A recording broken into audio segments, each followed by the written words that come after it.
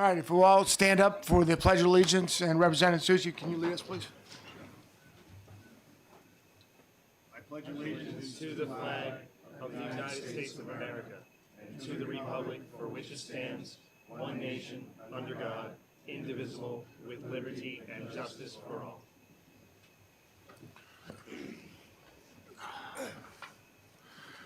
Good morning, everyone.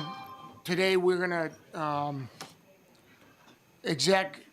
open the executive session on 4 bills, HB 69, HB 353, HB 128, and HB 238.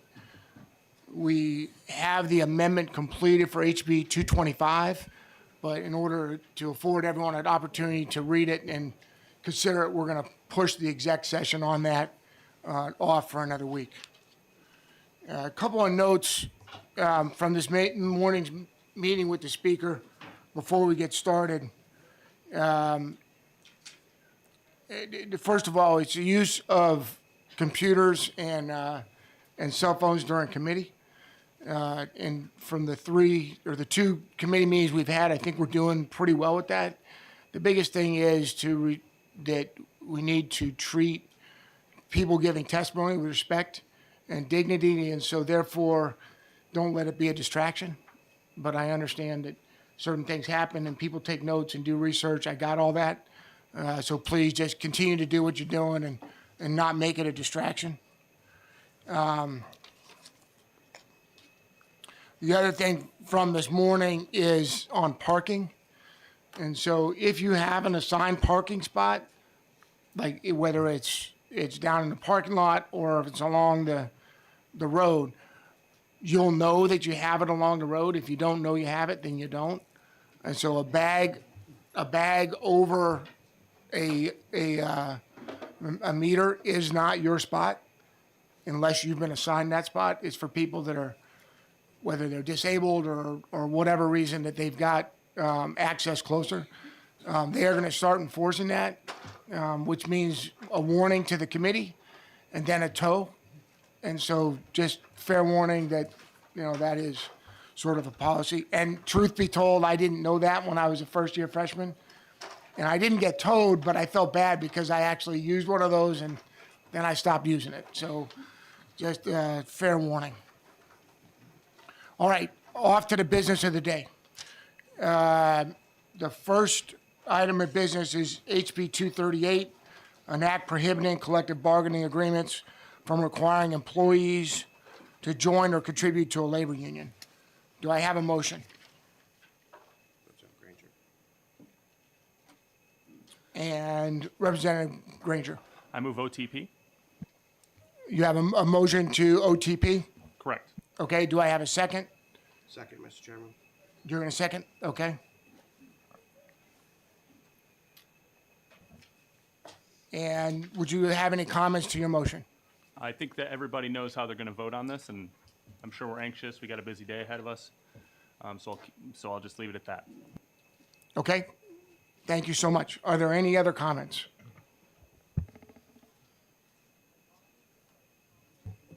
Representative Labyrinth. Mr. Chair, I have a prepared statement I'd like to read if that's possible. I'll keep it brief. As you wish. Ladies and gentlemen of this committee, let me start by acknowledging the fire in the bellies of those who spoke last session.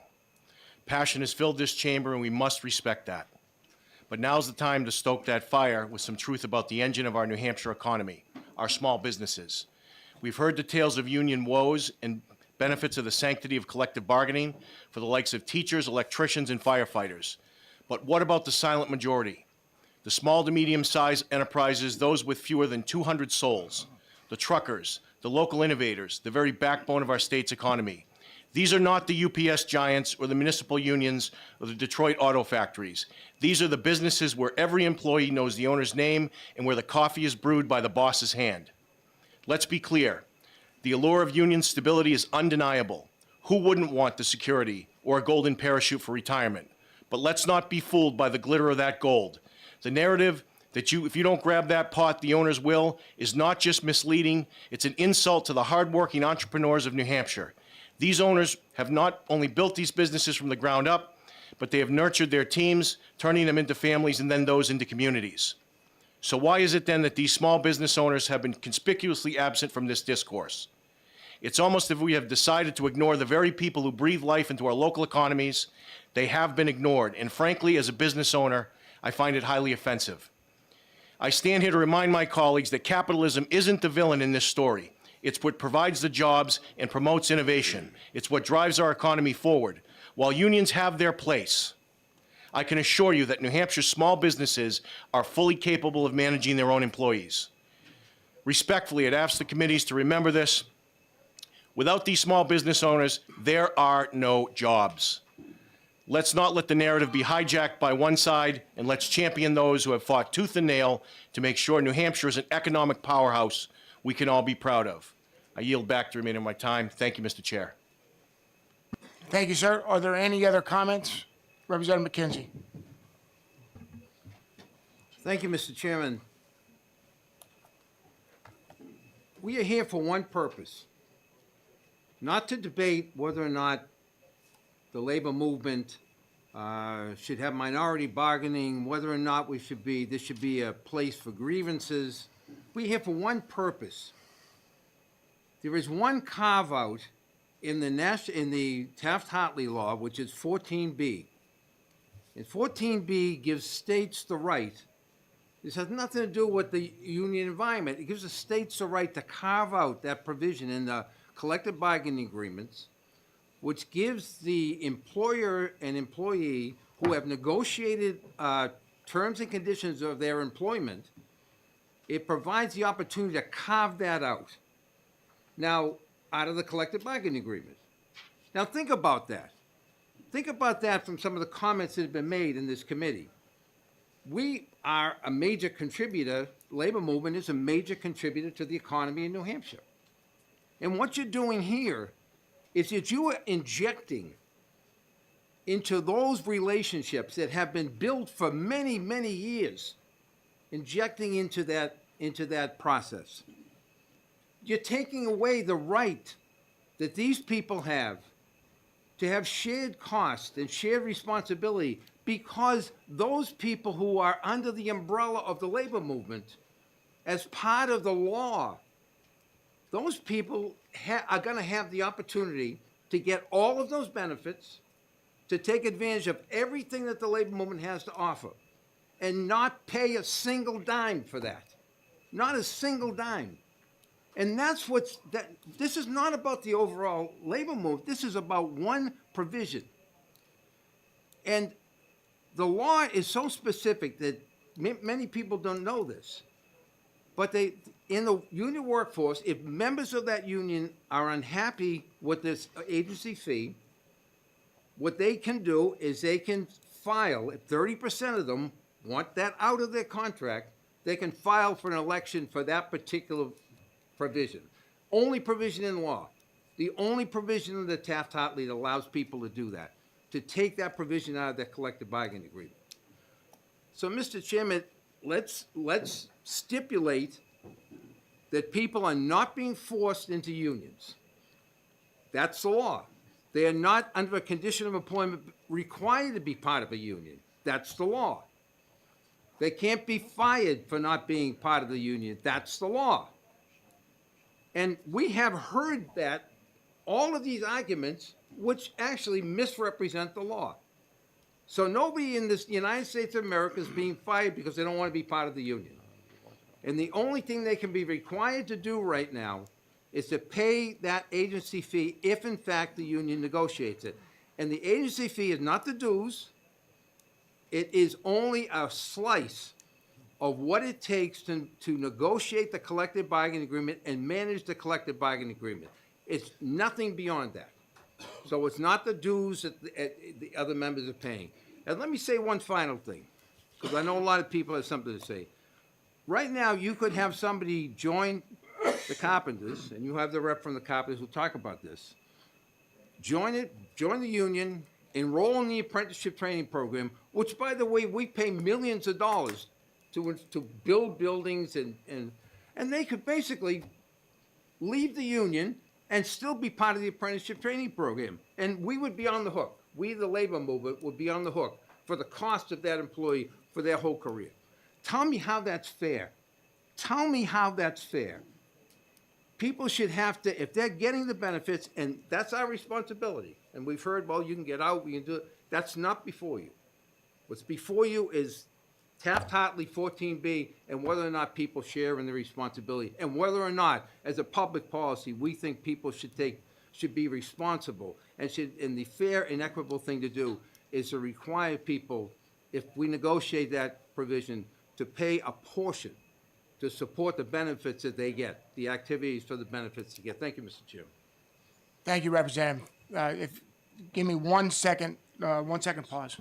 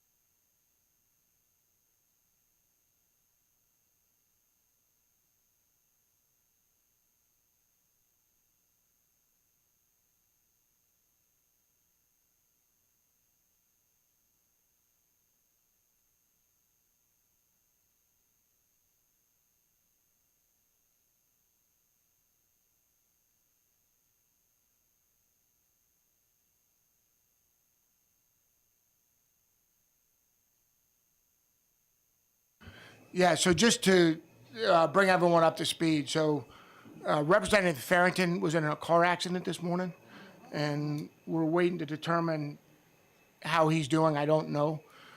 Just all I know is that he was in a car accident. So Representative McGuire was going to sit in for him and vote, but according to House rules, we have to provide 24 hours notice, and so she will not be able to vote.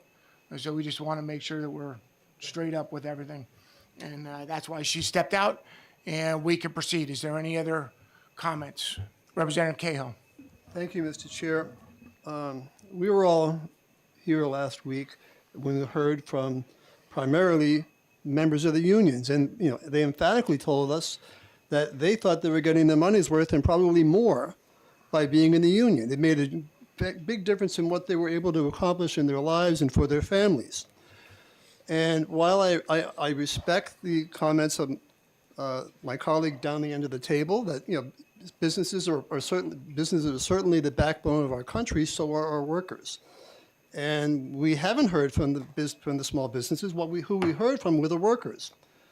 And you have maybe you have a business where the owner's making the coffee, but sometimes there's a little can there where you throw in 50 cents when you have a cup of coffee. And I'm just saying, don't be that guy that comes in and has a cup of coffee and a donut and walks past the can.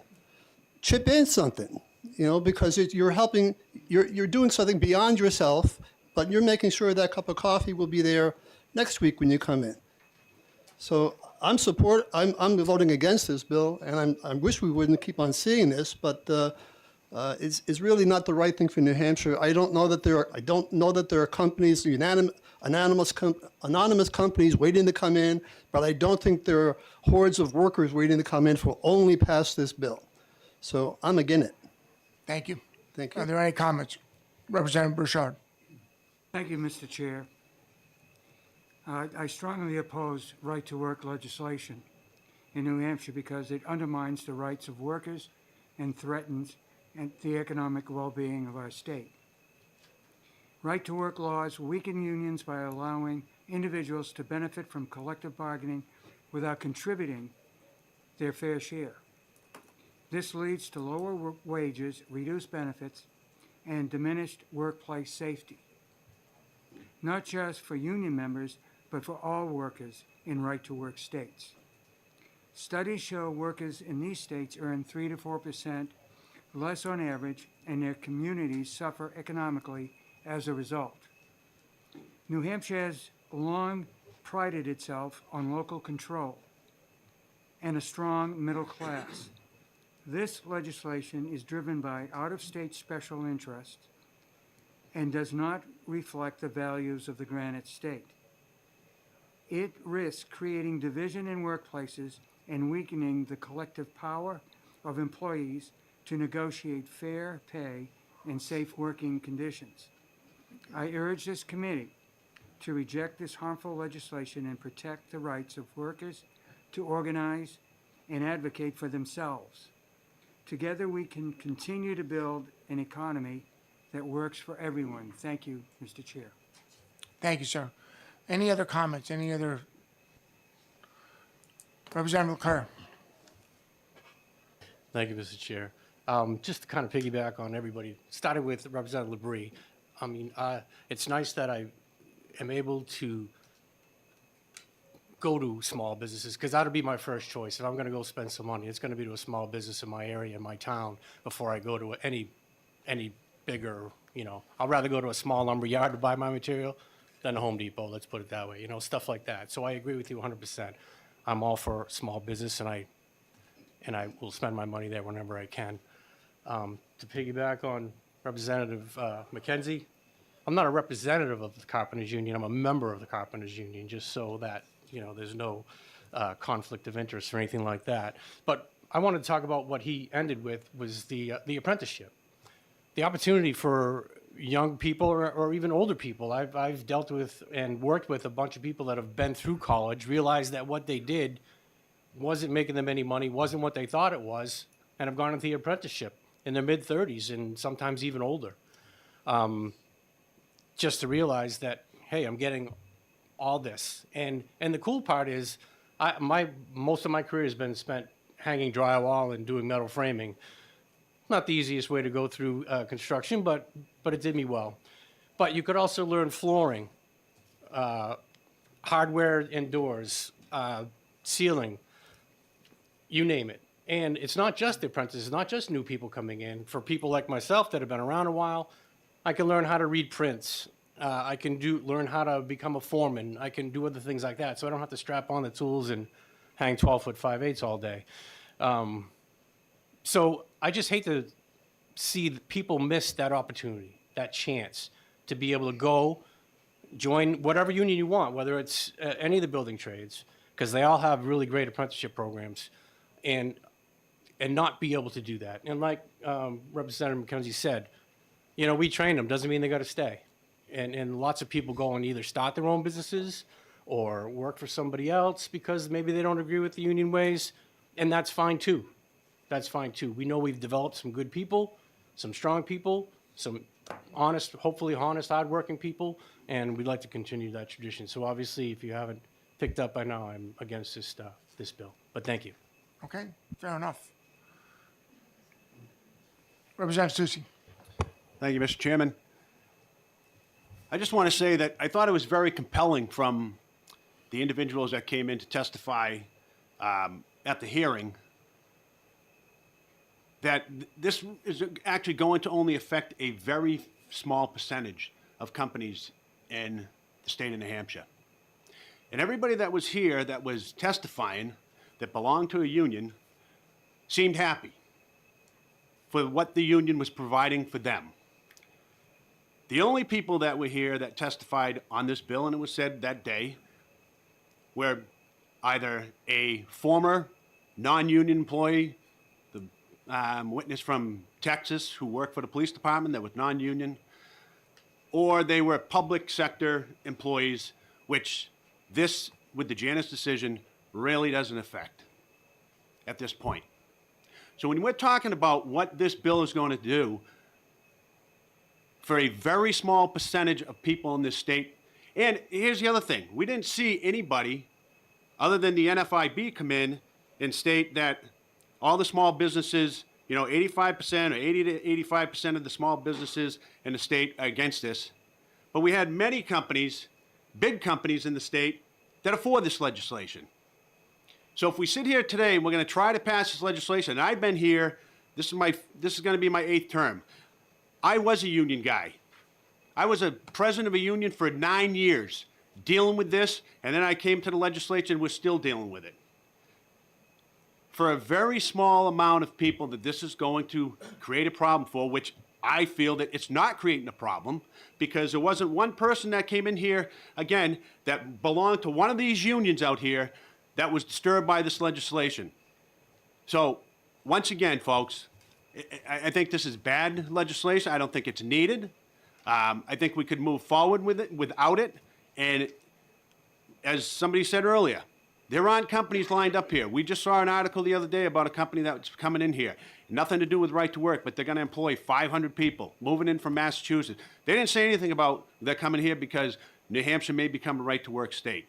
So I'd say, like Representative LeClaire, I think you know where I stand. So thank you. Roger that. Yes, ma'am. Thank you, Mr. Chair.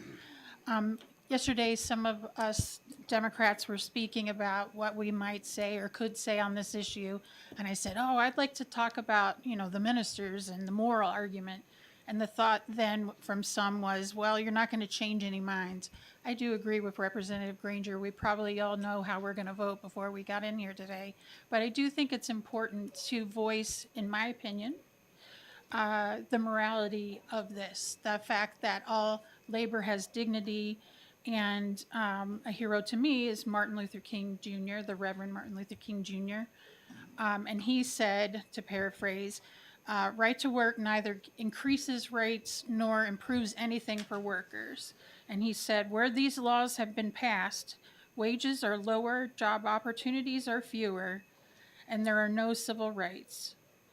To me, that gets to the crux of it. It is a human right to organize your workplace. We had a number of ministers testify, the group of people with the organization Faith and Labor, New Hampshire Council of Churches, and a whole bunch of religions that don't agree on a lot of things politically, let's be honest. But they all agree that this bill is not the way to take New Hampshire, or really anywhere in America, but in New Hampshire. And to me, that has meaning. I could tell you about all the members of my family tree that are labor unions, or my experience working for labor unions. All that is irrelevant to the bigger moral piece, in my opinion. So hopefully that's helpful to somebody that's listening. And I felt I needed to give voice to that here, given how many people did testify from that point of view. Thank you, Mr. Chair.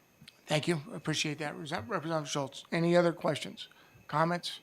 Representative Granger. Thank you, Mr. Chair.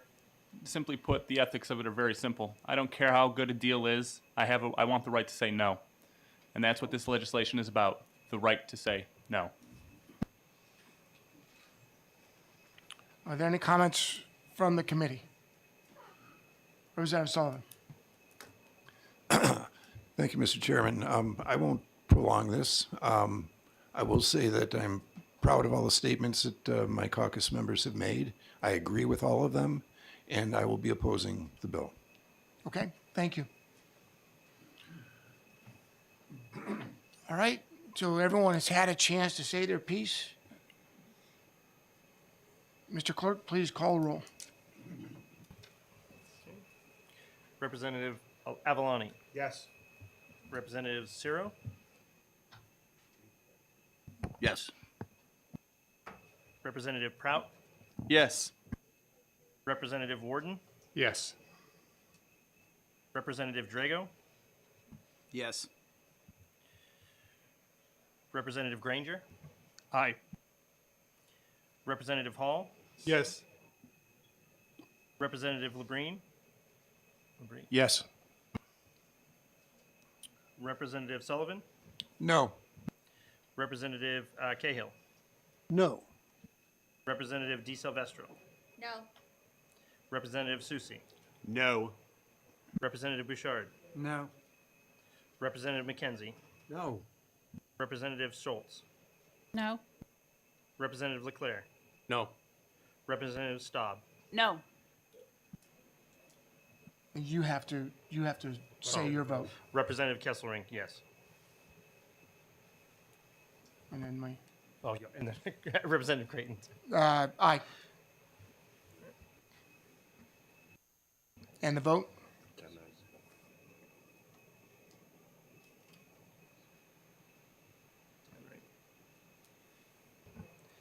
10 yay, 9 nay. Okay, and so this, and for the majority opinion, Representative Granger? Yep, I'll have that over to you. Okay, and we need, and for the minority? Okay, we do need it by noon tomorrow at the absolute latest. So if you can get it to me before we walk out, that's what I normally do. But at the latest noon tomorrow. All right? That closes the executive session on HB 238. We'll now move to HB 69. And HB 69, Representative Warren, do we have a motion? Yes, I move inexpedient to legislate. The motion is inexpedient to legislate. Do we have a second on that motion? Second. Mackenzie, second. Representative McKenzie, second.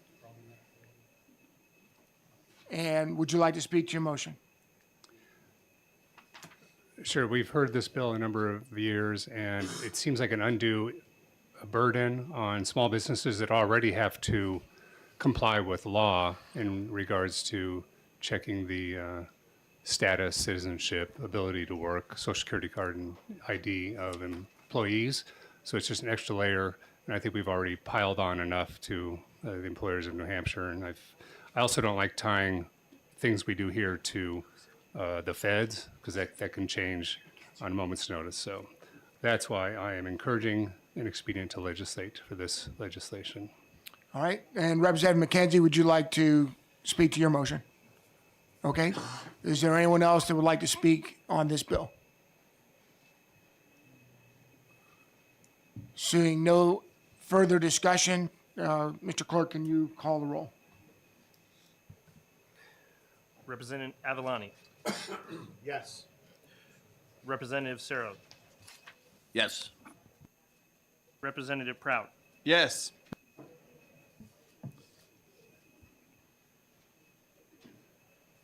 Yes, sorry. Representative Warden. Yes. Representative Drago. Yes. Representative Granger. Aye. Representative Hall. Yes. Representative Kesselring, yes. Representative Labrie.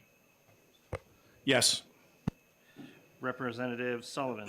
Yes. Representative Cahill. Yes. Representative DiSilvestro. Yes. Representative Susi. Yes. Representative Bouchard. Yes. Representative McKenzie. Yes. Representative Schultz. Yes. Representative Leclerc. Yes. Representative Staub. Yes. It's, and Representative Creighton. Aye. Okay. It'll be unanimous. And is there any objecting to put this on consent? Seeing no objection, please put this on the consent calendar. And Representative I'll- Warden, you got the I'll write a report. majority check. report on that. Okay, thank you.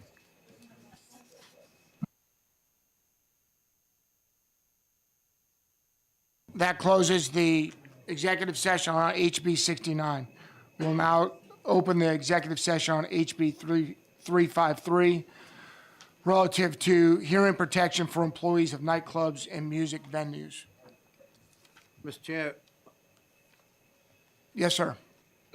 so as a sponsor of legislation, I would move to inexpedient to legislate at this point. I'll speak to that.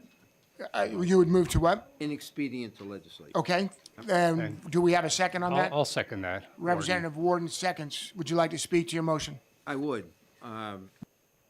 I think that there is an issue, not only about nightclubs, but generally, people are being subjected to very high hearing, very high noise levels. The OSHA has jurisdiction in the private sector. They have rules and regulations. NIOSH has stuff that people can take advantage of.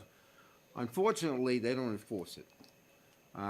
We have no jurisdiction as a state legislature over OSHA or the federal environment. So this really has got to be confined to the local, to state employees. And to that end, I have been in touch with the Department of Labor. They are willing to have a discussion about this and potentially propose some kind of, there's already language in the law, but maybe enhance the language that's in the law. And I think that's probably the best way to go. So that's the reason I asked that this be an expedient. No, I appreciate it. It is an important issue, and I hope you can come up with something that's workable. Thank you. Are there any other comments on this legislation? Seeing no comments, Mr. Clerk, can you call the roll? Mr. Chair, could you repeat the motion? The motion is ITL. Thank you. So we're saying yay to ITL. Representative Avaloni. Yes. Representative Cerro. Yes. Representative Prout. Yes. Representative Warden. Yes. Representative Drago. Yes. Representative Granger. Aye. Representative Hall. Yes. Representative Kesselring. Yes. Representative Labrie. Yes. Representative Sullivan. Yes. Representative Cahill. Yes. Representative DeSilvestro. Yes. Representative Susi. Yes. Representative Bouchard. Yes. Representative McKenzie. Yes. Representative Schultz. Yes. Representative Leclerc. Yes. Representative Staub. Yes. And Representative Creighton. Aye. Hey, can we have the committee clerk announce his own vote for the record? Did you? Yep. He did. I did? I've Okay. been doing it now in my name when I get to it. Perfect. I'm sorry, I didn't hear it. Yeah. I didn't do it on the first vote. Okay, Okay, good point. And is there any objection to putting this on consent? Seeing no objection, please put this on consent. And Representative McKenzie, can you do the report, please? Thank you.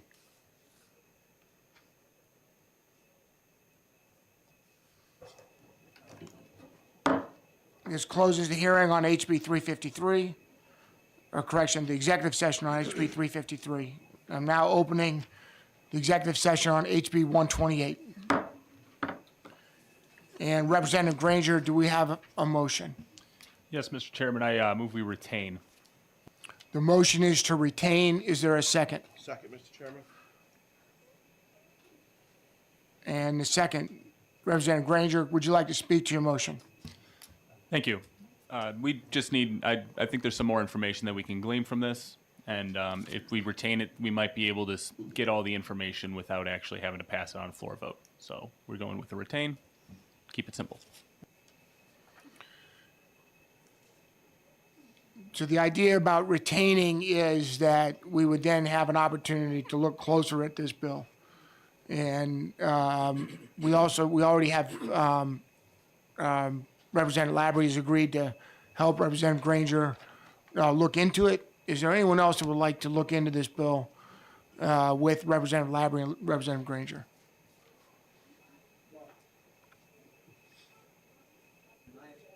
Please. So we're looking to study the unemployment system? What does that mean? Representative Granger, can you answer that, please? Yes, it means finding out the answers to all the questions that are listed out in the bill. I have a question. Representative Warren. If we vote to retain it, does that mean it's not reported to the clerk yet? Or it doesn't go on the calendar and we have until, what, crossover to deal with it? Or is it different than interim study? That was my question. And so interim study is the second term and retain is the first term. And the first term, it can roll over into the second term and then be resurrected in a new form based on the results of the committee. Do I have that right? Yeah, the retained bill, it's intended to be worked on prior to the next January session, and we would vote on all of retained bills on the first day of session in next January. Can I? Please. And I guess I'm going to vote against retaining.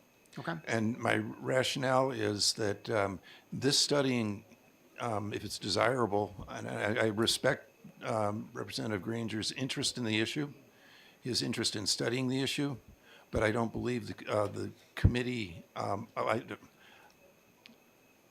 this type of insurance is deeply embedded in government. It is a federal, state cooperation that creates it. It follows a lot of federal rules. And there's a lot that goes back and forth between the Department of Employment Security and the federal government. I believe that's of great value. I have no interest in seeing this privatized in any way. Therefore, while I respect Representative Granger's interest, and I would encourage him to go ahead and study, but I don't believe the committee should be sponsoring that study. So therefore, I'm going to vote against retaining. Okay, fair enough. Are there any other comments or discussions regarding the retained motion? Mr. Chairman, if I could. Representative McKenzie. So I served for a number of years on the Unemployment Advisory Committee, which is a place where people can come and ask questions and get things. It's open to the public. This has been open to the public for years. You have an opportunity to go there and ask all kinds of questions, anything you want to know. And you have the whole entire staff of that group there. So I think that there's opportunities to get answers to questions. I know that the Department of Employment Security has been very open. Deputy Commissioner Lavers has been very open to the legislature, answering questions you might have. So I think a lot of that could be resolved outside of a retained bill. And while I volunteered for, I would probably vote and will vote against retaining it. And happy to work with anybody to get better informed about the unemployment system as a group. You know, I'm happy to work with anybody on that. So Representative Granger, the commitment in my mind, so I think about this with interim study and with retained bills, is the commitment that the work will go on in terms of trying to finish the research associated with putting together a quality legislation. And your commitment to making that happen with the assistance of two other members on the committee, it's your assessment that you can come up with something that is reasonable given that the testimony of what we've heard this morning? Yeah, I think that we can come up with something, and we can either modify the bill based on our research, or at least provide the answers to the questions. And if we can provide an answer to those questions to members of the committee, then and we don't see the need for further legislation, then I would make the motion to ITL the bill in the second year. However, if hopefully we do get the answers to the questions, and the fact that we are retaining it and we have a subcommittee working on it would probably assist with that greatly. As I said, I was trying to research this, and I reached out to a large amount of resources, and I was not able to get the answers. I believe if we retain it in committee, we can get those answers. Okay. Subject to your commitment to that work, I can support a retain, although I completely understand the detractors on the other side. But if you can get something done, then let's see what happens. I'm okay with that. Thank you, Mr. Chair. Are there any other comments, questions? Mr. Clerk, can you call the roll, please? And the motion is to retain. So a yay means that we want to retain, a nay means we do not want to retain. Representative Avaloni. Yes. Representative Suro. Yes. Representative Prout. Yes. Representative Warden, Yes. Representative Drago, Yes. Representative Granger, Aye. Representative Hall, Yes. Representative Kesselring, yes. Representative Labrie, Yes. Representative Sullivan, No, no. Representative Cahill, No. Representative DeSilvestro, No. Representative Susi, No. Representative Bouchard, No. Representative McKenzie, No. Representative Schultz, No. Representative Leclerc, No. Representative Staub, No. and Representative Creighton. Aye. The vote is 10 yay, 9 nay. Okay. Very good. And this closes the executive session on HB 128. In terms of a subcommittee, Representative Granger, Representative Labrie, and Representative McKenzie, I would appreciate your help and your expertise if you could do that. Thank you, sir. Okay, and so Representative Granger, you've got the chair of the subcommittee. You've got the chair of the subcommittee, and Mr. Chair. I look forward to your results. Thank you, Mr. Chair. And is there any other order of business? We've got an 11 o'clock hearing scheduled, so we've got about 20 minutes. Representative Schultz, I just want to say it's great to see you, Representative, that you're walking Welcome. in here. I'm glad to see you're here. Thank you. I'm all fine, so no worries. You are all fine or you're not all fine? I'm good. No Okay, worries. all right, great. Thank you. I'm glad you're Fortunately, here. fortunately. Your car, not so much. Okay, so we'll recess until 1100 hours. If you could be here promptly. We've got a busy day ahead of us. I appreciate all the work this morning. Thank you so much. Will we have copies? Right, yeah, he said they're gonna delay it until February 4th. And I normally print up all my bills to bring Mr. with Chair, me, question? but Yes, sir. Do we need a motion to postpone HB 225 to next week, or do we just? As far as I know, we do not. Okay. It's at my discretion on whether we listen to it. That's a All right, great thank you. question. Thank you. So, I this week Leclerc I didn't and print them up. McKenzie are doing the minority report on 238.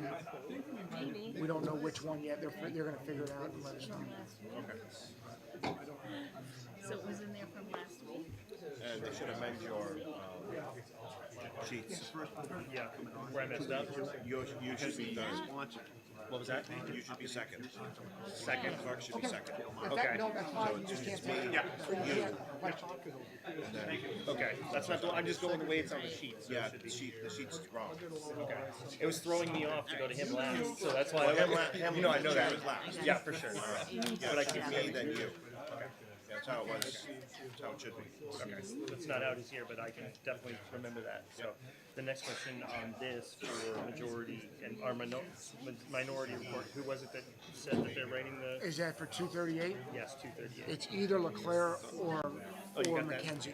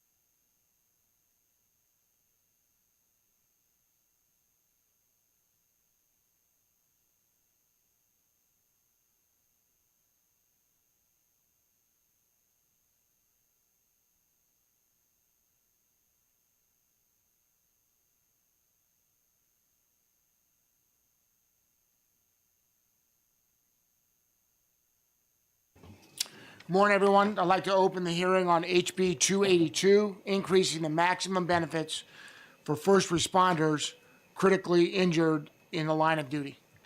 And Representative Susi, as the co-sponsor, would you like to introduce this bill, please? I would. Thank you, Mr. Chairman. For the record, Representative Tim Susi, representing Concord. So I'm here to introduce House Bill 282 FN. The bill increases the maximum total compensation paid to all claimants for first responders critical injury benefits from $500,000 to $1 million per biennium.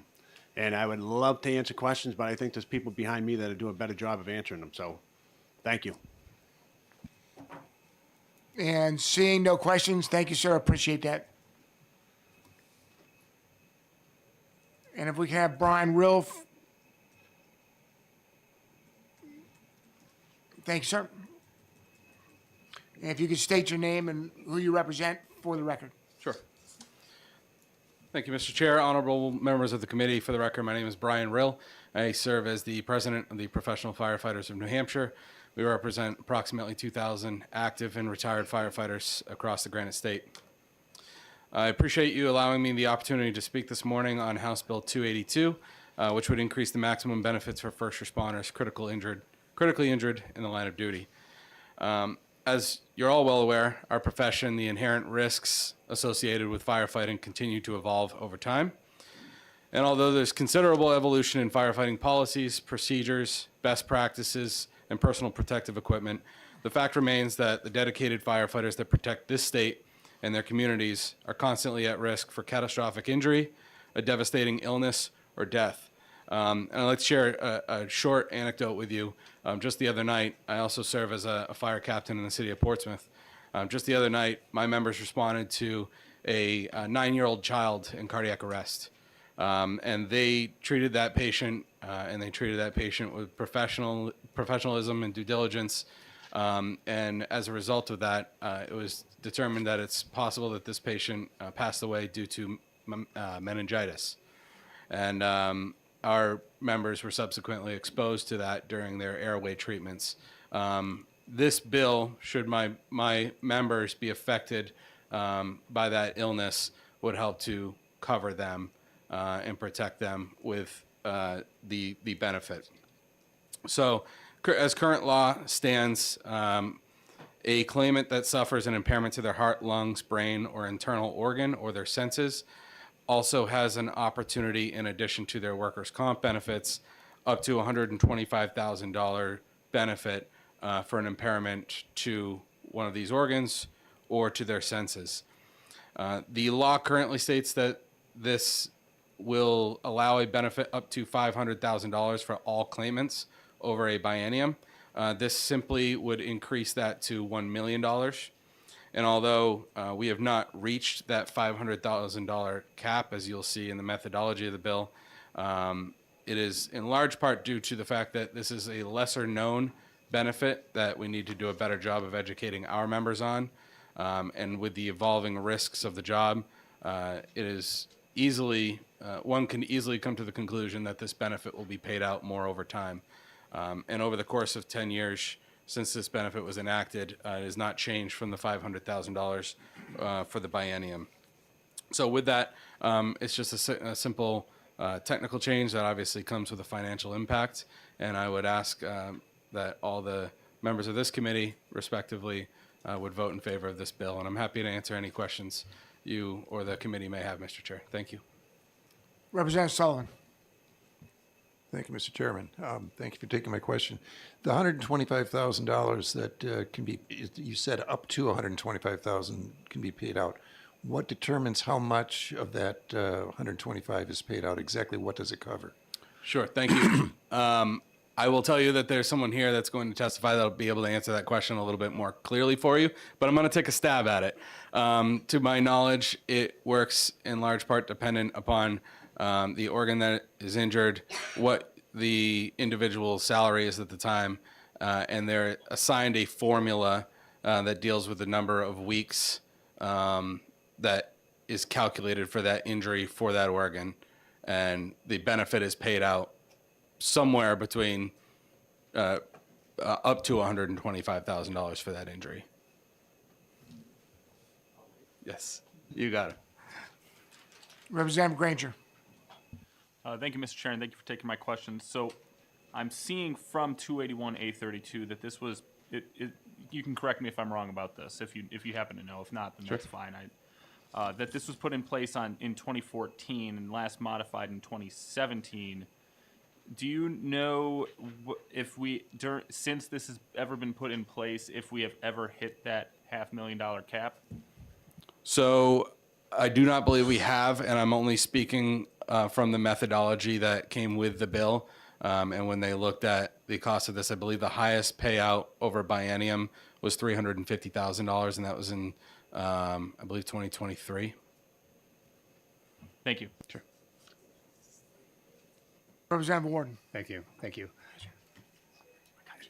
Am I reading the statutes correctly? This is in addition to other existing workers' compensation that's based on the type of injury and the number of weeks that a person that's harmed or injured gets compensated for. For example, permanent loss or impairment of heart, lung, or brain, which I think you were talking about the lungs, that if somebody suffers that injury, that they automatically get up to 208 weeks of compensation, which is 4 years, and that this would be in addition to that other paid compensation. Do I have that right?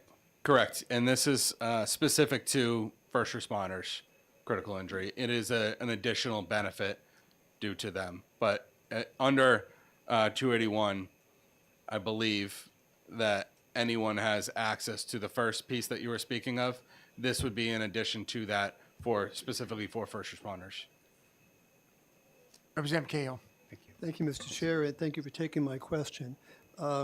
If I recall correctly, this legislation was created in response to the shooting of a Sergeant Doherty, a Manchester police who had several wounds, abdominal wounds in the line of duty. And I know we were all rushed to vote for that, and I expect we'll vote for this. But is it the idea that with more people becoming aware of it and medical costs getting higher and higher that we need to raise this cap? Well, I think that's a fair question. Thank you. Certainly, I would be in favor of raising that cap, but I guess that would be for all of you to make that determination. Thank you. Thanks. Are there any other questions? Representative McKenzie. Mr. President, thank you for appearing before this committee. So what is the reach back on this? On the 125,000 per claimant, what is the reach? I'm not sure I understand your question. Are you asking if there would be retroactive payments made? Yeah, if somebody's... To my knowledge, it does not specify that in the language. I'm not sure that there would be a retroactive payment to anyone due. Maybe I don't know. Okay. We have somebody else that might be able to answer that question for you. Thank you, Mr. Chairman. Okay, thank you. And Representative Granger. Thank you, Mr. Chair. So looking at this section, I'm just trying to understand existing law. If there's someone else that can answer these questions, I don't want to put you on the spot or anything. So we have permanent loss or impairment of heart, lung, or brain, 208. Permanent loss of or impairment of other internal organs, 104. So is that additive? So if you have a problem with your heart, lung, or brain, and then another internal organ, is the 104 added on top of the 208? It's okay if you don't know. I don't know the answer. I was reading to see if I could decipher the response to it, but no, I don't have an answer for that. Thank you. Representative Drago. Thank you, Mr. Chair. You mentioned trying to get more people aware of this benefit to take advantage of it. Do you know how many injuries, what percentage actually do take care of it now, or use this benefit now? I don't have a percentage for you, but I can tell you just based on, again, the bill methodology from the Department of Labor and their statistics have shown that only there was the highest amount paid out per biennium was $350,000, which means if, and I believe two of those, to the best of my knowledge, were maxed out at $125,000, which means it was probably only there was probably only 3 or 4 people that got paid out over that biennium, and that again was the highest.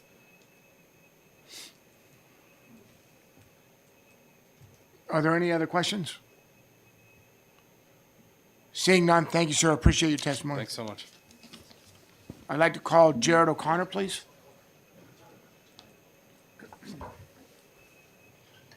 Good morning, Mr. Chairman, members of the committee. My name is Jared O'Connor. I'm an attorney with the firm of Shaheen and Gordon. And I've spent about 20 years representing injured workers in workers' compensation claims. It's the sole focus of my practice. I represent a broad suite of clients, but in the last, I would say 5 to 7 years in particular, my focus has been on first responders.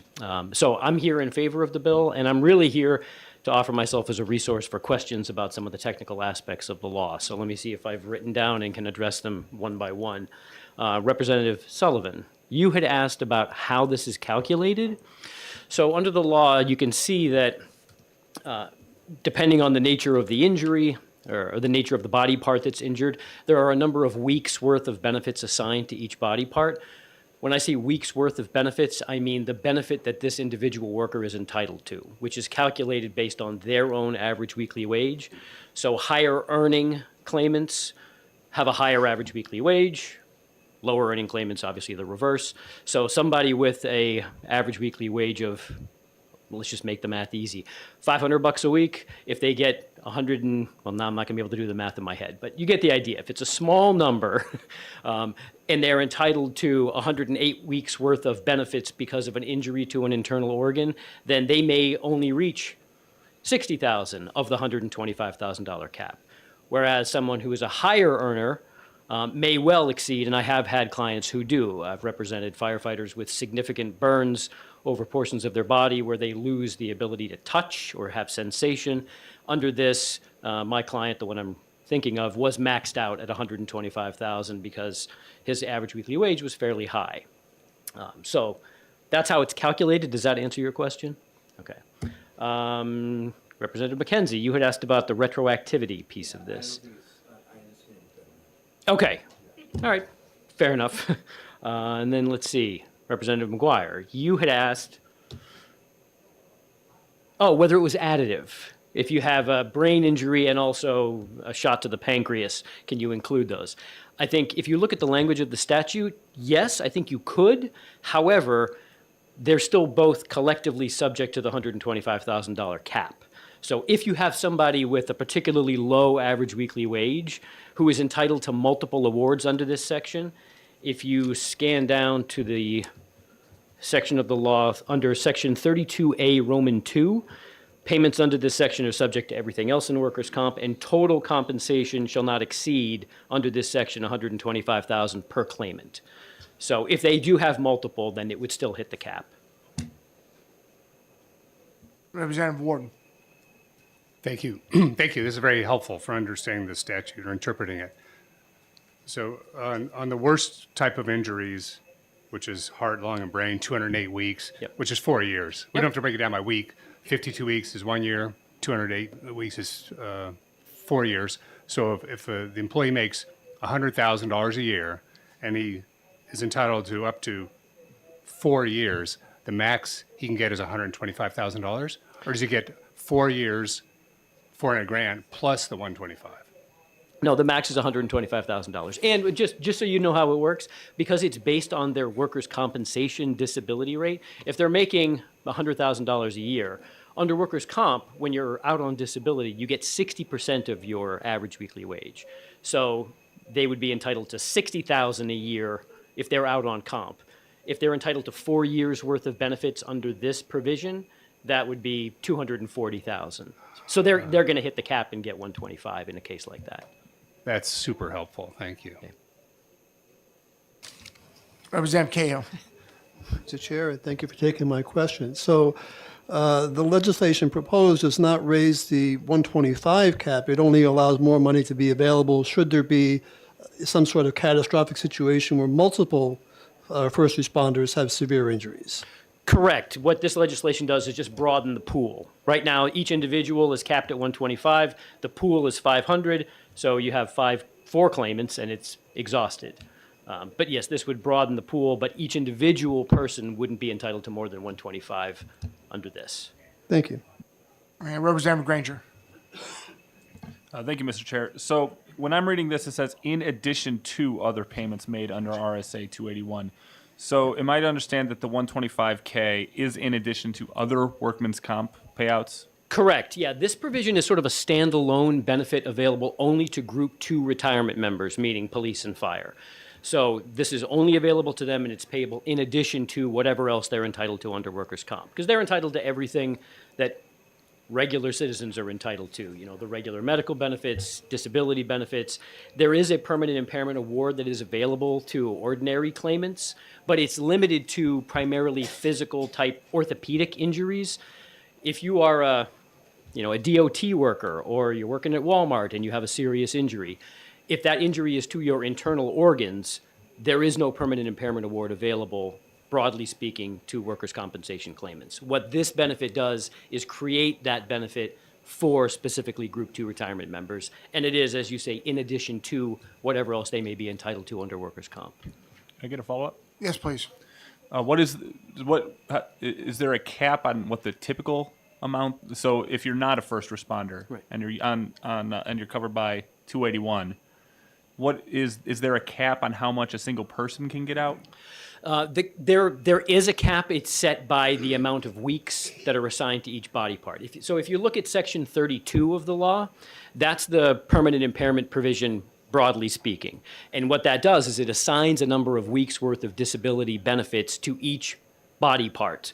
So your arm is worth 210 weeks worth of benefits, and your little finger is 9, and your leg is 140, and on it goes. I know. This is the face people make now when that I I found explain it, that. it's pretty macabre. Thank you very much. Right. So the cap there is just the amount of weeks. There's no monetary cap for individual claimants, the way there is with this. Thank you. Okay, and Representative Hall. He's covered mine. Okay, good. And Representative Labrie, and then Thank you, Representative Mr. Chair. Avaloni. You may or may not know the answer to this question. Where does the union stand with all this in terms of benefits somebody would receive in the case of an accident or long-term disability? We're just coming off a union discussion here, and we've heard that they help, and maybe somebody else could answer it, but would you know? Someone probably else would better answer Okay. that than me, but I would imagine. I just wanted to see how that's stacked on top of this. I mean, this benefit is payable separate from whatever else the union may provide. This Okay. is payable out of the general fund from the state. So it's not assigned to or payable by the individual city, municipality, or insurance company. This is just an entirely separate benefit that comes out of the general fund. Okay. I was just trying to find out what that benefit may be. Yeah. Thank you. Sure. And Representative Avaloni. Thank you, Mr. Chairman. Thank you for taking the question. On this 125 per claimant, is that subject to your fee? Yes, it is. And that is? 20%. Attorney's fees are capped at 20% in these cases. Thank you. Representative Warden. Question on the mechanics of the payment if somebody qualifies for so many weeks of this additional compensation after he or she has been injured. Does the claimant receive a lump sum and he gets to stop working, or is it paid out over so many months once it's been approved? So the mechanics of this are that if the claimant has a permanent impairment, so it doesn't need to be permanent, once that's demonstrated to the satisfaction of the Labor Department certifies the benefit as a critical injury benefit and then sends it over to the Executive Council, which then approves the payment out of the general fund. The payment is made in one lump sum.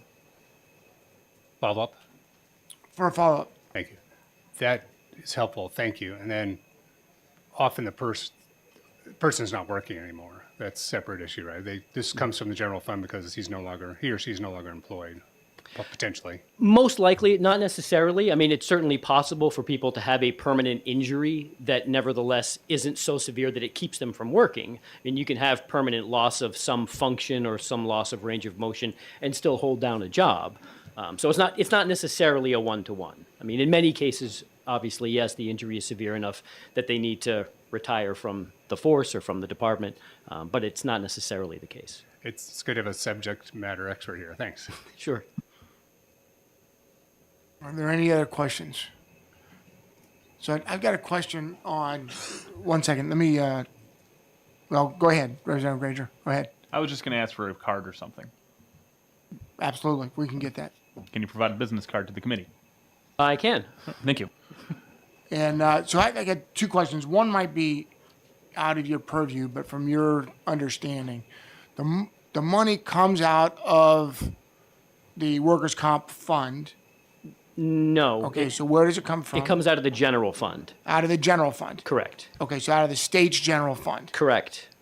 Okay. So this does not affect, for example, Primex's rates or any individual municipality's workers' compensation rates. This, even though the statute is contained within the workers' comp statute, right, and it's defined by a lot of the same kinds of issues in workers' comp, it's paid separately from workers' comp. It's paid out of the general fund. Okay, and so my second question is, if the maximum that we've done that we know of is 350,000, and the maximum currently in statute is 150,000 more than that, 500,000, then why do we have to go up to $1 million?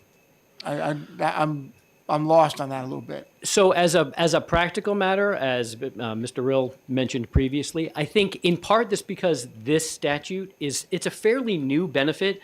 It really only took effect, I heard 2014 referenced, but my memory was that it passed in 2017.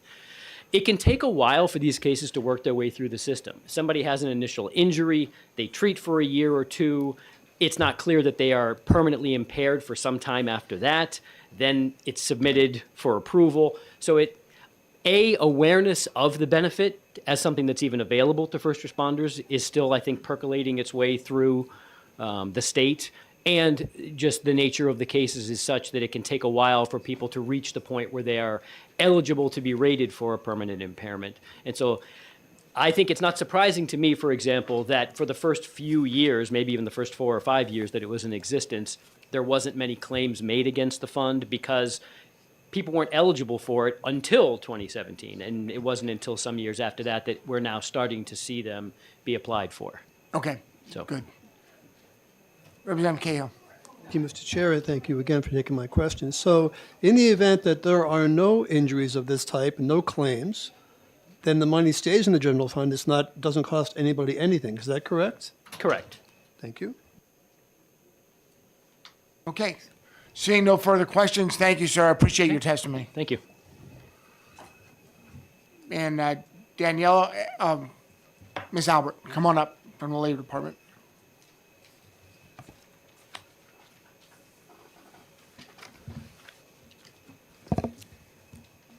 Good morning. Thank you. My name is Danielle Albert. I'm the Deputy Commissioner of the New Hampshire Department of Labor. The department has reviewed the proposed language that's associated with this bill. We understand the intent, specifically in raising the dollar amount available for this particular benefit from the current $500,000 amount to the $1 million amount. We believe we can administer and regulate as written, and primarily here are here to answer any questions. Attorney O'Connor, I believe, has answered quite a few of them, but any additional questions that there may be. I will perhaps start by addressing one of the questions that was raised relative to the cap as well as the total dollar amount that has been paid out historically. As noted in the department's fiscal note, to our knowledge, the highest amount that was ever paid out in any given biennium year was $350,000. Relative to volume of what the department receives regarding these requests for this particular benefit, I don't have firm numbers. I'm happy to get them if that's something that's helpful for the committee, but on average, it's about 2 to maybe 3 per year. My recollection is that this section of statute went into effect in 2014, and I believe there was a sunset provision in it that may have been removed in 2017. I'm stretching my memory back a ways, so but that's my general recollection. And just to emphasize, Attorney O'Connor did an excellent job explaining it. This is a benefit that is not provided through the regular workers' compensation scheme, in the sense that the insurance carrier and/or insurance policy is not paying for this benefit. It is 100% general funded and can be paid to a qualifying or eligible injured worker in addition to all other workers' compensation benefits that individual is entitled to. So if the injured worker injured first responder is, let's say, still working in some capacity. They have a permanent impairment or a permanent injury that qualifies under Section 32 of the statute. They they're eligible to receive all of that in addition to this benefit if they qualify. So there's no offset or impact on other benefits that are paid for under the more traditional benefit scheme by being eligible for this benefit. And I am happy to take any questions if there are any. Representative Hall. Thank you for taking my question. Do you have any, do you know how many potential cases are in the pipeline now, not yet resolved, that may trigger us hitting the max?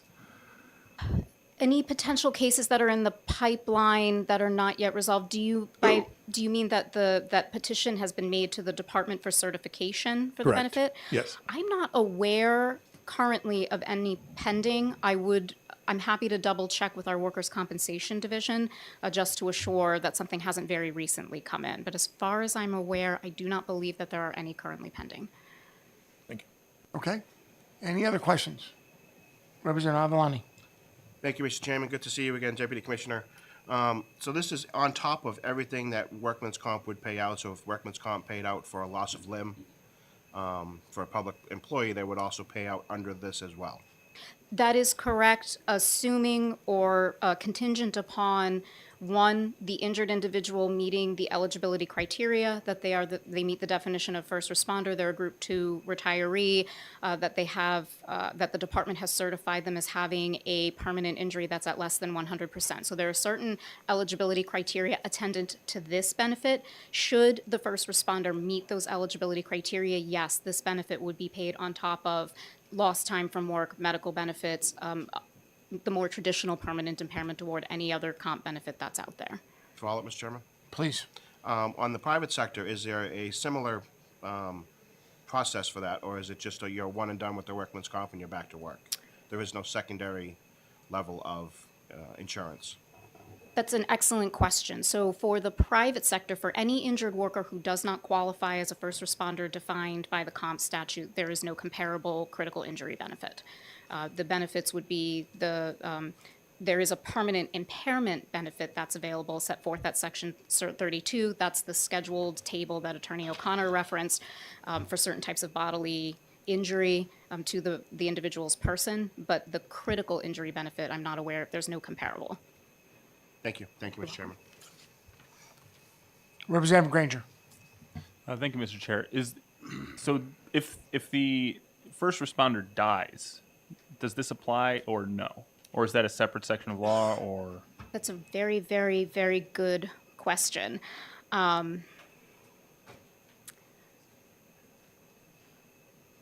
That's a very good question. I think it's arguable. I'd have to look at that a little bit more closely. There are separate death benefits that are available to the dependents of a deceased injured worker, whether they're a first responder or not. That's essentially the monetary weekly payment for lost wages.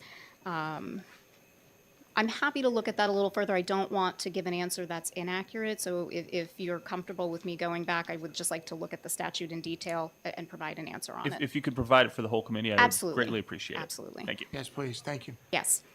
All right. Seeing no further questions, thank you, ma'am. I appreciate your testimony. Very welcome. Thank you. And Mr. Bob Blaisdell?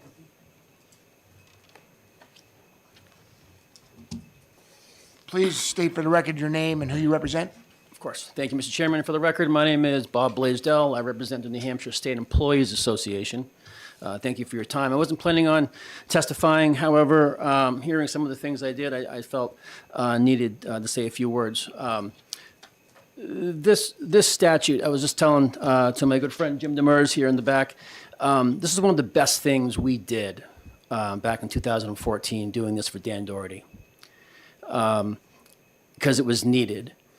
And I will tell you, getting it through the House and the Senate, it had to be modified quite a bit, as you see the cap and whatnot. There was a couple of speed bumps at the time.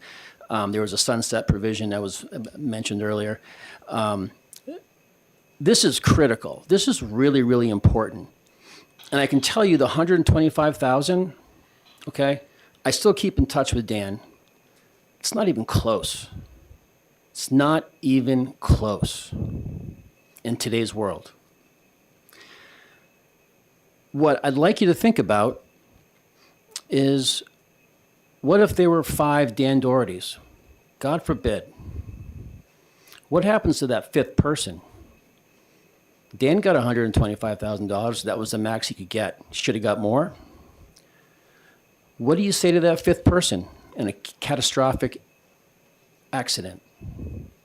We all know what happens all the time. All these, gun violence throughout the country. What happens?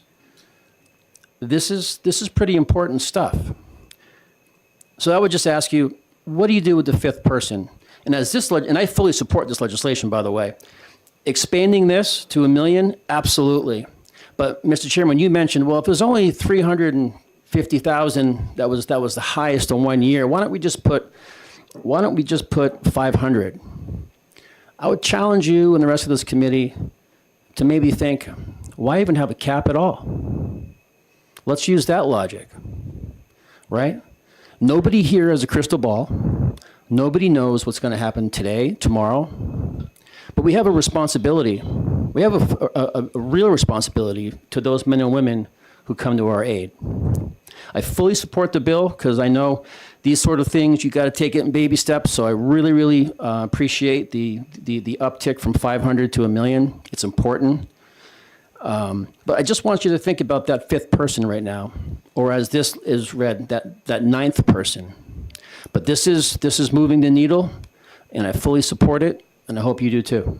I'll take any questions.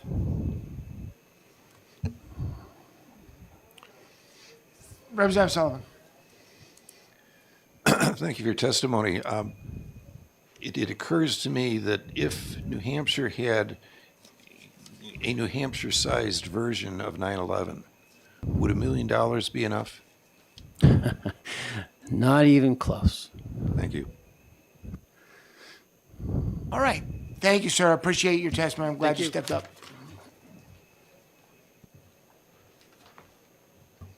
Okay, seeing no more pink cards, I just, philosophically, what we think about in this committee is policy. Is this the right thing to do? Okay, this has got a fiscal note on it, so by the 6th of March, it's got to go to the finance, and they figure out, yeah, it's the right thing to do because the committee said it's the right thing to do, but can we afford it? And so there's 2 separate questions. We're answering the first question. And as we think, we'll exec this next week. So as we think through that, just recognize that we're the policy guys. It should make sense, but the actual determination, if we can afford it, goes to the finance committee. Are there any, Representative? I do have one question for the prime sponsor. Is it appropriate to ask him to come back for one question? He's not here, but Or if to- Representative Susi wants to, I probably could not answer that question he's going to ask. Okay, all right, okay. okay, ask the It's an important question, question, and maybe. I need to ask Please ask the it. question. Okay, the question is, where do the unions stand with the compensation for injuries? I need to And know that. Can you answer that, sir? Please. And please state your name again for the record. Sure. Thank you. Again, my name is Brian Rell. I represent the Professional Firefighters of New Hampshire. We represent 42 local firefighter unions throughout the state. If I'm understanding your question correctly, are you asking if there is a benefit provided by the unions in addition to this? Mr. Chair? Please. I am. I want to know where the purview is with the unions. What's their scope of payment or supplement or something to the, if somebody gets hurt or God forbid, killed? Sure. So we, not being the employer of each individual member, we don't provide a critical injury benefit at all. However, with that being said, many, if not most, local unions have their own charitable associations in existence. We, as the Professional Firefighters of New Hampshire, have what we call the Fallen Firefighters Family Fund, where we help take care of our members and their families should a catastrophic incident happen. But it is not anything that we can provide any significant benefit up to and including $125,000 benefit. Usually these charitables help with things such as getting a member lodging down at a hospital or a trauma center if their family needs to stay in a hotel, or getting them travel to someplace to help them get the care that they need.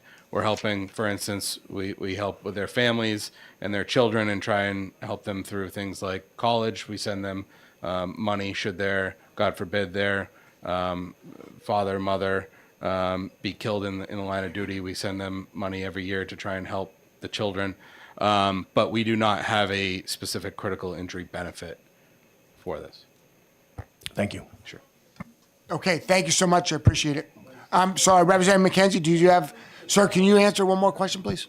So I just, if I could just state what we have been doing at the national level in terms of a death benefit for fallen firefighters, because that's been an initiative of the IFF for a number of years. Sure. Thank you for the question.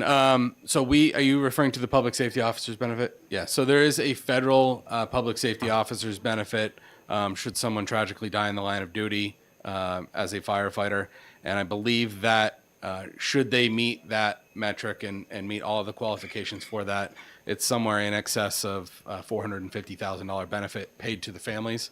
Obviously, it's for a tragic line of duty death, so that money wouldn't be paid to the member, but it would be paid to the family. So, and that is something that the International Association of Firefighters, which is the international union that represents us, has fought for at the federal level for many, many years. And that benefit has slowly increased over time. Thank you. Sure. All right, thank you so much. Appreciate it. Subject to no further questions or comments, I close this hearing. And we'll take a 10-minute recess before we hear testimony on HB 386. You all right? What's that? Yep. All right. So what do we do? We're writing this right to work together? We can if you want. I mean, we can call me later, or we can talk about it, or however we want to.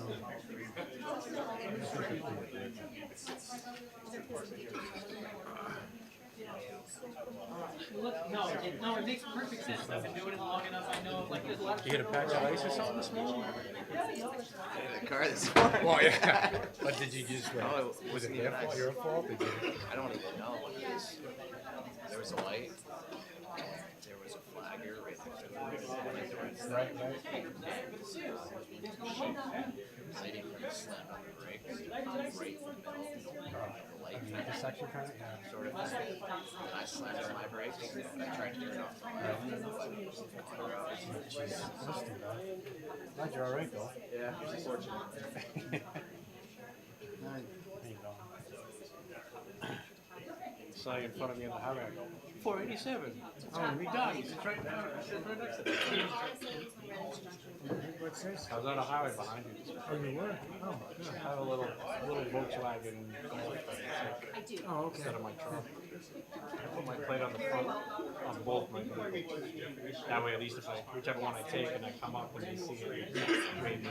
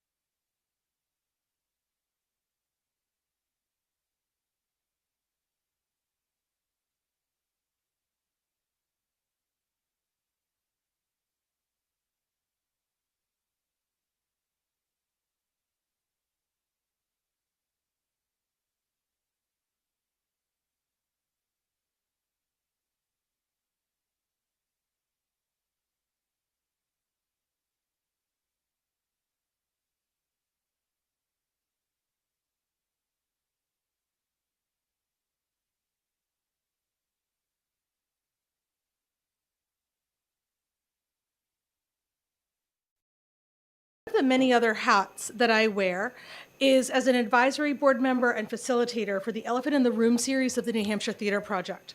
In the Elephant in the Room, we use a scripted play reading followed by a facilitated discussion to talk about difficult topics. We've had them about the opioid epidemic, we've had them about school violence, we've had them about human trafficking. But for the past 2 years, one of our major programs has been specifically about PTS and first responders. During the discussion portion of the program, we've heard over and over about the impact of repeated traumatic incident exposure on our first responders. That part was not at all a surprise.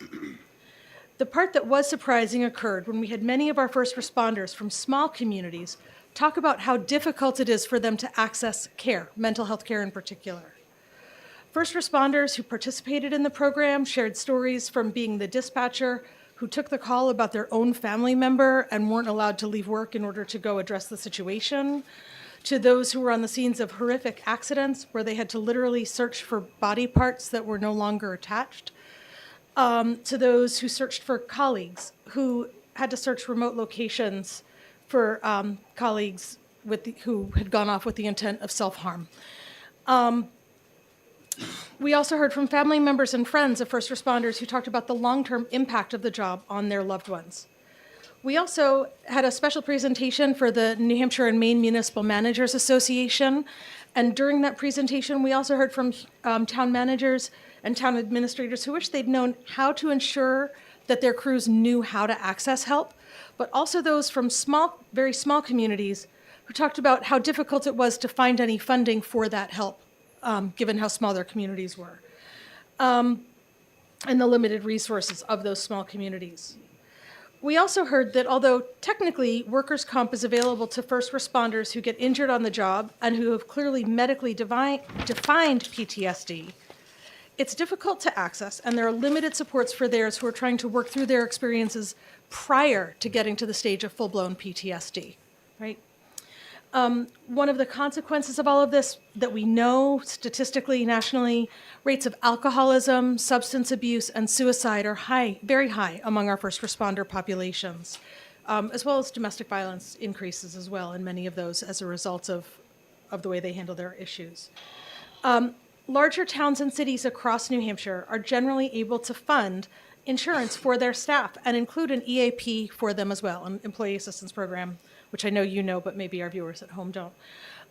Our smaller and more remote towns are much more likely to have volunteer firefighters. They may only have one police officer on staff for their town.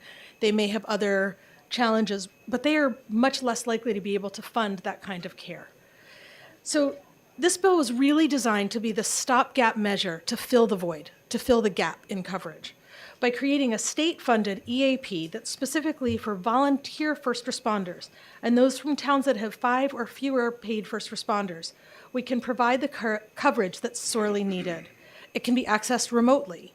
For those who've gotten to the level of having significant PTSD, it can also help provide a specific diagnosis that makes accessing workers' comp easier, more accessible. I wanted to share a couple of comments with you from some people. One is by a career firefighter EMT who attended our aftermath workshop where we talked about PTS and first responders. This, meaning the aftermath program, was a little tough for me and some of my former colleagues. I've healed, but the wound is still sensitive.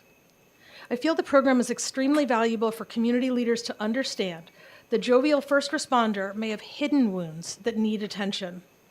I've been called to a colleague's house at 2 a.m. to look for my friend who was despondent with a shotgun in the woods. Sometimes a call hits too close to home. In time, my nightmares have gone away. I'm lucky. Sometimes. It seems that politicians don't understand what public servants go through. I'm going to also pass out to you an email that I received from Genevieve Aschel, who's the founder of the Elephant in the Room project, where she adds additional detail about some of the feedback we've gotten from our program. And then I also wanted to share a couple of the comments that people posted in their online testimony. This one is from the town of Lee. Dear honorable members of the committee, establishing an employee assistance program for small town first responders. Oh, the town of Lee is supportive of this bill. Small communities in New Hampshire have limited resources, and it's important there are programs available for all communities to assist with issues such as post-traumatic stress for fire, police, EMS, dispatch, and DPW staff involved in critical events. Municipal staff provide support to citizens concerning the most traumatic life events imaginable, such as health emergencies, domestic disturbances, fire loss, serious motor vehicle accidents, murders, shootings, etc., and should be appropriately supported concerning their mental health and well-being. This bill will ensure first responders in small communities receive the support they may require. That's from Andy Robertson, who's the town manager in the town of Lee. Richard Krause, who's from Fremont, I believe, wrote, "This bill is necessary for towns that do not properly offer this program to its first responders. It should be a statewide system for all first responders, no matter what community they're in." And there's additional comments online that I think are valuable. A couple of things. So trying to figure out how to figure out a cost for this program. I looked up how many first responders we have in New Hampshire.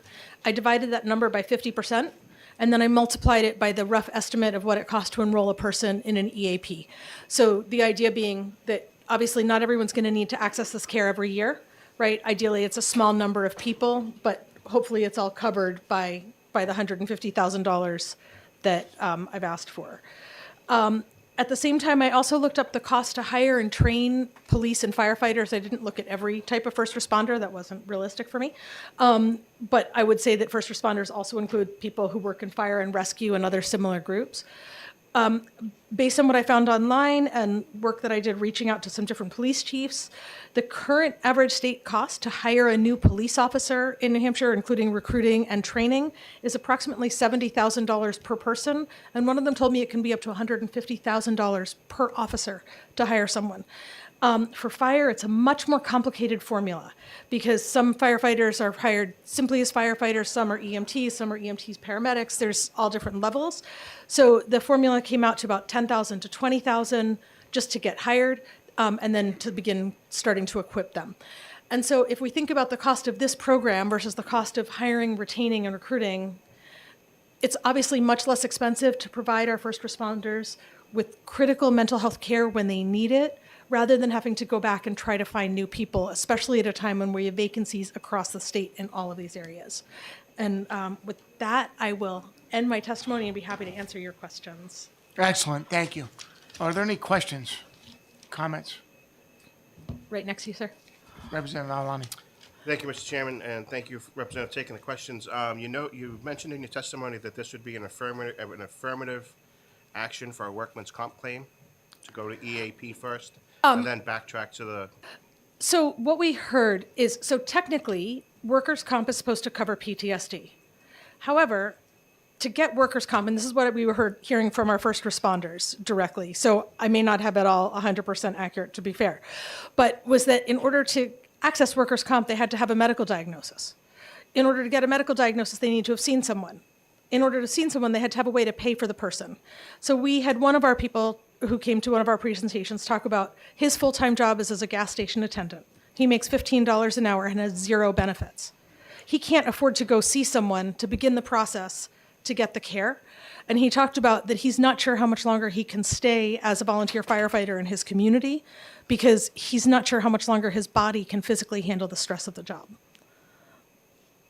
So the goal was to try to figure out a way in a situation like that, if there's a program like this that he could access, maybe he could get the initial care he needs, and maybe it would ultimately lead to something to him needing workers' comp, but maybe it wouldn't, but this would fill at least the initial gap of getting him care, and maybe it would allow him to stay, maybe it would be sufficient. Maybe he'd have 2 sessions with an EAP personnel, and we would go from there. This isn't intended to fix everything, it's just trying to plug a hole.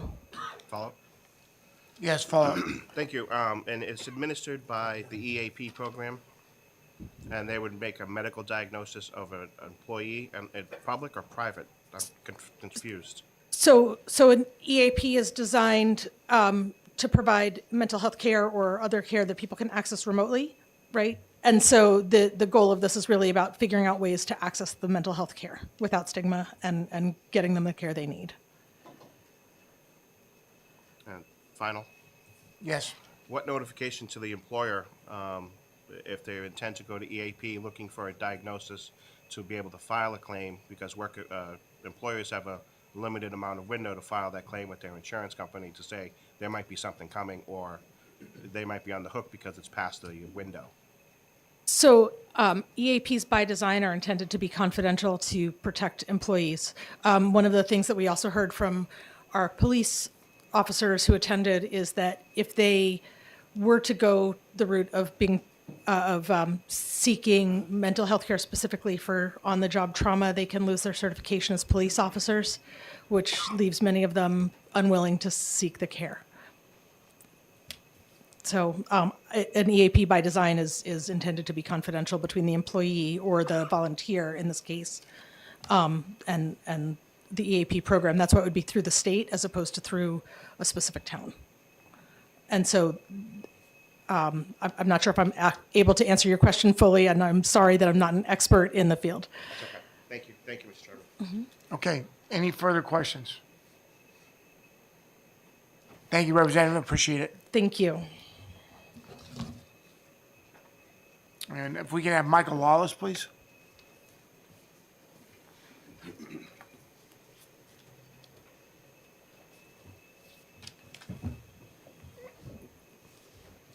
Good morning, I'm Mike Lawless. I am the director of the State of New Hampshire's Employee Assistance Program. So one of the things that I would try to be brief and maybe leave the more interactive piece around potential questions or concerns. One of the things that we looked at is our capacity to support this bill. And so the State of New Hampshire's Employee Assistance Program has 7 full-time state employees total, and we currently serve all state departments, so Health and Human Services, Safety, Liquor, really any state agency. Not only does the state employee, but their family members have access to us. So the number, we weren't sure about the particular amount of potential clients that this bill was covering. And so I did me and some of the folks on the HHS side did some research, and part of what we found out, in particular, there's a document that's referenced in the fiscal note worksheet around recruitment and retention report and recommendations. And the numbers that we come up with would say approximately in 2022, there were 4,256 on-call or volunteer members of fire departments throughout the state. And there also in some internal correspondence with Department of Safety. In 2024, there were 5 fire departments who reported having 5 or less firefighters. So I think in that way, just to be clear, I'm understanding that as all volunteer firefighters would be eligible under this bill, as well as any fire department that has 5 or less full-time firefighters on staff. And so there were only 5 fire departments with 5 or less firefighters on staff, but there's about 28% of the fire departments did not answer that survey. So we don't really know how many additional clients from our perspective would be eligible. So we kind of have that 4,256 as a starting number, plus 25, plus whoever didn't respond. So in that way, the 150,000 appropriation wouldn't be able to cover the costs of trying to support even, say, between 6 and 10%. Most EAPs function at about 6% utilization. Our current estimates are over 10%. But if you think about even 6 to 10% of that number accessing us, particularly in rural areas of the state where we may be traveling or providing support, trying to find providers who, for currently, while we serve all state employees, a high number of those folks all have Anthem insurance. What we're talking about here with this group is we don't know what insurance they have or if they have insurance. And the role we would play there would be maybe connecting them with a provider or Medicaid if they need resources beyond kind of temporary support with EAP. It wouldn't just be a kind of a referral to a provider. And to the previous testimony, we don't diagnose. We don't diagnose. So while some of our folks on staff at the EAP are licensed clinicians, the EAP role in that way would be more about providing some support, some education around critical incident or kind of the physiological impacts or cognitive, emotional impacts. But then referring them to a trauma-informed provider. Now, in my mind, that diagnosis that was referenced, say PTSD, that's something that could come from a clinical provider in the community. It could also come from a medical provider, and the role we might play there would be helping them connect with their PCP, providing some information and stabilization, or helping them connect with a clinical mental health provider in the community, but we wouldn't be able to provide a diagnosis based on their experience. So I'm long-winded. I'll kind of pause there and open it up if folks have any So questions. I'm sorry, are you in favor of this bill, I'm in- opposed to it, or neutral? I would say neutral in that way. I think it's a great bill. I apologize for selecting, I didn't know there was a neutral option. I guess I'm in favor of it. I think we're in favor of it, but we see that there's more of a financial impact than was initially kind of addressed. Representative Schultz. So, thank you, Mr. Chair. I assume firefighters who do have access to an employee assistance program that don't qualify for this because already have access, it's not through the state, it must be through maybe the firefighters union or another association? Maybe their Do you local know? town. Oh, okay. I'm assuming if they have a large enough employee group, a lot of private agencies have elected a private EAP, perhaps. Okay. And they may be, a provider a couple of states over, I brought some orientation material about the EAP and kind of the breadth of our services, and also around how we respond to critical incidents and things of that nature. Our folks have all been trained in critical incident stress management. But some EAPs are kind of a phone number multiple states over, whereas we are internal residents of the state. We pride ourselves on resources and connections in the state. If we provided a mental health clinician in the community, we wouldn't just give you a random number. We check to make sure that person has availability, they accept your insurance, and we wouldn't give that name unless we were comfortable with our own family members accessing that employee, or that clinician. My apologies. Representative Hall. Thank you, Mr. Chair. Thanks for your testimony. We heard from Representative Selig when she introduced the bill that one of the hopes was that this program would help get someone a diagnosis so that they could enter a workman's comp claim. But based on your testimony, it doesn't sound like this would help because EAP programs don't do that kind of diagnosis. Can you talk about? Yes, I apologize for jumping in. To the point of us diagnosing, no, we wouldn't be able to diagnose. That's not under our current scope of practice. And but what we would do there, in our familiarity, so where we serve all state agencies, we've worked with folks who have had on-the-job injuries, right? And so in that way, we're familiar with the process that kind of emerges in that.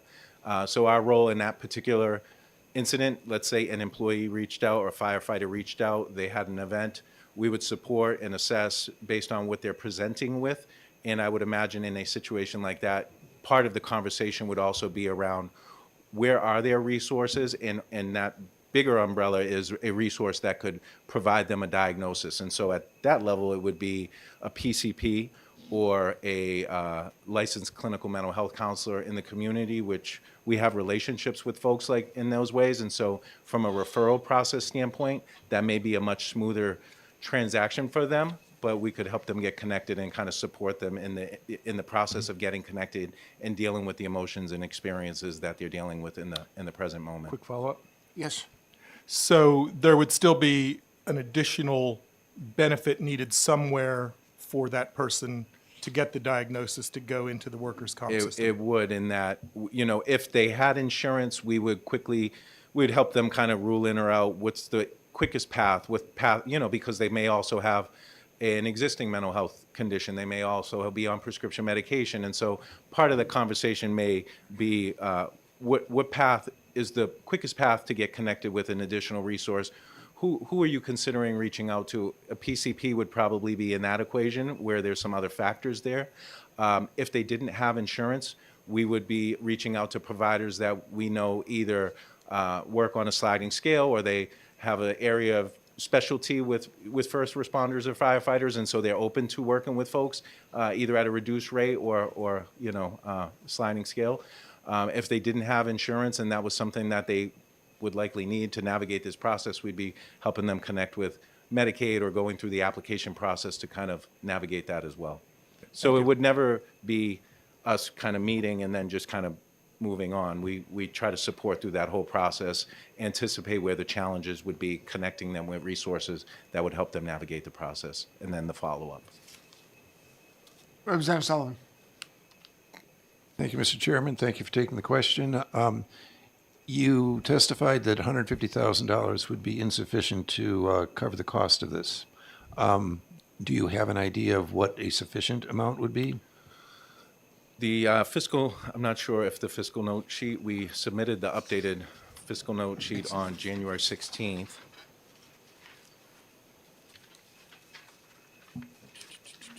I don't see No. it. Let me see.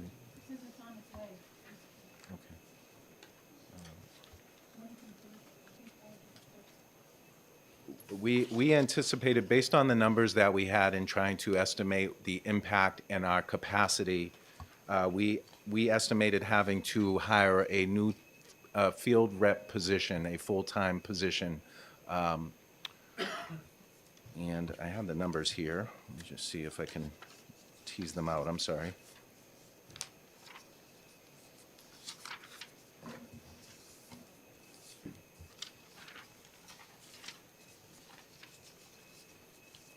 Thank you, John.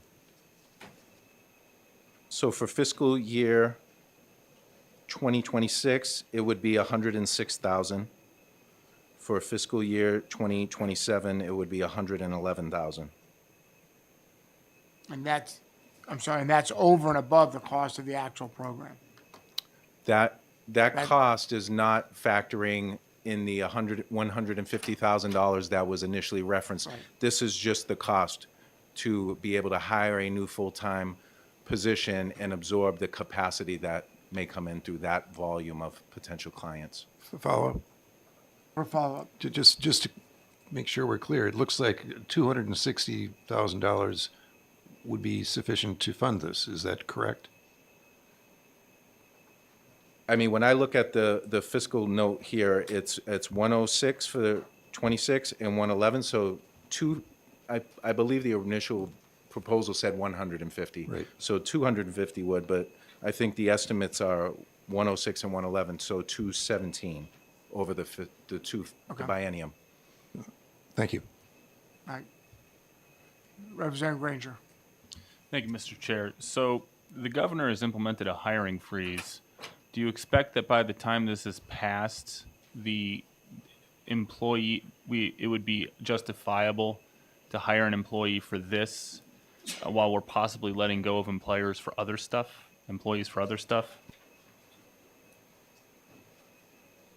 I'm not sure how to respond to that other than to say that when we're looking at a candidate for this type of position, the background and experience that somebody would need to be able to come into the roles that we're in and respond to somebody who is dealing with trauma and have had significant events.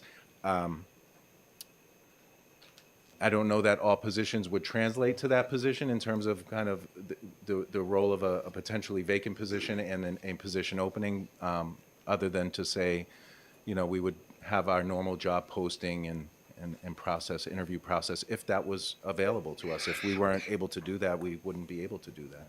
Thank you. Okay, let me just read back what I think I heard. Please. Is that there's currently 5 departments that qualify under this 5 known departments, with several departments that had not responded. Yes. Okay, so we're hiring someone then to administer a program for 5 small town departments. No, there's 2 pieces to this. I apologize. I have a lot of documents here. All right. I believe this was also referenced, the fiscal note hadn't arrived yet, but currently, based on the information that was available to us in this recruitment and retention report Okay. of 2022, there are 4,281 individuals who would be eligible for EAP services through the proposal. those are the volunteer firefighters. There are also departments with 5 or less full-time firefighters would be eligible. What we know about departments with full-time firefighters is that in 2024, fire departments are required to submit information about how many employees they have, how many full-time firefighters they have. Only 72% submitted that information. Of that 72%, there were only 5 additional fire departments that were named as having 5 or less firefighters. So there's an additional 28%. And you know, what are those the majority? Are those in rural areas? There's pieces of that we can't really tease out for certain. But what we do know is that 4,281 plus, I would say. Plus whatever those departments are. Plus whatever those departments are. Okay, now I understand. Thank you. Any other questions? Thank you, Mr. Chairman. Thank you for the questions. This says first responders, and then it sets the limit at 5 full-time paid first responders. Yes. Does that include fire, police, DPW that are technically first responders? And should we expect more than 4,000 that would take part in this? I'm not sure how to respond to that. It may, I mean, based on the information I had, that number, that initial number, 4,256 on-call or volunteer members of fire departments throughout the state.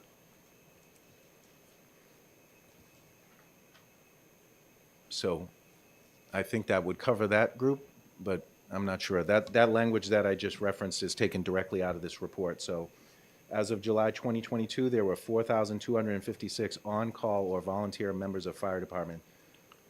I guess it doesn't specify if that's also emergency services, to your point.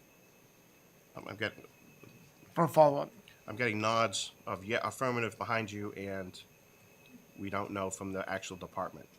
So that would be a question, because that would exponentially increase the process for additional workmen's compensation claims across 3 different segments of public employment.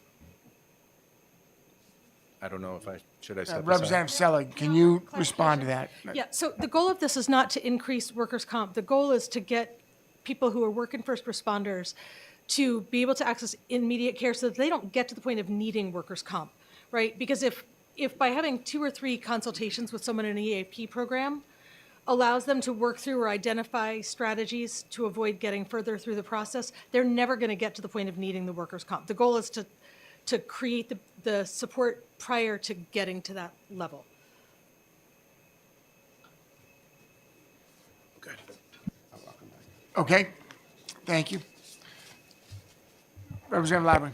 Thank you, Mr. Chair. Quickly, to that point, when you get hurt on the job, within 24 hours, you need to file for workman's comp immediately. So would that now go away with this plan?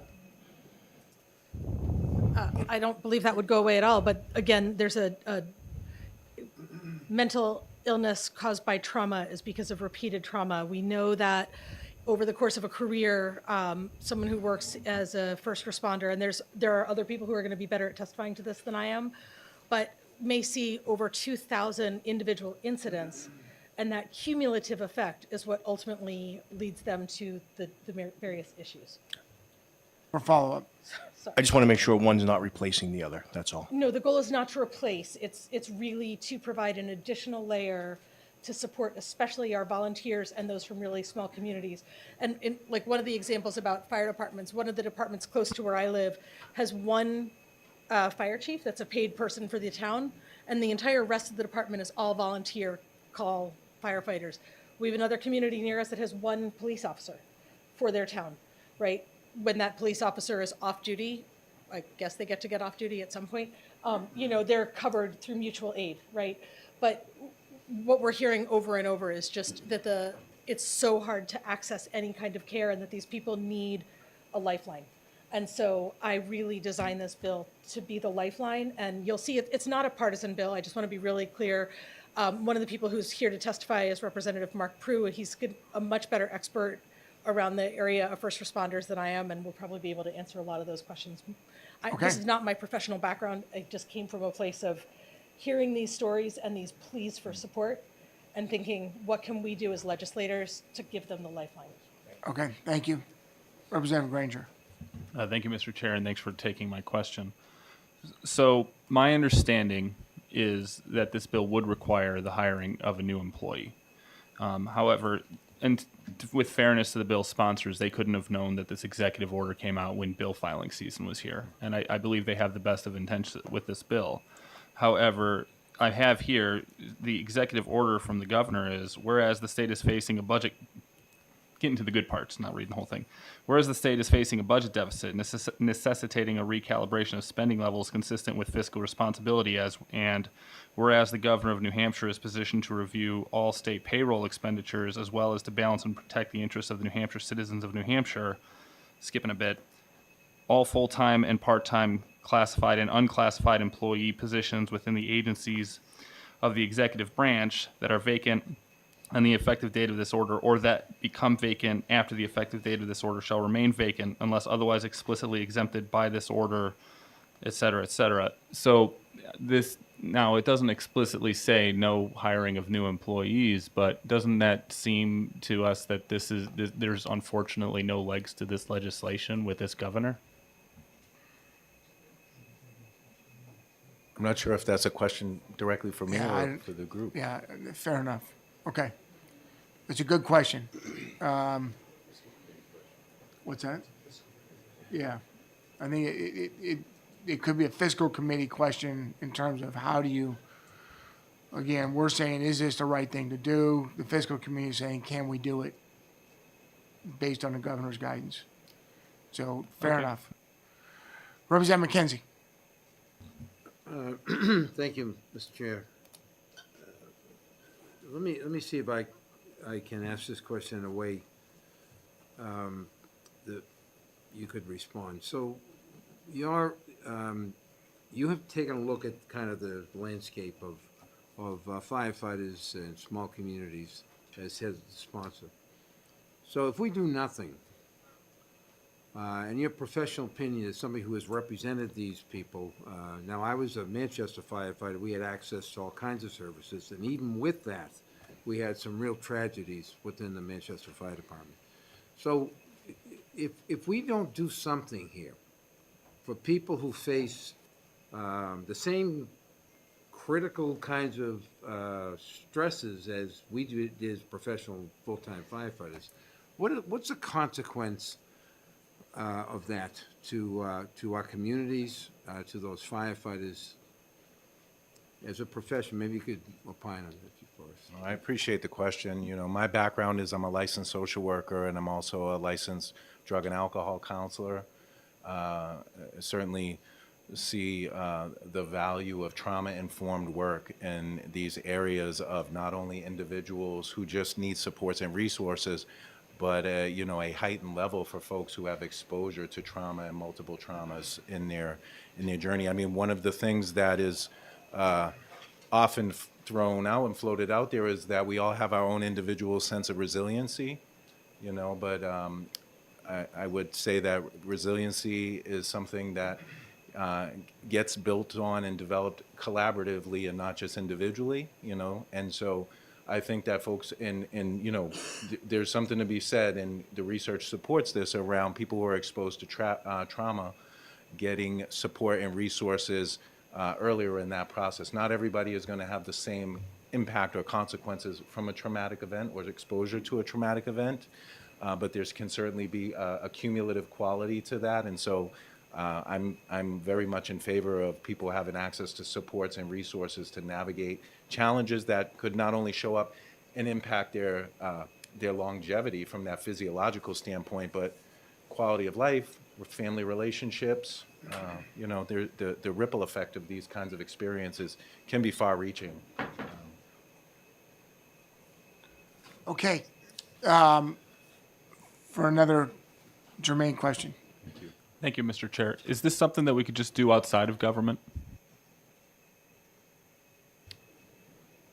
I think that working creatively and collaboratively for providing resources can happen a lot of different ways. I would say with a group as large as this is, it's going to require some creativity and some intentionality. But I think that there are other places to access resources. What that plan might look like, I think would, take some folks to sit down and try to hash it out and see if it's possible. I think that our group, our State of New Hampshire EAP, the work we do with all state employees and their family members, to include people who have exposure to immense trauma, we're a resource that does really complex work and at a fairly low cost. Thank you. Okay, Representative Avalon. Thank you, Mr. Chairman. So as of right now, the State Assistance EAP program only handles state employees. And their family members, And yes, their sir. family members. So this would be, follow-up? Please. This would be an additional task for your crew. It would be, and that's the real justification around needing an additional position. Follow-up? Last one. Yes. Any other states around us that do the same thing for state employees and then public employees? I'm not aware of them, but I haven't looked, so I apologize. I don't have more information to respond to that. Thank you. Thank you, Mr. Chairman. All right, good. And Representative Sullivan. Actually, I'm not sure who this question is for, but it appears that there is a fiscal note that the committee does not have. Are we going to be receiving this? We will, Davis, Mr. Allen, can you make sure that we get the fiscal note that apparently has been written but we haven't received? Can you get a hold of that and send it to the committee by the end of the day? If we haven't gotten it, I understand, but I believe it exists. So if you can get that, I'd appreciate it. Thank you. Thank you. Okay, thank you, sir, for your testimony. I appreciate it. Thank you. And if we can have Representative Prue.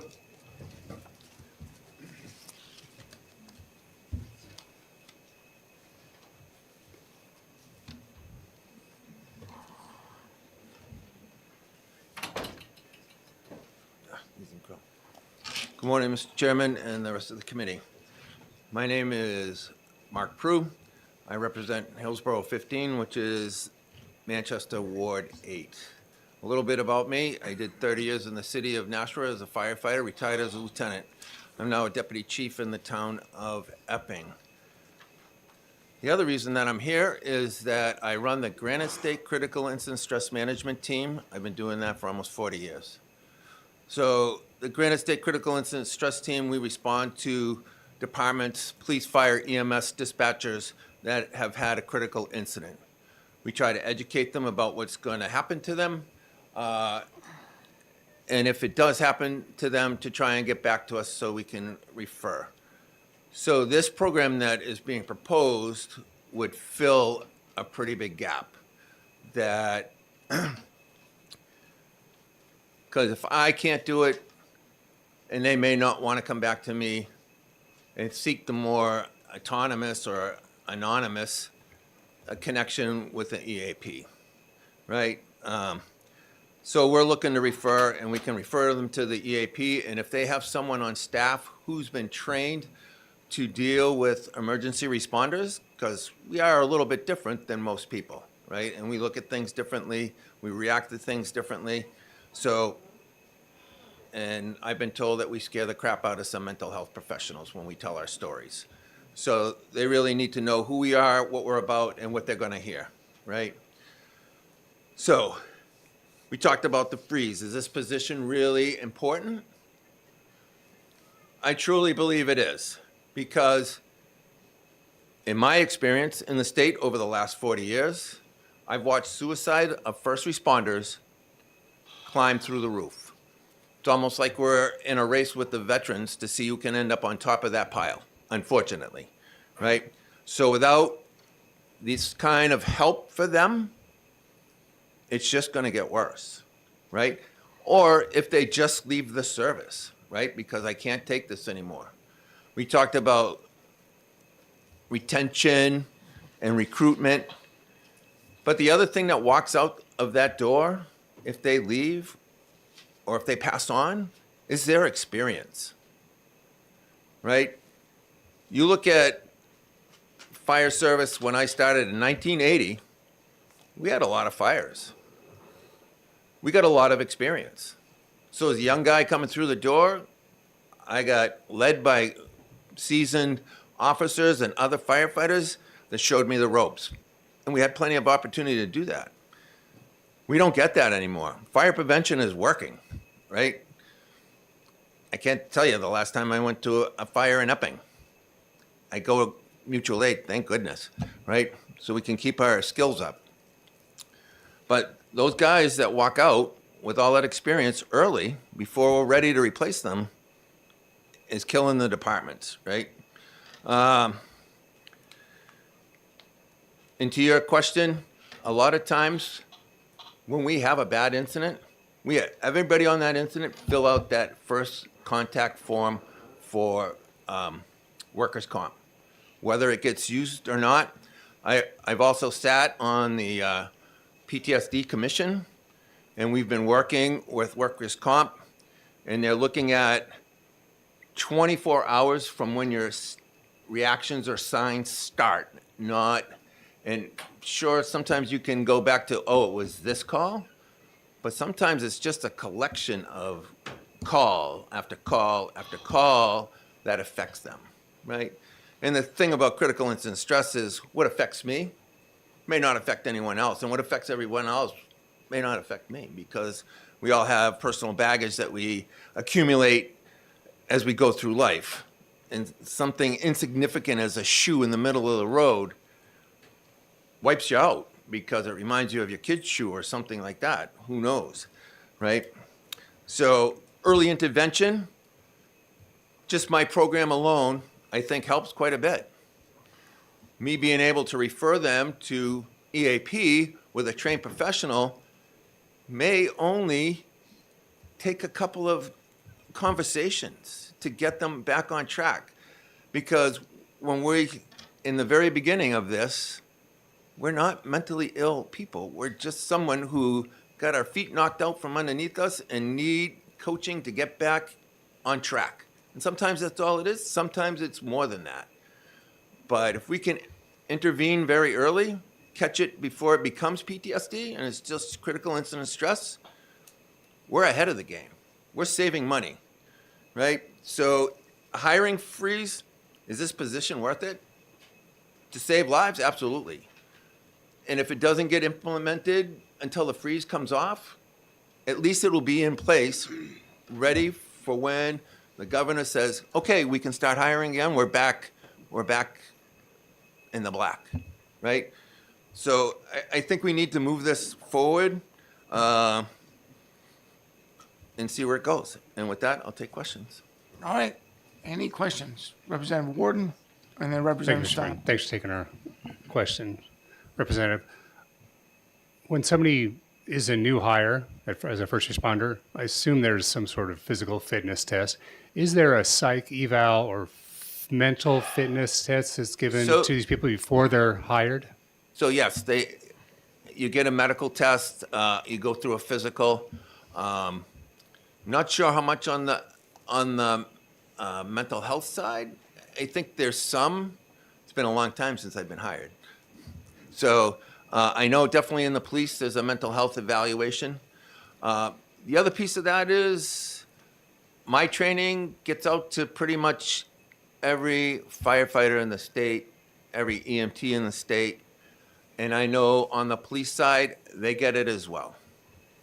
So they're made aware of critical incident stress, what it looks like, how to try to mitigate it on your own, and how to reach out when you can. Follow-up.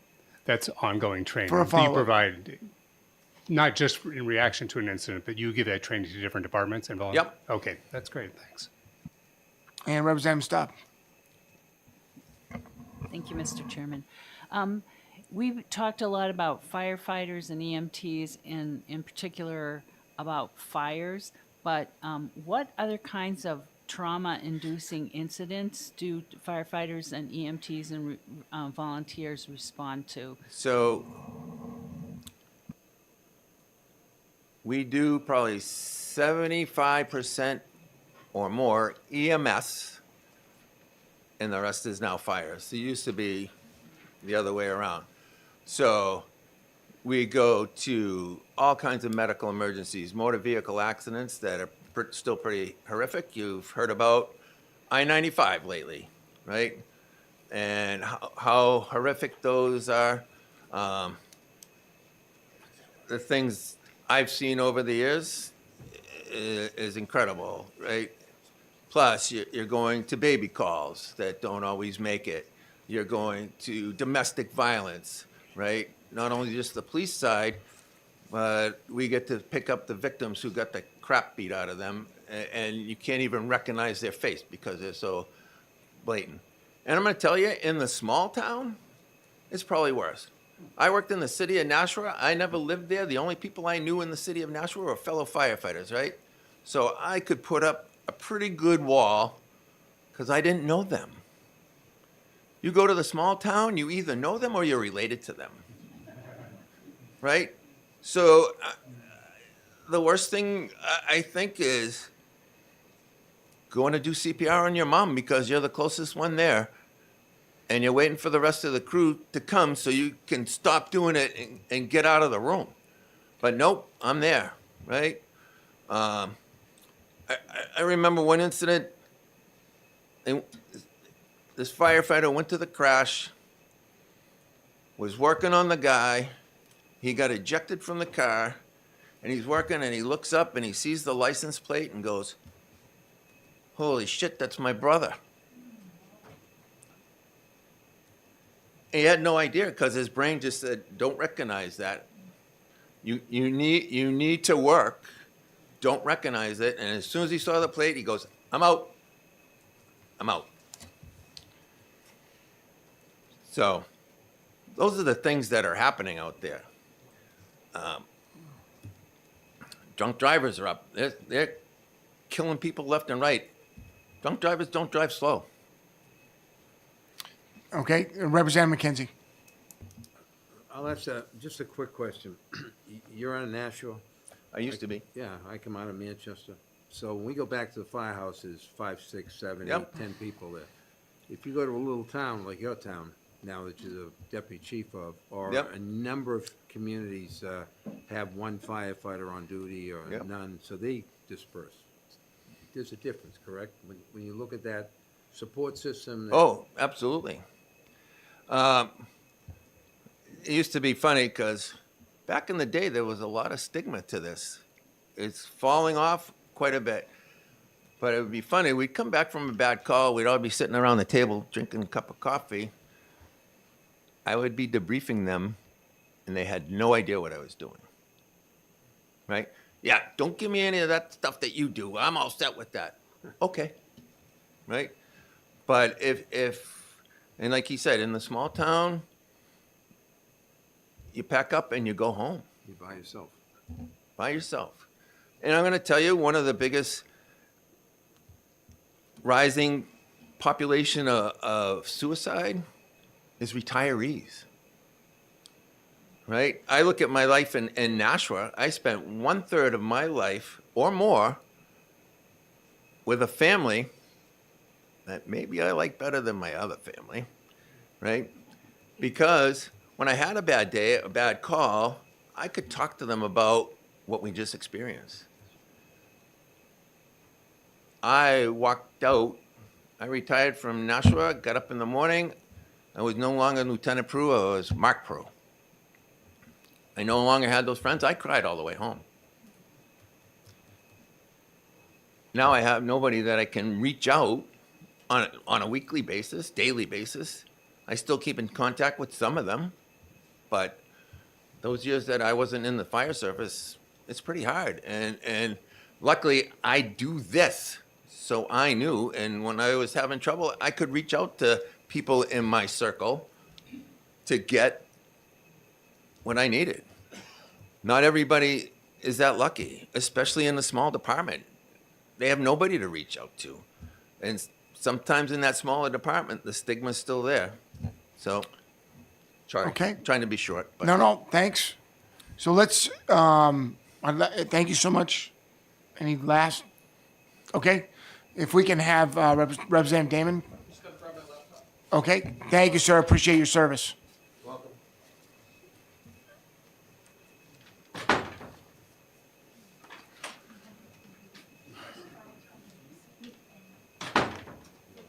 Sorry about that little power issue.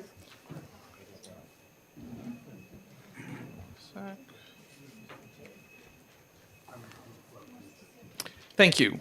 And good afternoon, Mr. Chair and committee members. I'm State Representative Hope Damon. I serve half of Sullivan County, Ackworth, Langdon, Lemster, Goshen, Washington, Springfield, Sunapee, my hometown of Croydon, and the city of Claremont. And Brian Sullivan has been telling me for the last 2.5 years that this is the best committee. So I just need to acknowledge that I've never spoken before you. So I am in fact here in support of this bill. Of those 9 towns that I represent, 8 of them either have entirely volunteer first responder services or less than 5. Only one has full paid staff. I think we're all very grateful to the many first responders who put their lives on the line for our communities. The toll on their well-being can be substantial, and the more times that a person is exposed to trauma, the greater the likelihood that they develop PTSD. The studies that I looked at show a 10 to 35% incidence of PTSD. I think I just lost power. Okay, I'm just going to tell you what it says.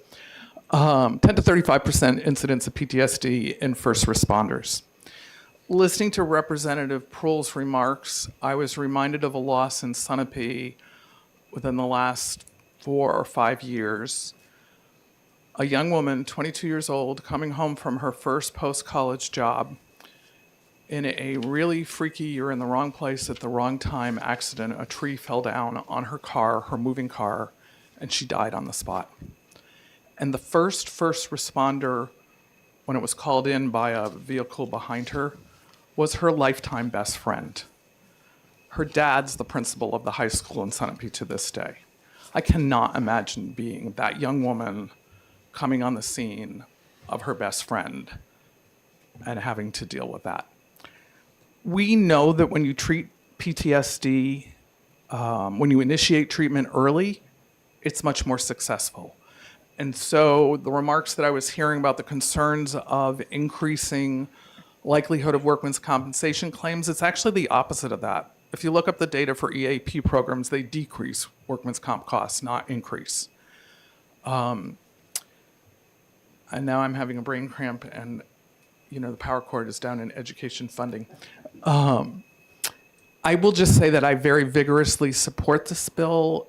I think it is critically important that we keep adequate staffing throughout our districts for first responders, and that reminds me of the remaining piece. In conversation with several fire chiefs in my district, in particular with the Springfield fire chief, who is very experienced, he notes the difficulty of retaining people when the level of stress leads to unhealthy behaviors and relationship struggles because they're not addressing the trauma and the stress in a timely and effective way. This could really help retain people who want to stay on the force but need to be well. So thank you for your time. Thank you for your work. Thank you. Appreciate it. Any comments, questions rather? Okay, yes. Representative Schultz. Thank you, Mr. Chair. If you have the opportunity to send us I will. what you weren't able to, because it sounds helpful. Yes, thank you for the prompt. Yep, thank Will you. do. Take care. All right, seeing no more questions and having no more pink cards, this concludes the testimony on HB 586. And we will recess for 20 minutes. It's tight. Do you want to give another 10? We recess for 30 minutes. And I'll be back in the seats at 1:10, and we'll pick up testimony from there. All right?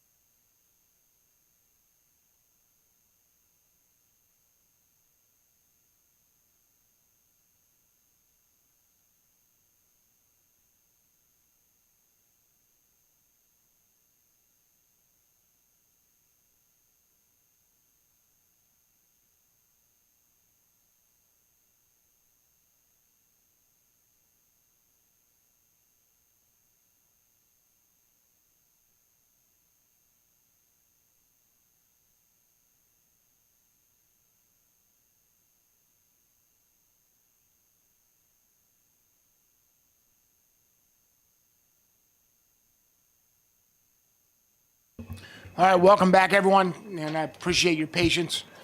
I'm opening the hearing on House Bill 299 FN, seeing that we have a quorum. It's an act relative to the award of attorney's fees and costs in workers' compensation claims. And Representative Pearson, are you introducing this bill? Please, we'd like to hear from you.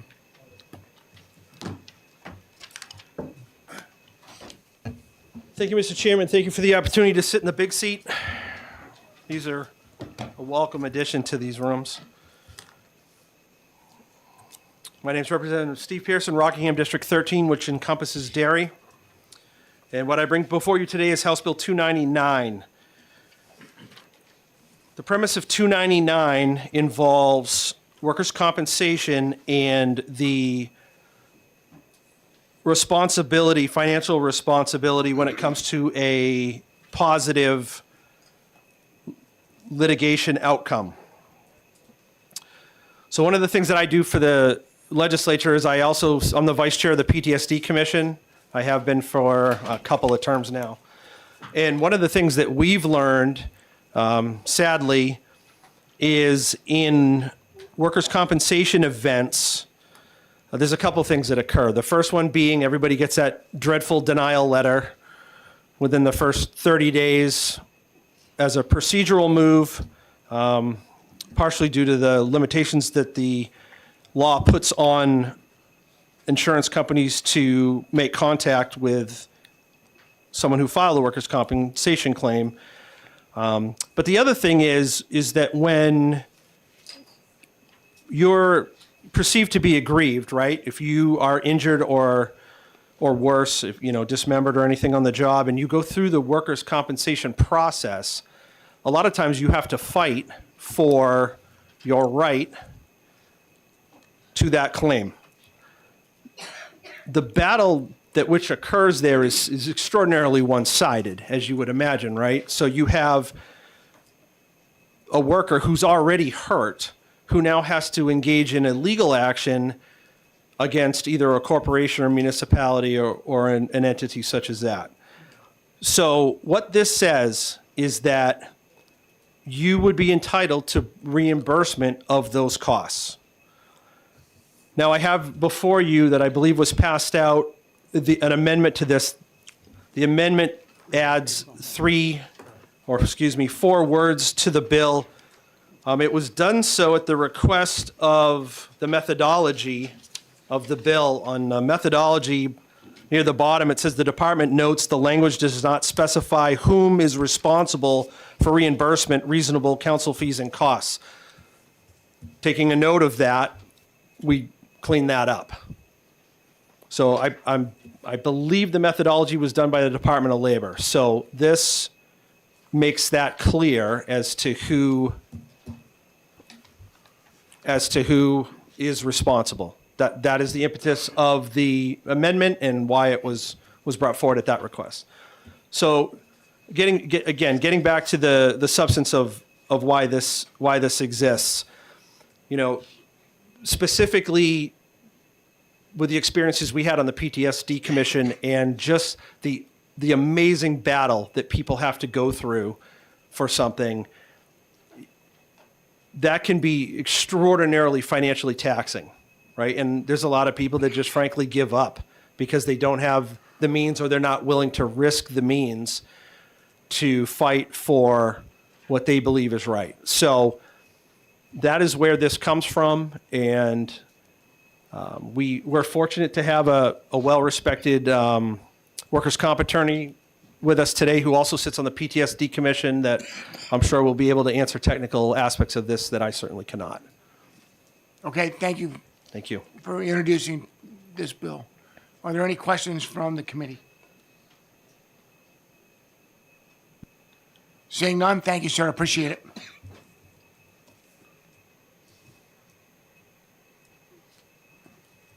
If I could call Brian Rill, please.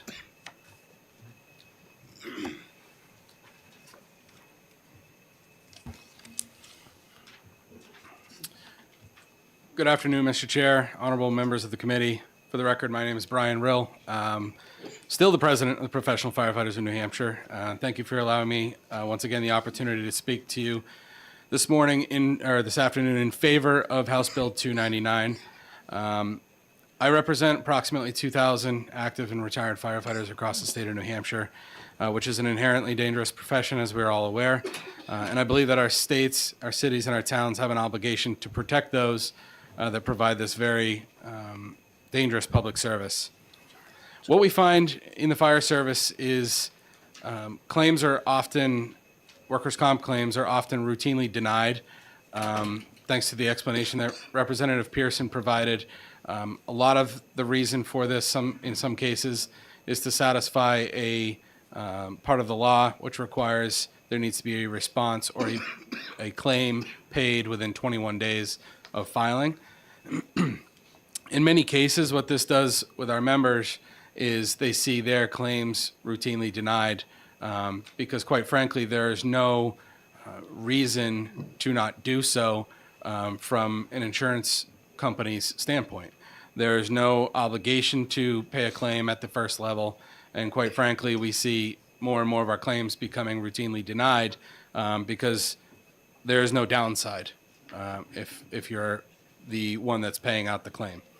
So our members then, in order to further fight this, need to file for a first level hearing in order to get a ruling from the department as to whether or not their claim would be approved.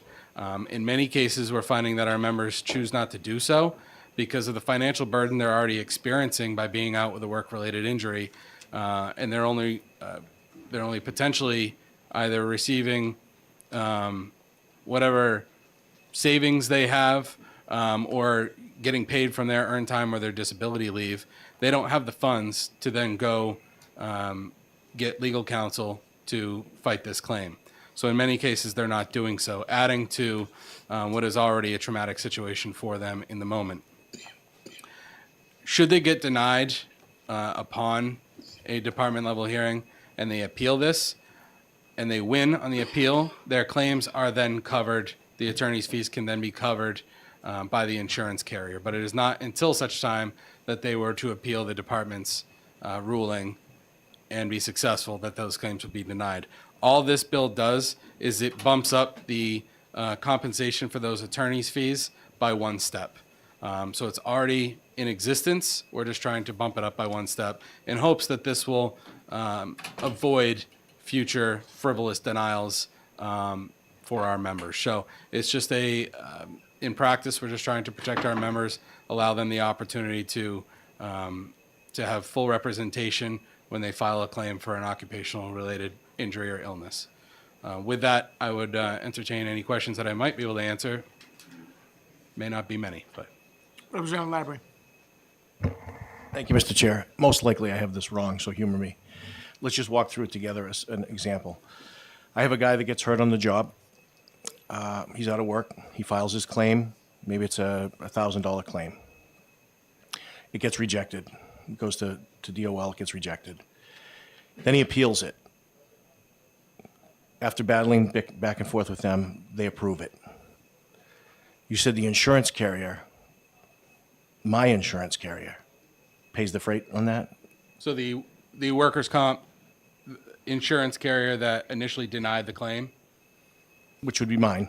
yeah, would then, if they denied my claim, or your claim in this instance, as the injured employee, yes, they would be the ones responsible for those attorney's fees at that level, to my knowledge. And if Okay. Attorney O'Connor knows differently, then I'm going to let the conversation develop a little bit. I have some Sure. more questions, but Okay. let's let it boil. Yeah. Thanks. Any other questions? Representative Sullivan. Oops.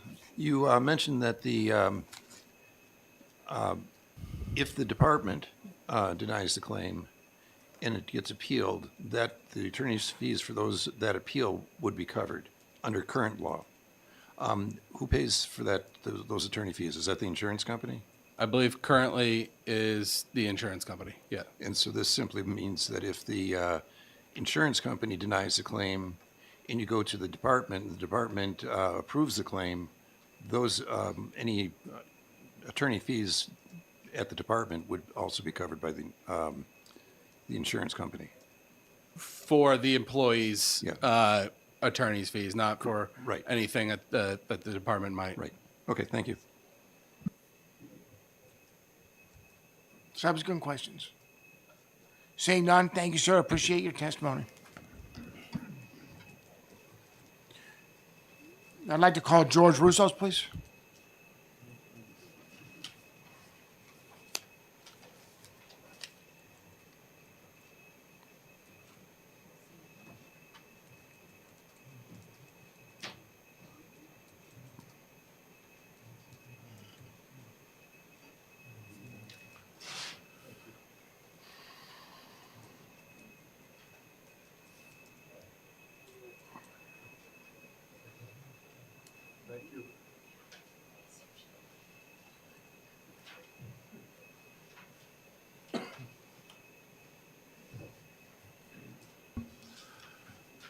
Thank you, Mr. Chairman, members of the committee.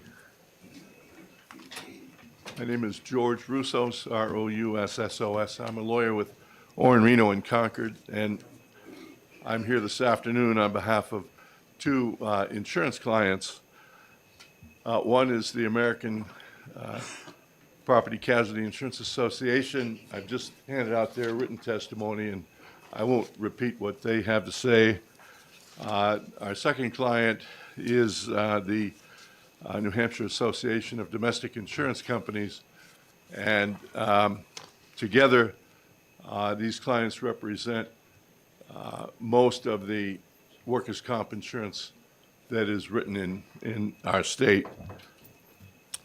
We oppose this bill. I don't think that the proponents of the bill give enough credit to the hearing officers at the insurance department and at the labor department and the job that they do. These are skilled, experienced people who hear these cases day in and day out, and they look favorably upon, I think there's general agreement within the workers' comp community that their decisions are fair and balanced. There's going to be a view on the part of one side or the other that decisions are not always correct, but they do a very good job, and they have, in my view, for many, many years at determining whether the injury that is work-related, number one, and whether it's disabling. Those are the questions before the hearing officers. This system was designed to make it unnecessary to have legal counsel represent either party. And it's designed to be an informal process and an expedited process. The rules of evidence don't apply, so there are medical reports that are introduced into evidence. And these adjudications generally resolve matters. I think the Labor Department would have statistics more current than anything I have, but I think that there is a sort of an equal division between successful workers' comp claims and those that are not. And then, as has been mentioned, if there's an appeal by either party, that appeal is taken to the Workers' Compensation Appeals Board, and that board has 3 members. It's chaired by an attorney that's a member of the appeals panel, and then there's a representative of labor and a representative of employers. And those 3 hear the appeals, and if the claimant is successful, the attorney's fees and costs of that appeal are paid for by the employer or the insurance company, but ultimately the employer pays. Whatever costs we're talking about are borne by the employer who pays the workers' compensation premium. So we think the current system works well, and that the interjection of encouraging lawyers to participate at the hearings level would not be beneficial to the public or to employers in this state. Thank you, Mr. Chairman. Okay, thank you for your testimony. Do we have any questions? Representative Cahill. Thank you, Mr. Chair, and thank you, Mr. Russos. Just to be clear, when you say the cost is borne but in the premiums, those are spread out across everyone buying insurance in this market. Is there a higher, is there like a score you keep of how many the particular employer racks up? Does that affect their premiums? I would expect it might. Premiums are based, Representative Cahill, on primarily on the classification of the workers of the employer, but also upon the the loss experience of each particular employer. So that would affect the rate-making process for employers if their losses were greater than those of somebody else. And then there is a risk pool, that residual market, that would apply. Fortunately, things are very healthy right now, as you know, in the workers' compensation market, and they have been for many years. But to me, it wasn't all that long ago, maybe seems so to many of you, but back in the 90s, and some of you may remember, workers' compensation was just not available at all to employers. And the market was approaching 50%, where no insurance company wanted to write workers' compensation. And so that led to reforms in the workers' compensation law, and it's been a tremendous success over the years. In fact, rates have declined over the past at least 10 years annually. So it's a healthy system right now. Follow-up? Yes, for a follow-up. Thank you, sir. Would you attribute those premium declines of rates to improved safety practice? I would, yes, sir. Thank you, sir. Yes. Okay. Representative Sullivan. Thank you for taking my question. You indicated that about 50% of the time, the appeal at the hearing officer level, is in favor of the worker, which arguably means that 50% of the time the insurance company got it wrong. In which case, wouldn't it be fair for the worker to be compensated for their legal fees in instances where the insurance company got it wrong? No, I think the current system is fair. And by the way, don't hold me to that 50%. I think I would defer to the Labor Department to assign whatever statistics they have. I just took that number out of some data. And did you make up anything else? No, I didn't make that up either. But I could stand corrected. But no, I think the system is fair, and we don't need to gum it up with lawyers at the hearing level process. We've got hearing officers that can tell and ascertain which side is correct, whether the injury is work-related, and whether it's disabled, without encouraging the participation of lawyers unnecessarily. So I agree with that statement, but the question I've got is, of these cases that are heard by the insurance panel that you talked about, how many of those employees have lawyers with them present at that hearing? I think that's a great question. I don't know the answer to the question, but Okay. hopefully the Labor Department can give you that answer. That's a good question. I don't know. Any other? Representative McKenzie. My question is, you're talking about pro se claimants. You're saying that people can represent themselves, and the system allows for that. But in light of that, would you admit that it can get very complicated? A workers' compensation case can, even at the hearing level, let alone the appeals board.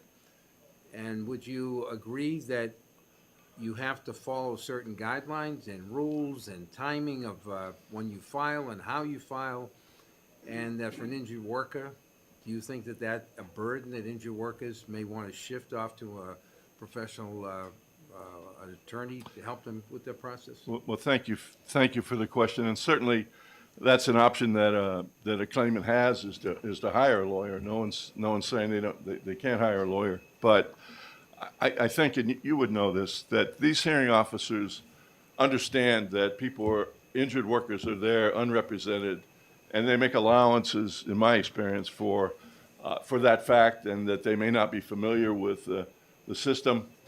I remember having a hearing with a hearing officer and representing a claimant years ago, and the claimant explained the circumstances of his injury and his treatment and why he's disabled, and we went into that, and then the hearing officer, who I really appreciate, said, now we have to hear from the insurance company.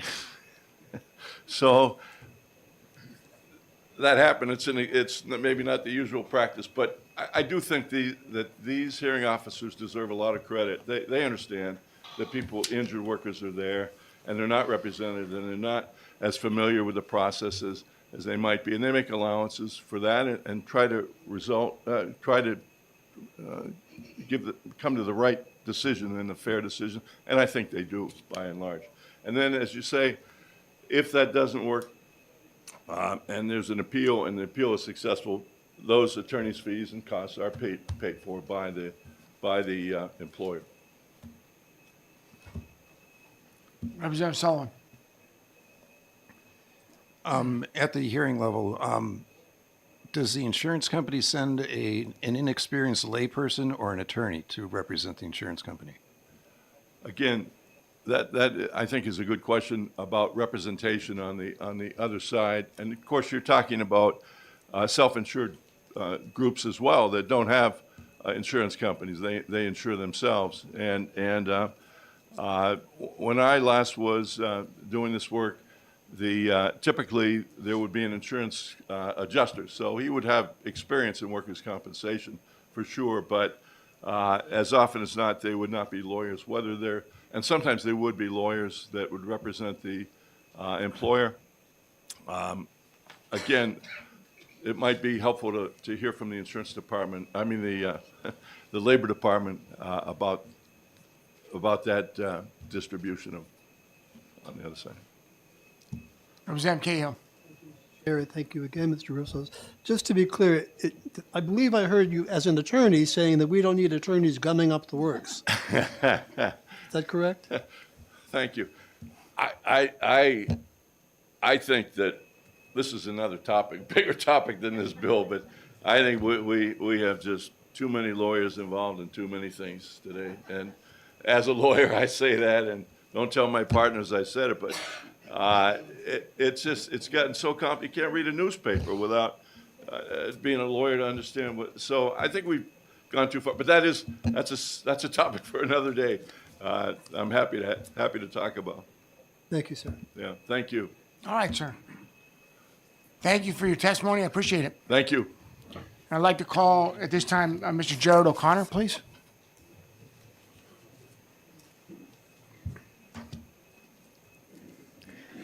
Good afternoon, Mr. Chairman, members of the committee. So my name is Jared O'Connor. I'm with the firm of Shaheen and Gordon.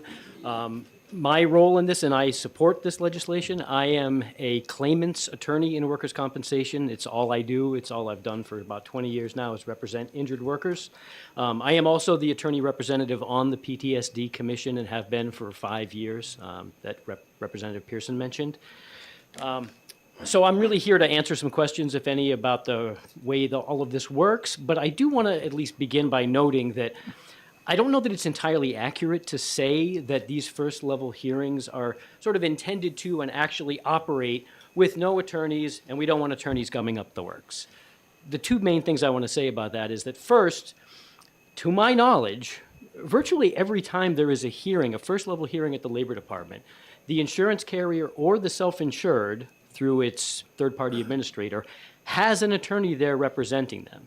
So a pro se injured worker who goes up there by themselves is facing an attorney on the other side. So there's already an attorney in the works. Whether adding another one is going to gum up the works, I think the best evidence that that's not true is that when a pro se litigant asks for a hearing at the Labor Department, and the Labor Department can confirm this, they will routinely schedule it for at least an hour and a half. If there are attorneys on both sides, they schedule it for an hour. Having two attorneys does not gum up the works. It smooths things out and makes things more efficient because the attorneys who do this work understand the cases. We know how to present them. They go much smoother and faster than dealing with an individual who doesn't know what they're doing or how to present a case.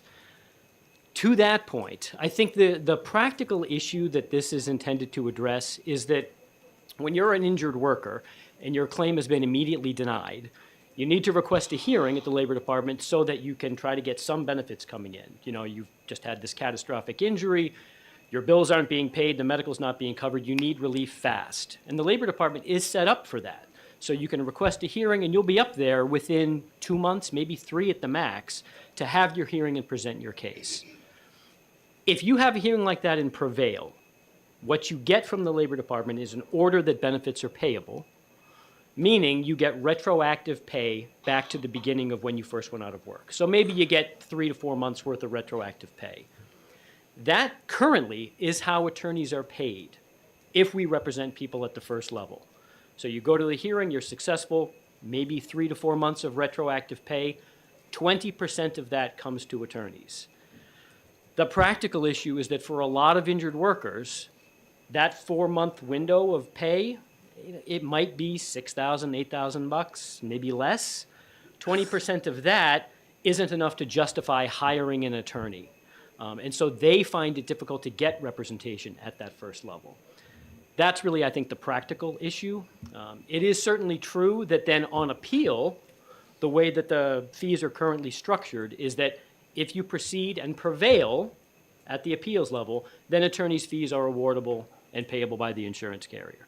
If we go to a hearing and lose, then attorneys are simply not paid. And that's the way it works. It's a contingent arrangement. And that's set up by the statute. This is the same exact thing, except at the first level hearing. So the idea would be to allow people to retain experienced counsel so that they can present their case and have a better shot of prevailing.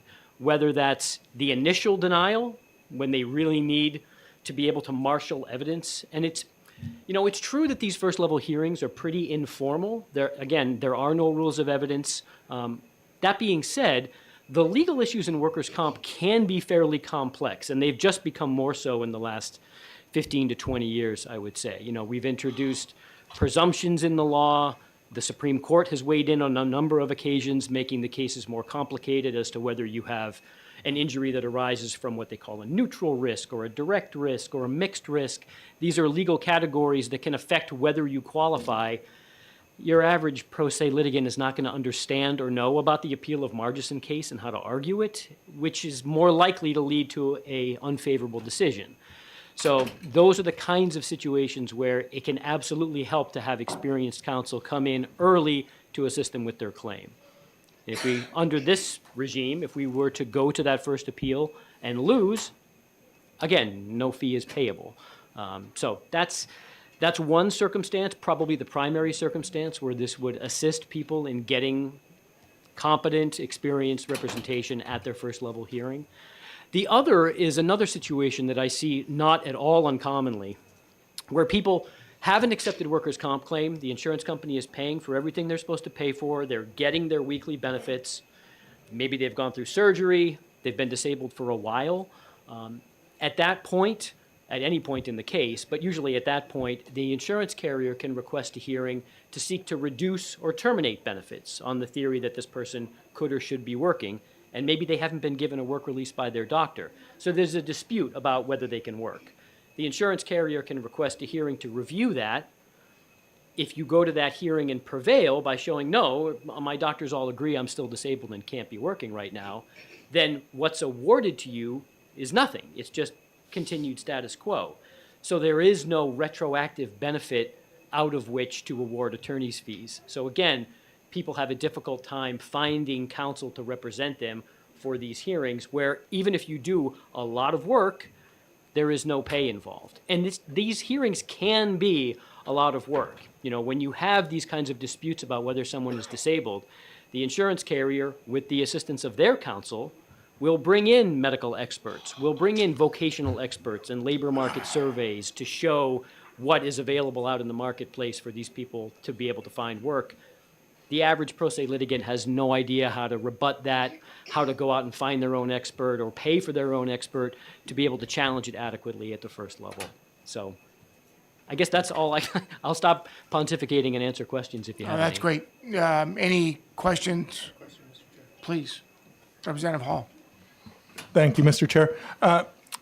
Attorney O'Connor, as a subject matter expert in this, is it your opinion that this bill would remove the 20% cap? I don't see anything specified other than reasonable attorney's fees. No, the 20% cap is set by Department of Labor regulation, so that's already in the law where attorney's fees are awarded. They are awarded pursuant to approval by the commissioner, and that actually is in the law. You can see this. It exists already in the law for other I kinds meant of in hearings. this bill, But for this bill, if a claimant prevails, the claimant shall be entitled to reimbursement of reasonable counsel fees and costs as approved by the commissioner, meaning approval by the Labor Department. And that's how this works now for existing hearings where there is fee shifting. You submit your bill to the hearings officer who heard the case. The hearing officer then reviews it for reasonableness. If they think it's too high, they can knock it down.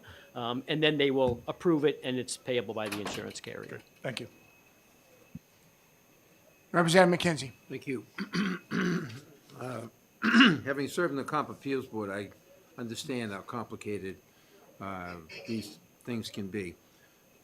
In terms of pro se litigants, the role that the hearing officer plays is not to present the case, correct, for the pro se litigant. So it's their burden to know what the law and understand the law, and they're up against somebody who does this every day.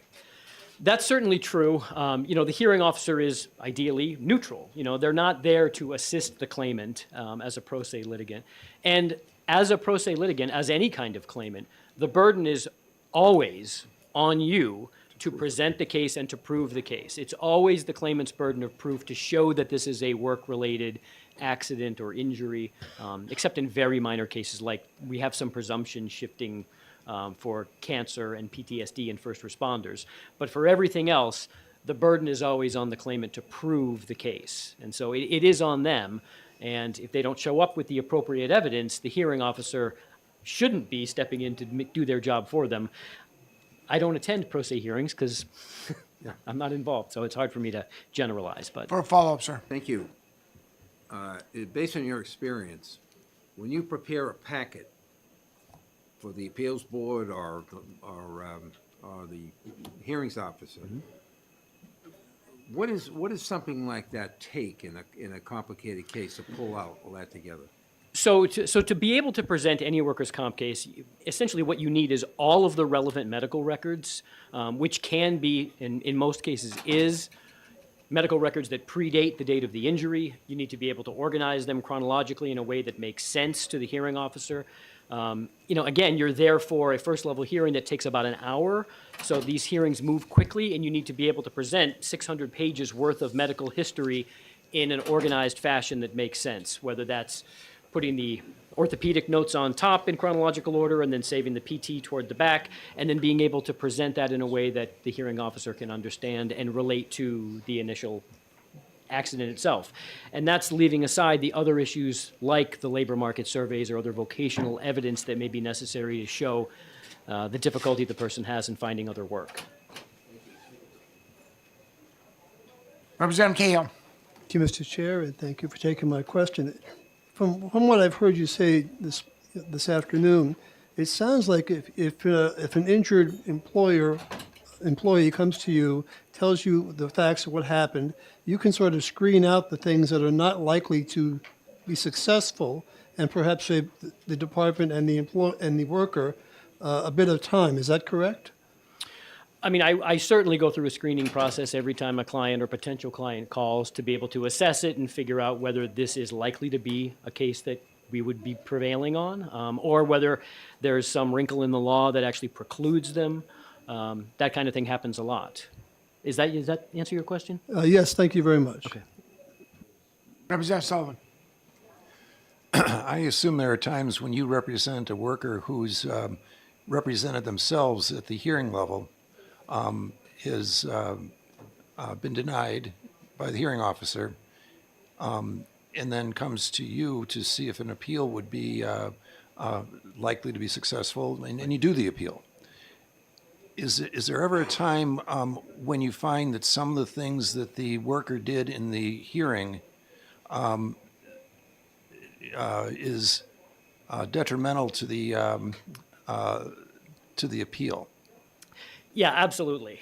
Because they're not an attorney, and this is often the first exposure these people have ever had to the legal system. And they assume I'm just going to show up at the first level and tell my story, and that'll be the end of it. And it's not quite that simple. It does take the proper presentation of medical and other evidence. And so, yeah, it's not at all uncommon for people who have lost their first level hearing, whether because of a legal issue that they didn't know how to argue or because of medical evidence that they failed to obtain, which turned out to have been relevant to the argument. Those are all things that we know how to assess and to present at the appeals level, and usually with some success. It's always unfortunate when someone comes to you after having represented themselves and lost, because it takes another 4 or 5 months at least to get in front of the appeals board. At that point, if you prevail, great, the person can be made whole retroactively all the way back to the beginning of their claim, but they've gone through 9 to 10, maybe more months of having no income come in from the comp claim whatsoever. So, is there ultimately a remedy? Sure, but if that kind of thing can be avoided by getting concrete, adequate representation early on, I think it's certainly their benefit. All right. Again, thank you, sir. I appreciate your testimony. Okay, thank you. And Ms. Albert, if you could come on up, please.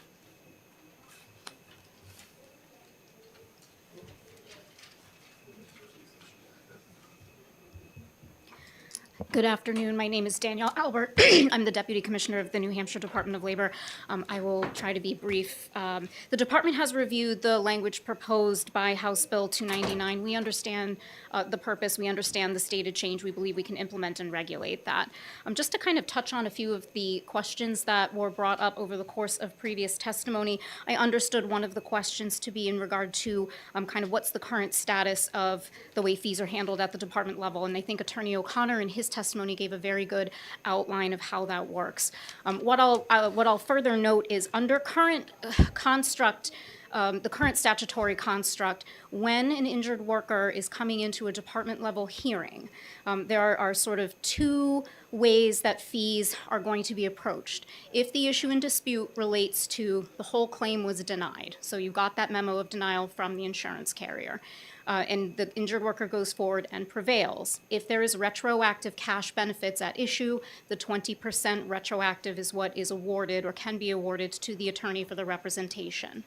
If the claim is a compensable one, meaning the insurance carrier did not dispute that this is a work injury, but at some point down the line, indemnity, the cash benefits are in dispute, the claimant comes in and prevails, and there's a retroactive award, the attorney can be paid through that 20% of the retroactive award.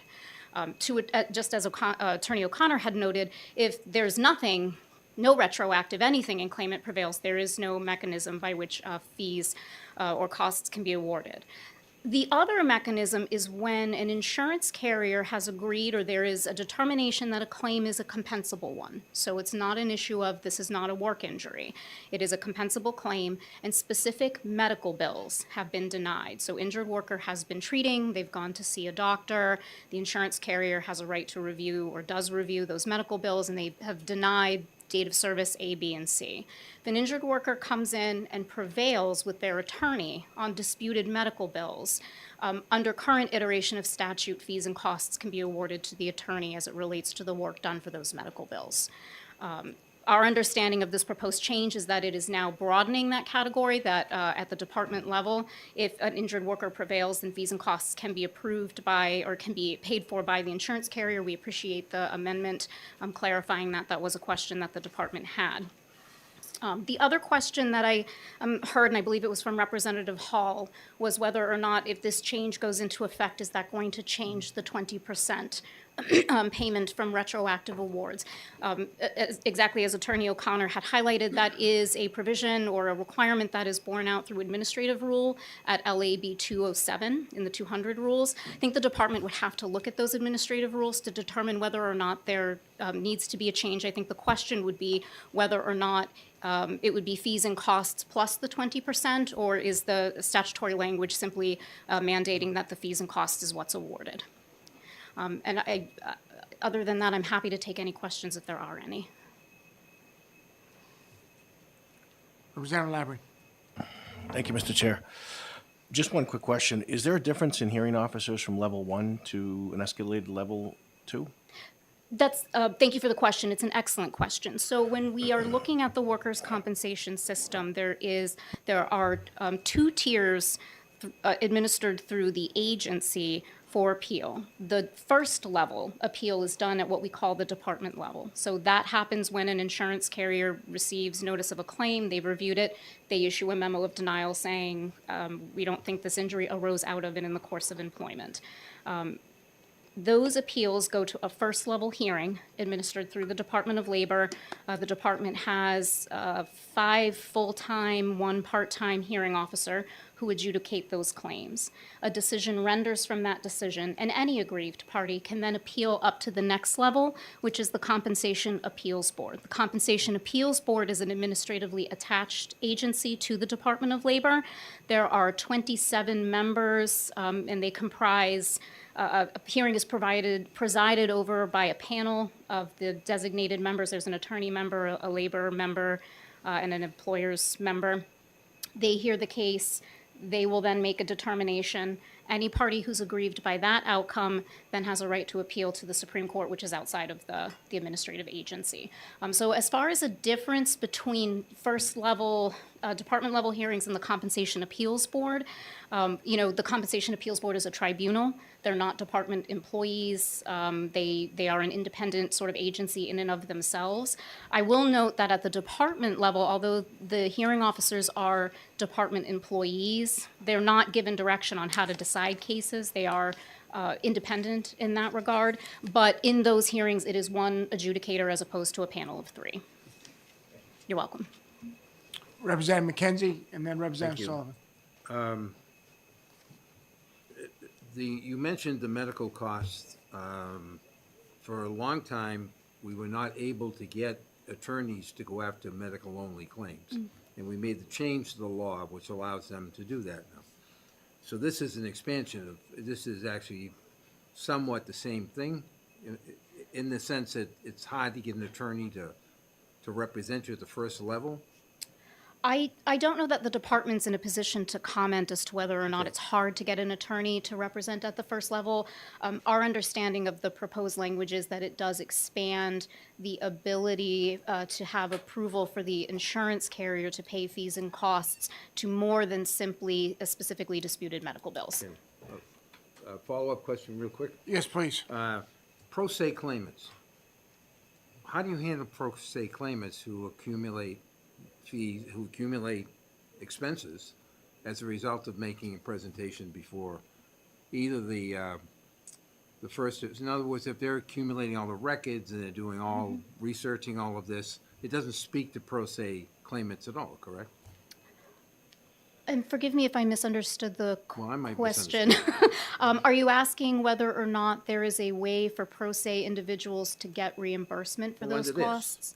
So under this, you're saying the attorneys can put that in, but there are people pro se Yep. who could accumulate, costs as a result of making this presentation, accumulating records and all of those kinds of things that they would have to do. I understand. As the language is drafted, it is specific relative to counsel fees and costs. So the department understands that to mean the fees that are the fees and costs that are incurred through having counsel. So we do not read or understand it to expand to pro se individuals also having those costs reimbursed through the insurance carrier. All right, thank you. Thank you. That's a good question. Representative Sullivan. Thank you. It was asked earlier, and it was anticipated that you could answer. What is the current representation level for workers at the department level hearings, percentage-wise or something? That's an excellent question, and forgive me, I don't have exact numbers with me today, but I am happy to see if it's something that we can generate for you. I will say, kind of broadly or globally speaking, a fair number of individuals, of injured workers, appear to be represented, either at the outset when petitioning for a hearing or obtain counsel afterwards. There are some number that go forward pro se, and I'm happy to try to drill down and see if we can get an exact figure for you. On the insurance or on the employer/insurance carrier side, the observation has been there's almost always an attorney involved. Follow-up? Please. Would you say it's the majority of workers that are represented? And if you can't answer that, I will say from observation, my recollection is it feels as though a little more than half, but I would prefer to perhaps get you a solid number just so that I'm not misspeaking or misleading. Thank you. And Mr. Allen, if you could get that information and send it out, please. I appreciate it. Representative Hall. Thank you for taking my question. If a worker appears with a union-appointed attorney, is there any difference in compensation? Very good question. No, the fees and costs would be addressed the same way, regardless of whether or not it was an attorney provided through a union or an attorney that the individual hired or hired from a private firm. Okay, seeing no further questions, thank you again for your testimony. I appreciate it. With regard to the numbers, my apologies that you asked after Representative Sullivan. Would you like me to send them to the entire committee or? Okay. Yes, sorry. please. Thank you. Okay, seeing no further questions, having no further pink cards, I recess the committee or I close the hearing on HB 299. I'm now opening the hearing on HB 303, relative to requiring the Department of Labor review and adopt workers' occupational safety requirements that are similar to OSHA standards. And Representative Sullivan, you as the sponsor, you're going to be presenting this? Cool. And do we have a, no, you're right. And do you have a pink card if you get a chance? not yet. When you get done, please. All right, sir, the floor is yours. Thank you. I think I'll start off with, I don't know why this place always makes me lose my voice, but it does. One piece of information that is commonly not known is that public sector workers are not covered by OSHA. It's generally assumed that everybody's covered by OSHA. And in some states, everybody is covered by OSHA, not in New Hampshire. In New Hampshire, all private sector employees are covered by OSHA and their safety standards. Public sector workers are covered by the Department of Labor and its safety standards. It is undeniable that the OSHA standards are far more complete than the Department of Labor standards. There's never been an argument from the department on that point. With that, I'll give you a little bit of history. I've been at this for a while, and it goes back about 5 years. In 2020, I sponsored HB 1171, and it was designed to create a OSHA state plan for New Hampshire. The state plan is a very involved process between the New Hampshire Department of Labor and the federal OSHA. And it's a bit daunting, frankly. And through the process of getting through that, I will admit that when I sponsored that bill, I put it together in 2 weeks. I thought it was an important issue. I thought it ought to be addressed. I was embarrassingly naive when it came to exactly what it involved. It eventually went through, but the governor vetoed it. I'm glad he did. In 2021, I had another idea. I sponsored a bill that created a study committee to figure out exactly what went into creating an OSHA state plan. That bill, and frankly, the balance of power had shifted by that time. the other party had taken control of House and Senate, but I was able to prevail in convincing folks that a study committee was appropriate and needed, and it was, and actually the governor had a signing ceremony for that study committee. So things were moving along in a different direction. In 2022, I filed HB 232 to adopt and this came out of the study committee. The study committee consisted of 2 Democrats and 2 Republicans, myself, and Kevin Kavanaugh, Senator Kavanaugh, and Chairman Infantine at the time, and Representative Evelani.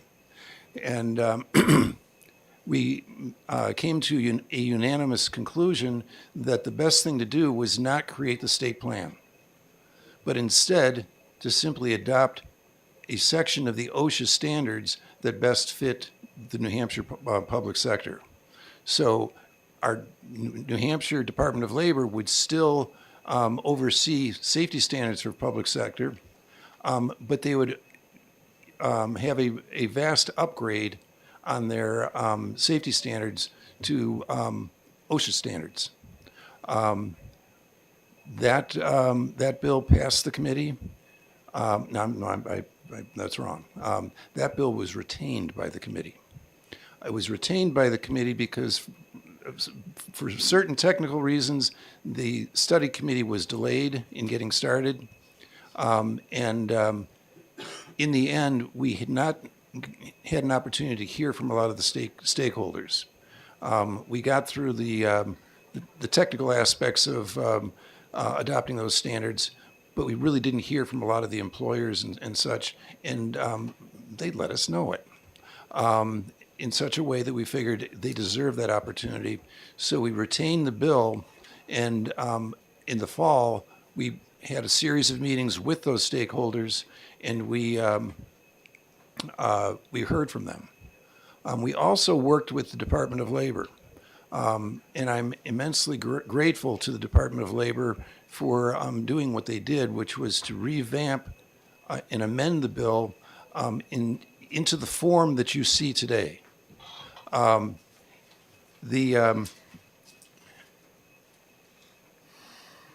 Unfortunately, HB 232 died on the table. It never received a vote in the House, never made it to the Senate, didn't go to the governor. So, being determined, it's back. And it's in the form it was before. And I'd like to go through the key features of HB now 303. HB 303 directs the New Hampshire Department of Labor to develop standards through rulemaking that are, this is key, at least as effective as the OSHA 1910 standards. That phrase is the one that does a lot of work. At least as effective. It means we put in a hefty dose of New Hampshire common sense into these safety standards. For example, we heard from the Department of Environmental Services that they have some very expensive air testing equipment designed and built in Europe and purchased by the Department of Environmental Services. It is high quality equipment, does a great job. It is not OSHA approved. At least as effective takes care of that. The Department of Labor can go in and make the determination that there's nothing wrong with this equipment. It doesn't have to be OSHA approved, it just has to be as effective as an OSHA approved system. And on that basis, they can approve it. Another example, there is a town hall somewhere down towards the Seacoast. I want to say Exeter, but I can't remember which one exactly. But one of the town halls, they have a very historic building with a big wooden front door. It is not up to OSHA fire standards. But upon inspection, it would work at least as well as an OSHA-approved fire door. Therefore, our Department of Labor can go in using common sense and say, this is not a hazard. There's nothing wrong with it. It just doesn't meet OSHA standards, and we can override that. So wherever issues like that come up, as long as it is at least as effective, it's okay. And that would help immensely. The bill also provides 3 years for the department to engage in its rulemaking and gearing up to be ready to implement the new standards. I've been in communication with the department, and in fact, I met with them last week, and we're wondering if maybe 3 years isn't quite enough, perhaps 4. If the department feels that that type of amendment would be appropriate, I'd be, certainly open to it. I don't feel compelled to rush through this. We want to get it done, but we want to get it done right, and we also want to have employers have enough time to get comfortable with it. Also, in the rulemaking process, one of the goals of the department is to write rules that people can read and understand. They do not have to use OSHA language. And I've read some of the OSHA standards, maybe some of you have. It's a little bit dense, a little bit long. So they can boil it down into something that employers and employees can read and understand, but it has to be at least as effective as the OSHA. It doesn't have to be at least as confusing as the OSHA standards. So that's another important piece. It also allows the department to determine which standards are not relevant to public sector employers in New Hampshire and not have to write standards to match. No reason to write rules that are not needed in New Hampshire. So the department can figure that out, and where it's unnecessary to write rules, they don't.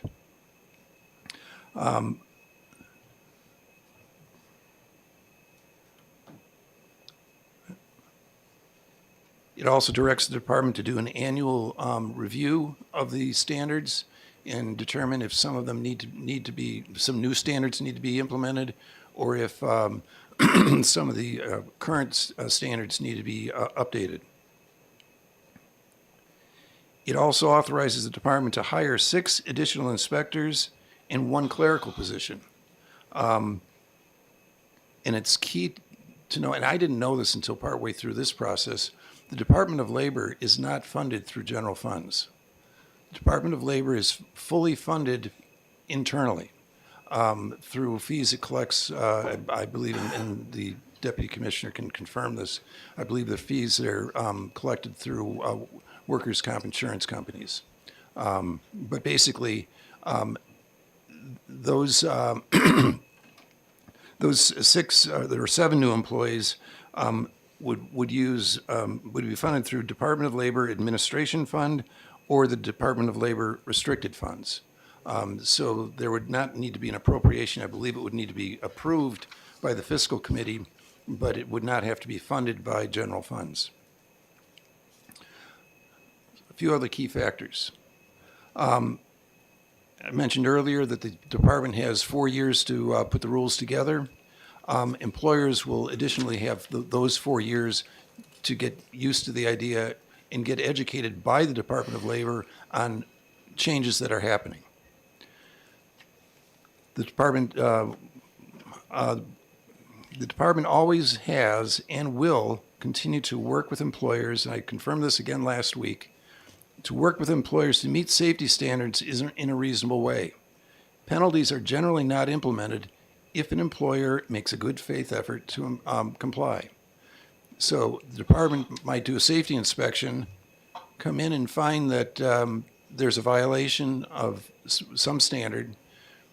They may very well warn the employer of what the fine might be, and then they have a timetable as to when the correction will take place. If the correction takes place in a timely and effective way, the fines are generally waived. So it's not a punitive system.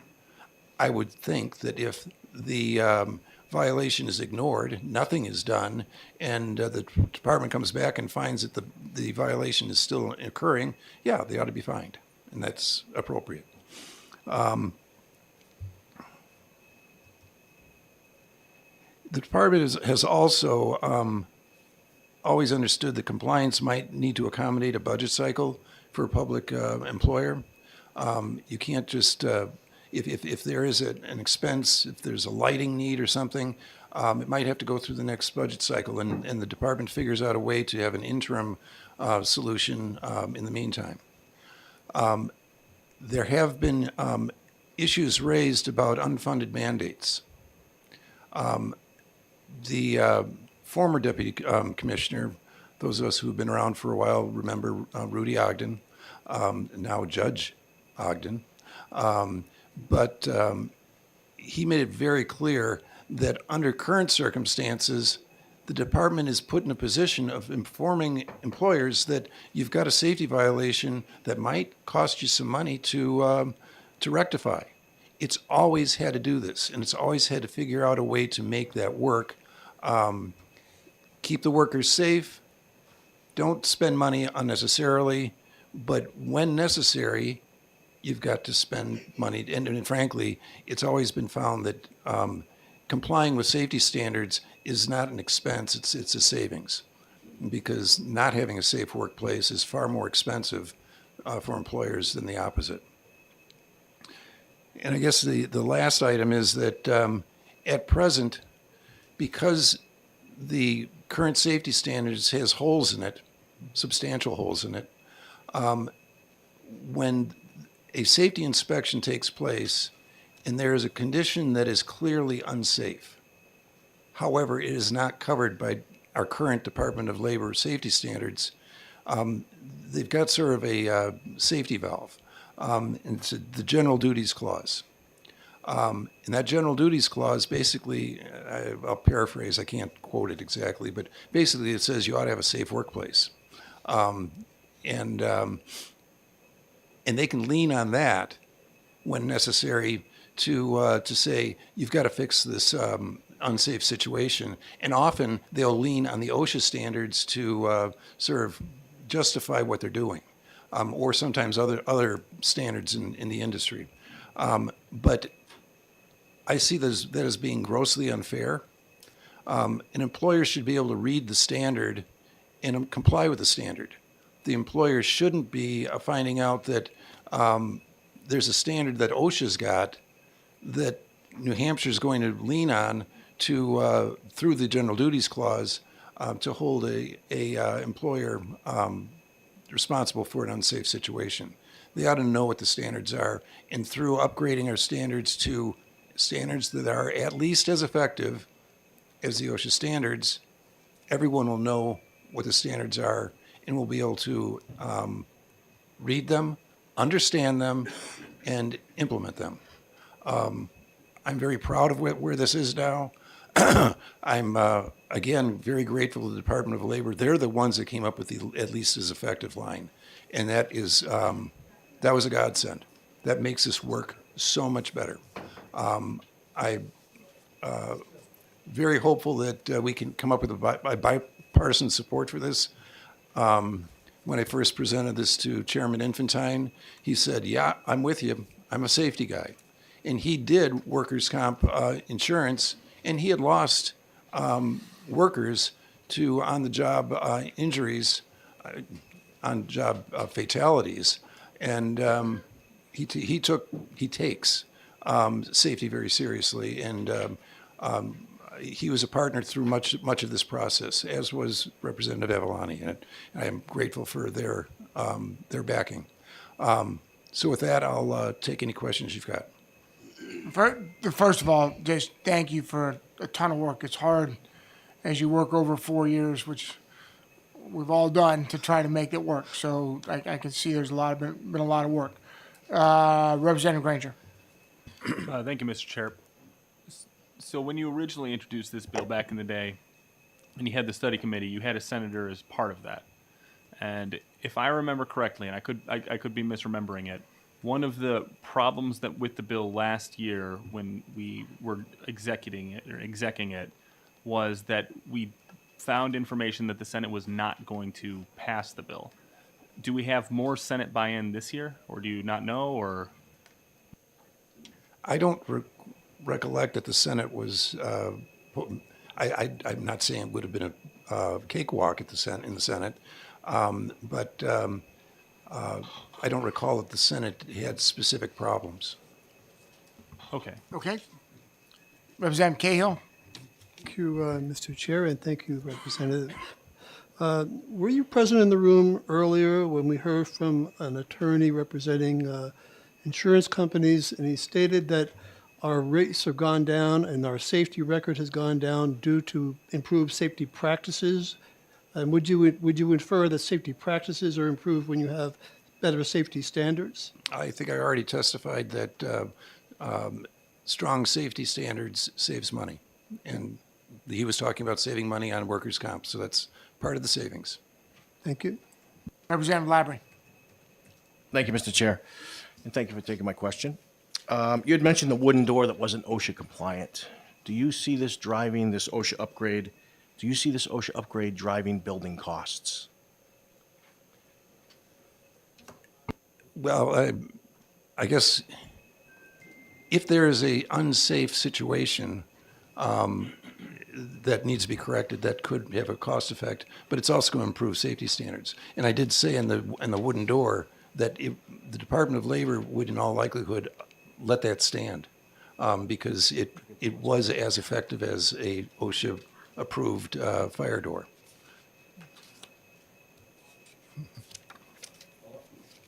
Follow up. What is the current safety requirements by DOL today when they do an inspection at somebody's yard? Do you know what they are?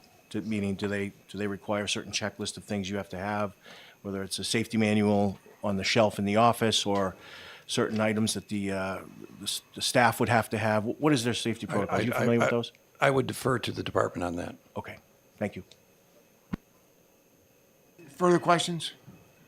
So I got a couple of things, and again, that the work seems very exhaustive. But I've worked with OSHA on several cases, and the volumes of rules, regulations, and requirements, and OSHA could fill this entire room. Is it your assessment that the wording that it makes sense for New Hampshire will prevent us from overwhelming? I mean, my town hall was built in 1819. I will guarantee you that the lights, the vents, the windows, the hatch doors, all that stuff is going to violate some sort of OSHA regulation. And how do we ensure that we don't all of a sudden put on our municipalities this overwhelming requirement to meet such volumes of regulation? That's my biggest concern. Well, I think these town hall issues are often, building standards more than OSHA standards. But I think the way this bill has been structured, where it costs a town or public entity money, it's going to be money well spent. I think the Department of Labor can avoid creating rules that are going to force. They're going to create rules that will improve safety. That's a good thing. It's also a good thing that they will not create rules that would simply spend money because of a silly requirement. They can get rid of the silly requirements and actually focus in on safety. I'm convinced of that, and I've been meeting with the department enough that I've got great confidence that they can do the job, and we'll be a better state when it's done. Okay, thank you. Seeing no questions, I'm sorry, Representative McKenzie.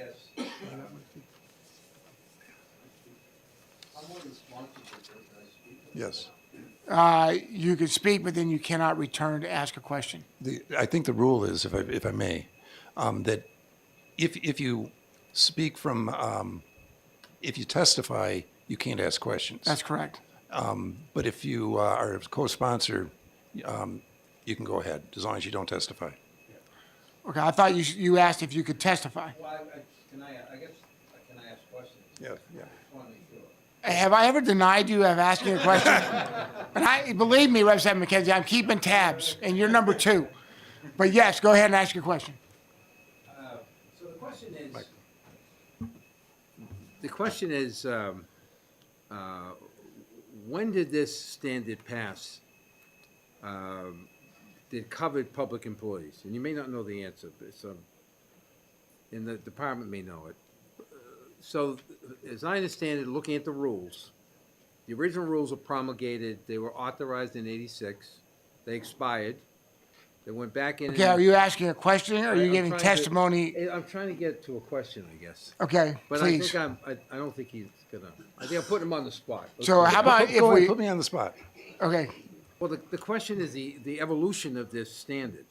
Are you the current standard, 1,400 rules? Are you familiar with the evolution of this and how many times it has expired? And It expires every 10 years and needs to be readopted. The department is working on a readoption right now, and after meeting with them last week, they're looking at 5 sections of the rules to be revised. But every 10 years, they have to be readopted. So that we're in that process right now. Great, thank you. Okay, good. Thank you, sir. All right, thank you for your... Oh, I'm sorry, Representative Hall. Go ahead. Thank you, Mr. Chair. Thank you, Representative Sullivan. My question, as a few people have commented, bringing in OSHA comes with a whole lot of baggage and a whole lot of paperwork and regulations. Can you talk about some of the specific issues that you're aware of that this would address? What the benefits are of this, like specifics, like rates of injury, that kind of thing? I'm glad you used the phrase bringing in OSHA. We are not bringing in OSHA. Way back when we did the study committee, it was specifically decided that we did not want to have an OSHA state plan because we wanted to do it the New Hampshire way. What we are doing is we are mirroring New Hampshire safety regulation on making it equivalent to the OSHA standards. I can give one example. There are no electrical standards in the Department of Labor standards. Obviously, there are many electrical safety issues, but in the Department of Labor standards, if I recall correctly, and I hope the Deputy Commissioner will correct me if I'm wrong, but I don't believe there are any electrical standards there. So it's just a gaping hole that we need to fill. Follow up. But my question is more, are there concrete examples of workplace injuries, lost work, that sort of thing that this would address? The inspiration for this bill was a worker, and I believe it was the town of Northwood, who was engaged, a town worker. They were trying to move I think it was a large trailer, and they were using a bucket loader, two pieces of heavy equipment. I'm not sure exactly what they were. The worker was, I believe, acting as a flagger, and people lost track of where other people were. He was crushed between the trailer and one of the pieces of heavy equipment and was killed. That one death, I think, is enough to justify doing this. I don't personally have percentages and numbers that I can provide to you. The department might be able to. They do all the workers' comp, so they would know. But I don't have the statistics. But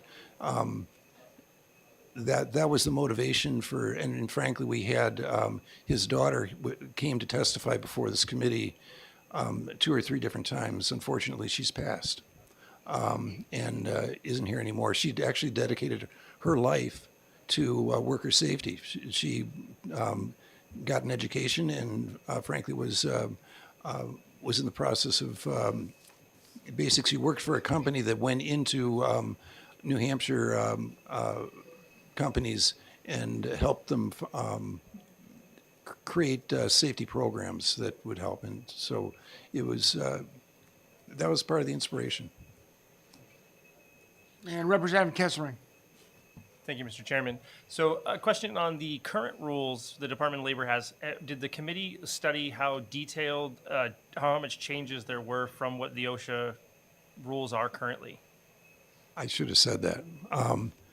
The department, leading up to the work of the study committee, they spent hours and hours and did a detailed side-by-side, and I can share this with the committee if if it's desirable. And I would just share, there's actually 3 sections of OSHA rules. The 1910 rules were the ones that we thought were most appropriate. The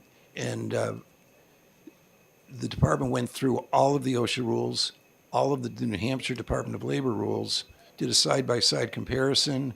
In some cases, the department had rules that had similar rules with OSHA. Other times, there's just no rule at all in New Hampshire. And they went completely through that, so that they are well prepared to do the work. And I'd be happy. I'll just warn you, it's a big file, but I'd be happy to share that with the committee. It's just a little bit tricky opening it the first time. All right, as requested, if people requested, if you could share that, that would be great. I will do that. And Representative Warden. Thank you, Mr. Chairman. Thank you for taking the question. In your bill here, you're envisioning up to 6 new inspectors, labor inspectors, to be funded. And my question to you is, if the Department of Labor already has a set number of regulations, standards in place, those are being currently enforced by the current staff levels. You're asking, what you want to do, as I understand, is to change those regulations to make them much more effective, much more strict, but there's still going to be a number of regulations in place, just they're going to be different. Is your purpose here to drastically increase work site investigations and inspections by adding this staff? These are not my intentions. The 6 additional inspectors was suggested by the department.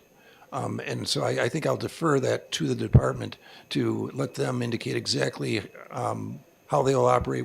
I think one of the things they're expected to do is to help employers understand the safety standards and get them ready to implement them. So that they'll be doing a fair bit of work building up to it. But again, the department it was their idea, so I'll let them explain it. Okay, and thank you. All right, good question. All right, sir, thank you for introducing the bill. And I'd like to call Miss Mary Bork, please.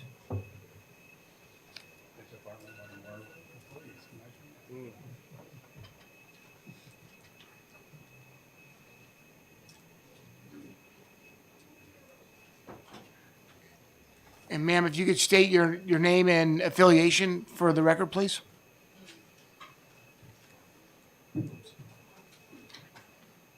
Yes, my name is Mary Burke. I am the Director of Facilities and Operations for Sullivan County. I'm also a resident of Wilmette. So honorable members, thank you for giving me the opportunity here this afternoon. Thank you very much. I have over 20 years of experience in facilities management, both in the private and public sector. And while I represent Sullivan County today, the New Hampshire Association of Counties Legislative Committee has reviewed HB 303, and all New Hampshire counties share concerns regarding its impact. This bill mandates OSHA-level safety standards for public employees, presenting significant financial and operational challenges for local governments and taxpayers. HB 303 does create an unfunded mandate and staffing burdens. Counties will need to hire additional personnel or consultants to manage and ensure compliance. Sullivan County anticipates the need for 1 to 2 full-time employees for compliance efforts, which are not budgeted and come at a time of increased fiscal scrutiny. Statewide implementation will increase competition for qualified safety personnel, straining resources further. Without dedicated funding, counties face tough budget choices, potentially leading to service reductions or tax increases. HB 303 imposes a significant unfunded mandate on counties by requiring costly building upgrades to comply with OSHA level standards without providing any financial assistance. Modernizing old facilities such as correctional centers, courthouses, office buildings, nursing homes, and garages poses financial and logistical challenges. These structures, built before current safety standards, would require extensive retrofitting, including electrical, lighting, HVAC, fire safety improvements, and accessibility upgrades. These expenses place an unplanned, heavy financial burden on local governments without dedicated funding support. HB 303 has an unclear compliance timeline for covered entities. While the state has 3 years to implement administrative rules, the bill does not specify the timeline for local compliance. Without a phased approach, counties could face rushed implementation, resulting in financial strain and operational disruptions. HB 303 would introduce yet another layer of oversight, complicating an already complex regulatory landscape. Counties already operate within a complex regulatory landscape overseeing critical service such as corrections, law enforcement, and long-term care.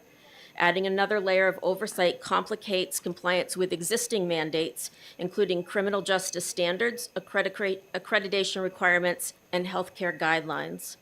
Aligning OSHA equivalent standards with county operations presents significant challenge given the unique and high-risk nature of our work.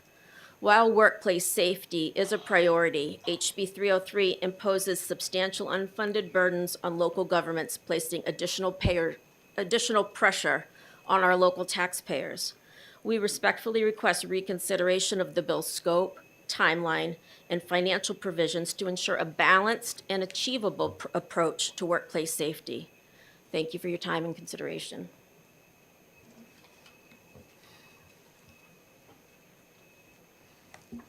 Thank you, ma'am. Are there any questions? Representative McKenzie, and then Representative Granger. Thank you.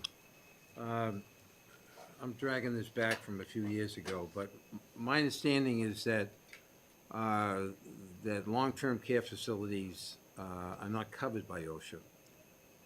That's my recollection, that they have their own standard, and therefore you are currently operating under a separate standard from OSHA, and I believe that's the case with prisons as well. They have their own standard. And then finally, I'm sorry, one question at a time, Yes, sir. please.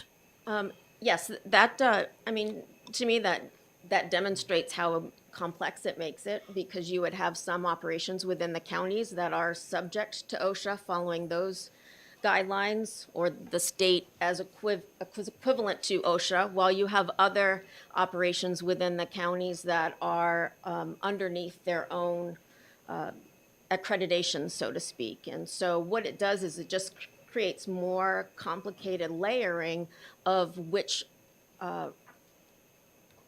regulations actually apply. And for that reason is why we're saying that it would create a much more complex safety program than what we currently have, that we do feel is effective in the way that we manage our workforce. For a follow-up, sir. Thank you. So if the legislation recognized the fact that you already have standards in place, they're nationally recognized standards, and you were not covered by, so we would write you out, that section, would that help you? Would this be less complicated for you, given that OSHA doesn't cover those areas anyways at this point? Well, there's certainly a wide variety of things that we do within the county beyond long-term care and corrections. I would also group the sheriff's office operations within at that probably as law enforcement. But, you know, we operate courthouses, we have office buildings. And so I think even if you were to exclude long-term care and corrections, it would still create a fractured program within the county to be ensure that we were operating in a way that met all of our requirements, whether it was through DHH licensing, whether it was through the administrative rules or whatnot. It just increases the complexity, I think, no matter which way you look at it, because the counties do provide a wide variety of very unique services that are unlike each other. Thank you. Okay, thank you. And Representative Granger. Thank you, Mr. Chair. Do you think this bill would increase property taxes? I would say in most cases, most definitely, not only at the county level, but also for municipalities. The committee has already talked about old facilities. And so one of the things to think about is over time, we have these older facilities that local governments are operating in that have kept up with building codes and increasing fire codes as they've needed to. In terms of when they do renovations, they need to bring things up to building codes. But if buildings haven't done renovations for a long time, you're asking now a building that wasn't planned to have any type of renovation to now meet a modern safety code that really the local government hasn't been in a position to factor that into their capital improvement plan, whatnot. So whether it's things that need to be addressed immediately or things that need to come longer term, depending on the length of time that entities have to comply, is most definitely those are going to cost, and that cost will be passed on to the local taxpayer. Thank you. Seeing no further questions, ma'am, thank you for coming down. Appreciate your testimony. Thank you very much.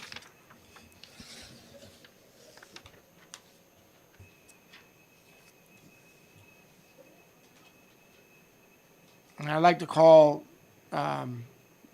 Saya Nord.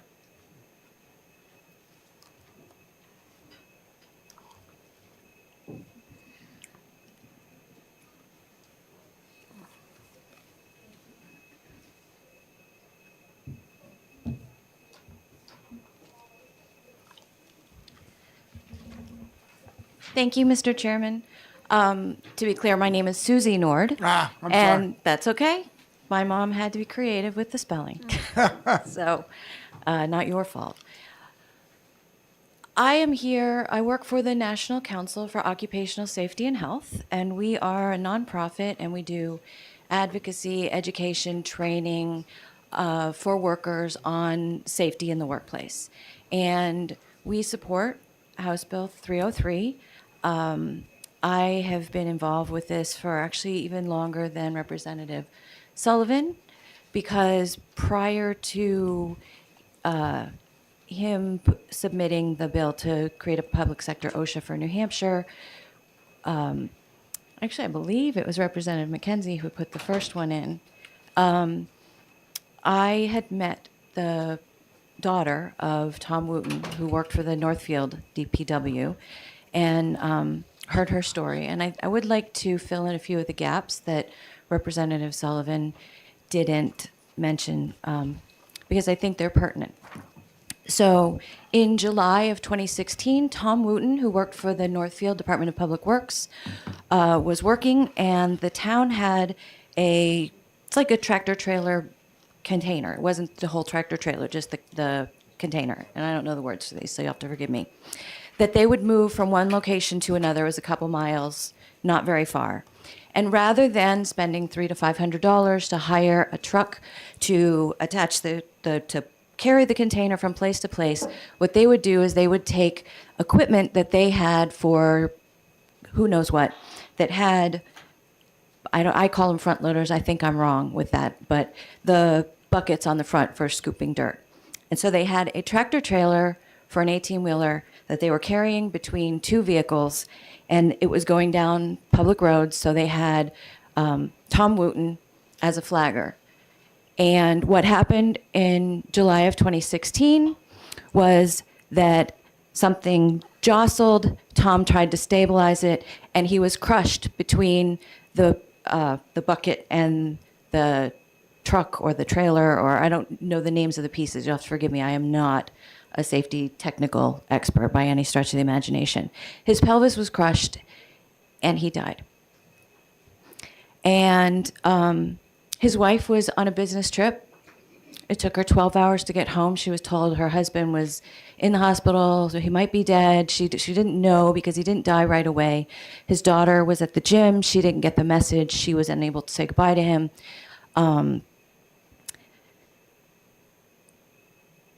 And so his family became a statistic, basically. He became a statistic of someone killed on the job.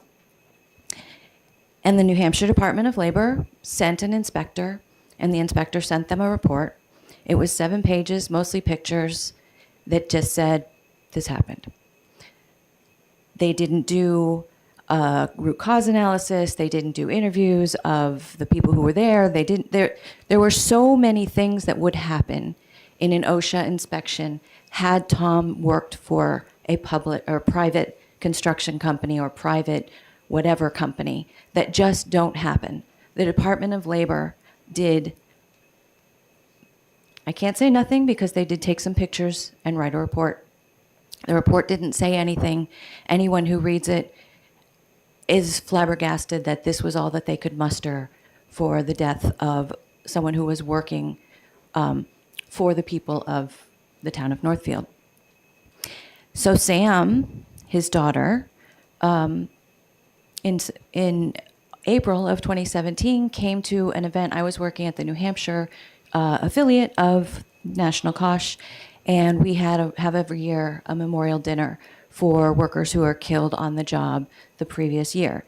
And Sam and Tom's wife Allison and the rest of the family came, and 9 months later, you could still see this family, their pain was palpable.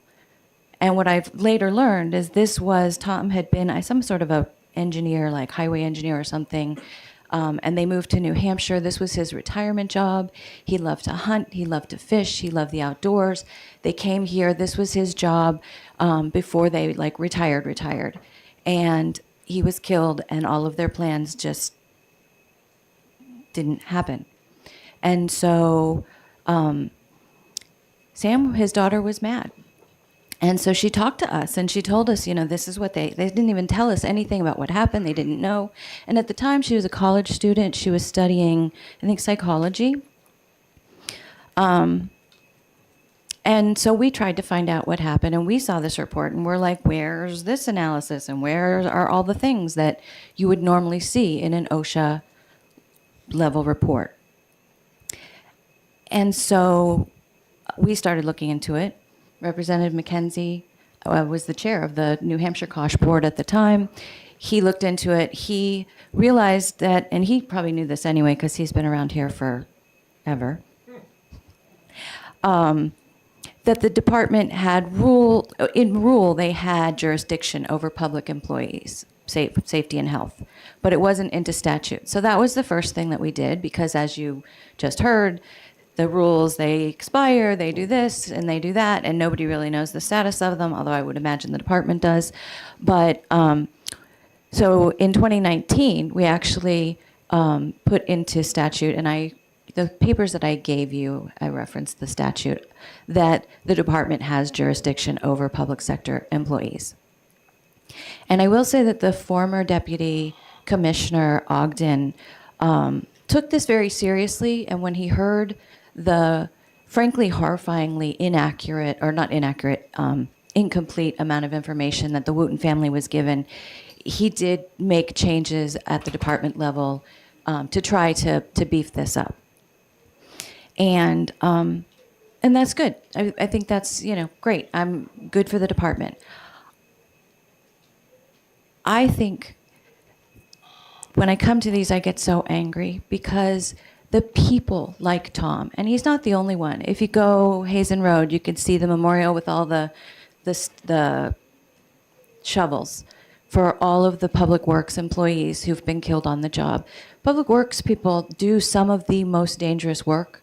Tree service is like a hugely dangerous job. Who knew that?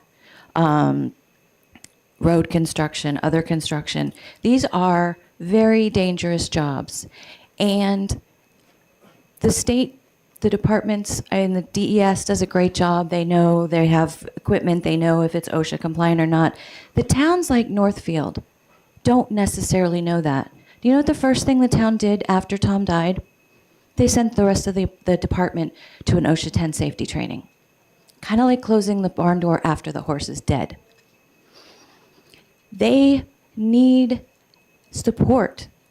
in getting this. As the woman from the counties said, the smaller entities that live on these shoestring budgets, and I suspect, I hope, that some of the 6 employees that the Department of Labor intends to add have to do with there's aspects of OSHA that we do not have for public sector employees that is available for private sector employers, which is sort of like a consultant program, coaching and consulting, so that the employers can actually for free have someone come and look and tell them these are the things that an OSHA inspector will find, and here's the things that you can do to bring yourself up to code. Because what happens when you run the way that we're running now, where everybody has their own thing, and if you have the money and the expertise in-house, great. If you don't, it's the employees. It's the people who work for our towns and our counties and our schools. They're the ones who bear the risk. It's families like the Wooten family who lost Tom's income for the rest of his life. I believe he was in his 50s. So he had, 10 more years of working. They lost his companionship. His granddaughter lost her grandfather. His daughter lost her father. The family was devastated by his death. And that's just one of, I think since 2000, it was something like 40. I believe it was maybe 1 or 2 a year between all levels. And that's as comprehensive as we could get. Some of them aren't recorded. Some of them aren't even considered. There's workers' comp issues that if somebody's rejected, they don't. I mean, there are so many large entities that are on the side of who's paying and what's going on, and so few of us who really are here to say what is the right thing to do for the people who work for this company, like Tom. Because I actually, I met the inspector who did this pathetic excuse for a report. I had lunch with her, and what I want to tell you is that she told me, she's like, yeah, what they were doing was obviously crazy, but there's no law that says you can't do that. And I said to her, I'm like, well, what about the general duty clause, which literally says you can't do crazy things? Maybe not literally, but it does. It says you have a general duty to provide safe work to your employees. And we in the state have said that, you have, that's in state statute already, even at the time in 2016. But the inspector, the person who looked at this, was like, yeah, it was kind of his fault because he was being too conscientious. He tried to fix something. And now this is, if this was a court of law, the rules of evidence don't apply, it's hearsay. But just so you know, this is why professional standards that are right now, at this moment right now, all of the private employers that are over a certain size in the state of New Hampshire are subject to. So we're not asking towns and cities to do anything more than we ask our small businesses to do. We aren't. We're asking them simply to protect their workers, the human beings who are the ones who bear the risk when their employers can't be bothered to do the least, and people in my industry, the health and safety industry, for lack of a better word, consider OSHA standards a bare minimum. And if you look at probably the long-term care standards that they're using at the county level, they're going to pass by this because they'll probably be higher. Lots of professional associations have higher than that. And that's fine. That's always great. But OSHA's a bare minimum, and I think that we owe our public sector employees, our neighbors, our friends, that bare minimum as well. Thank you. Thank you, ma'am, for your compelling testimony. Are there any questions? Representative Granger. Thank you, Mr. Chair. You mentioned some sort of general rule in OSHA that says don't do crazy stuff, more or less. Yes, the general duty clause. Is that just a OSHA regulation? The general duty clause, it is an OSHA regulation, but it is also one of when in 1986, as Representative McKenzie said, when they first put some of the OSHA standards, that's been an OSHA standard for as long as OSHA's been around, so since 1970. And that basically, general duty, what it means is the employer has a general duty. Anything that is not enumerated in this, mountain of rules and regulations which get ridiculously specific, I would 100% admit.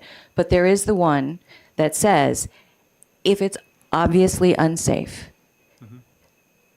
as if like a sane person would say, you shouldn't be doing that because someone's going to get hurt or killed, then the department can cite someone. And as Representative Sullivan explained, that right now they use that in places where there might be either an OSHA standard or a professional association standard. They reference those, but they actually would cite someone under the general duty to provide safe work.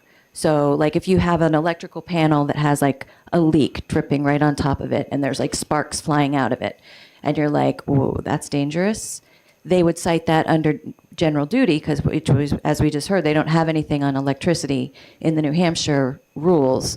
So, and then what the inspector at the New Hampshire DOL would do is they'd probably look at whatever code, electrical code or something like that, that they thought was appropriate, and they would say, this is what we suggest you do to remedy it, but the citation would actually be under this general duty, which already exists today in New Hampshire. I think it's the 1400 rule, but I could be wrong. For a clarification question, yes. So are you referring to a state law or an OSHA standard? Is this an OSHA standard or a state law? It's both. It was originally an OSHA standard, and then in 1980-something, the department put several OSHA standards into, I believe it's the 1400 rule, but don't quote me on that. And the general duty clause is one of those. Okay? Okay, thank you. You're welcome. Questions, Representative Hall? If I understand you correctly, and first of all, let me preface my question. This is a horrible story, tragic. I understand everybody's heartbroken. But if I'm understanding you correctly, there was already a rule against doing what was done when this tragedy occurred. There was. And so you would think that the inspector would have said, doing this crazy thing that, again, hearsay, people driving by said, someone's going to get hurt or killed doing that. Everybody who looked at it could say, this is insane. Why are you doing it this way? Spend the $300 to get a truck to take it. But the inspector, for whatever reason, said, there's not a law that specifically says you can't carry a trailer between two trucks that weren't designed for carrying trailers. And so she didn't do any, she did not cite the town of Northfield. For a follow-up. Quick follow-ups. So the difference that this bill would bring is a different set of standards for writing the report after the accident occurred. Is that accurate?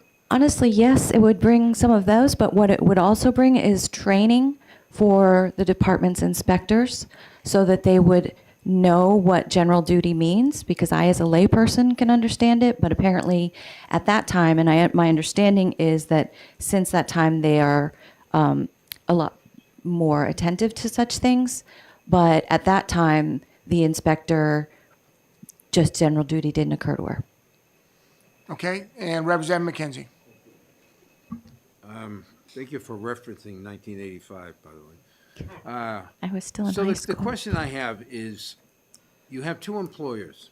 You have a state employee or local town employee, and you have a private employer. Work on the same road, in the same town, right next to each other. So what rules apply to the private sector worker? Does OSHA apply there? As long as the company is large enough, yeah. If it's like a sole proprietor, probably not. And the other side of the street, those that are not working, The ones that are working for the public sector entity are subject to whatever's in the DOL rules right now. right, okay, but it's not the OSHA standard. So the point Right. being, if I could, two different sets of standards for those people that are working in the same road. Well, and the thing that I find really interesting is that nobody from federal OSHA. They have an office here in New Hampshire, and they come to the New Hampshire Memorial Dinner every year. So I talked to some of their inspectors and have told them what I'm working on, and they're all like, "Oh, you know, I see road construction or this or that all the time that if we were looking at it, wouldn't be done the way it was being done." But you know, you can't get one of them to come in here and tell you that on the, you know, in public. But the towns and cities do the best that they can. I'm not saying that they don't appreciate their employees. I don't. Northfield built like a little monument to Tom. But they are under tremendous, tremendous pressure from those who say, cut, cut, cut, don't spend, don't spend. And safety is one of those things that even though, and if you look at the page 2 of my testimony is on page 1, page 2 has some links. I hope you'll email me and I'll send you the actual live links, or you can type them in, whatever, that talk about what would actually save money is to take care of your employees and do things right, rather than have to build a monument and to them later. And this is, you know, I talk about Tom Wooten because it's a dramatic instance. If you figure that public workers are 10 to 15% of the workforce, think of how many workers' comp cases that is, how many slips, trips, falls, struck by, electrocutions, the common things that happen to people at work that are so easily preventable, and the cost to prevent them are minimal. It's put a sign up, to move this, don't, you know, the things that say this base to remain open, those kinds of things. The large majority of the cost in the system is not Tom Wooten's fatality.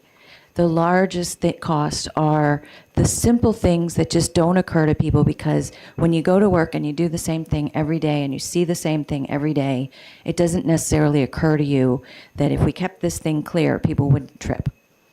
But an OSHA inspector would come in and say, you keep this clear, and then you don't have those. And that's what I would say probably 75% of the benefit of putting this bill in would accomplish. Thank you, ma'am. I appreciate it. And if I could call Miss Albert and Mr. Kerrigan.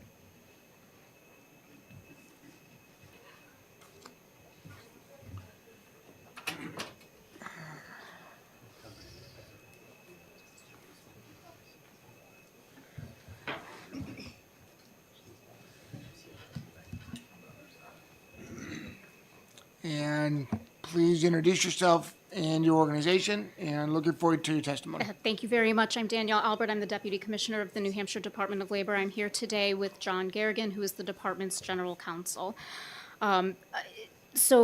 Maybe as a beginning point, the department has reviewed the proposed language. Representative Sullivan had referenced in his testimony that he has worked with the department in relation to this bill, and he did a very lovely job, I think, introducing it. Just by way of summary, the department understands the proposed language to be requiring us to promulgate and develop regulations through the administrative rule process that are at least as safe as the OSHA 1910 standards and protections. There is some authority that's granted to the commissioner through the proposed language to determining which of those standards may be inapplicable to New Hampshire, and it also requires annual review and reporting, annual review of the standards that have been developed, with determinations as to whether or not new standards need to be added, altered, or changed, as well as making recommendations to the legislature based off of those annual reviews. So that's our understanding of what the proposed language is doing. As Representative Sullivan had noted during his introduction of the bill, this would be done through the rulemaking process. The department has safety rules that pertain to the public employment sector. Those rules really come from several statutory authorities. They come from RSA 277, they come from 281A 64, and culminate in the 1400 rules, which are where the safety standards, the current safety standards exist. The department is currently working on those rules. Representative Sullivan had referenced that when he introduced the bill. And in working on those rules, they are due for wholesale readoption in April of this year. But what we have done is looked at them and tried to identify, specific areas where gaps need to be filled, where they could be enhanced or modified to provide additional protections. The sections that we are looking at relate to confined spaces and some other areas that we've identified as needing perhaps increased safety provisions. Our intent, whether this language passes or not, is to continue working on those rules. Certainly, if this passes, there will be a statutory mandate that specific OSHA-esque standards are brought into those rules. Some questions had come up, or some commentary had come up related to how much time the department would need. There's currently within the statute, there's a 3-year post-effective date time frame. The department would estimate perhaps 4 years, maybe better. Representative Sullivan had referenced deferring to the department on time frame. We would anticipate that the 4 years would allow the department to fully draft those rules and go through the GELCAR process. I always forget exactly what GELCAR stands for, but the Joint Legislative Action Committee, who is the legislative body that's responsible for putting rules through. Our hope would be to be able to promulgate those rules in sections, but from start to finish, it can take up to 6 months for rules to go through GELCAR. So incorporating in the drafting process, coming up with the language that would be relevant for the rules and then putting it through that process, we think 4 years would probably be enough time. That would also give the department time to hire the staff persons that are referenced within the bill, as well as get those individuals trained. Kind of relative to cost, the department can comment on cost to the department itself. We have put within the fiscal note that we were asked to provide our estimated cost of cost incurred by the department in order to put these changes into place. It is premised upon the 7 staff persons that are referenced within the statute. There is also a component related to spacing. The department's current space is not big enough to hold 7 additional staff persons. We would need to look for new building space in order to increase our staffing by that size.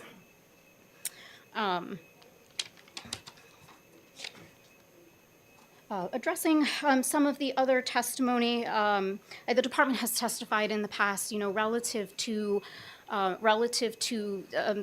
safety as regulated by the department as it currently stands. We've acknowledged in the past, and we continue to acknowledge, we do need to do a good job and a better job, with safety. I am comfortable reporting, and I believe my predecessor had also reported, we have made some changes over the past several years relative to improving the quality of inspections, how inspections go forward, training and qualifications for our inspectors, and relative to report writing, so that it is an improved and a more quality product. Again, regardless of whether this legislation passes, it's our intent to continue making those improvements, and it's a goal that we continue to have. And I'm happy to entertain or to take any questions if there are any. Representative Drago. Thank you, Mr. Chair. We've heard basically there's two standards. There's the OSHA standard and then the safety standard that we have for the public sector. The consensus is that the OSHA standard creates a much safer workplace. My question is, do you have numbers to show if we take the same type of worker, say tree worker, parks and recreation that maybe cutting grass, is the incidence of injuries reported per capita higher in the public sector or the private sector? I don't have direct numbers available with me today. My general recollection is I believe lower, but I would like to get the firm numbers for you. So if it's agreeable, I'm happy to go back to the department and we can look at we can pull some data to give to the committee showing, you're looking for the comparison between public and private sector. Is that correct? Yes, if you could do that, that would be great. Yeah. Okay, yeah. Okay. And are you, the information that we would have would be based on injuries, so you're looking for reported injuries, okay.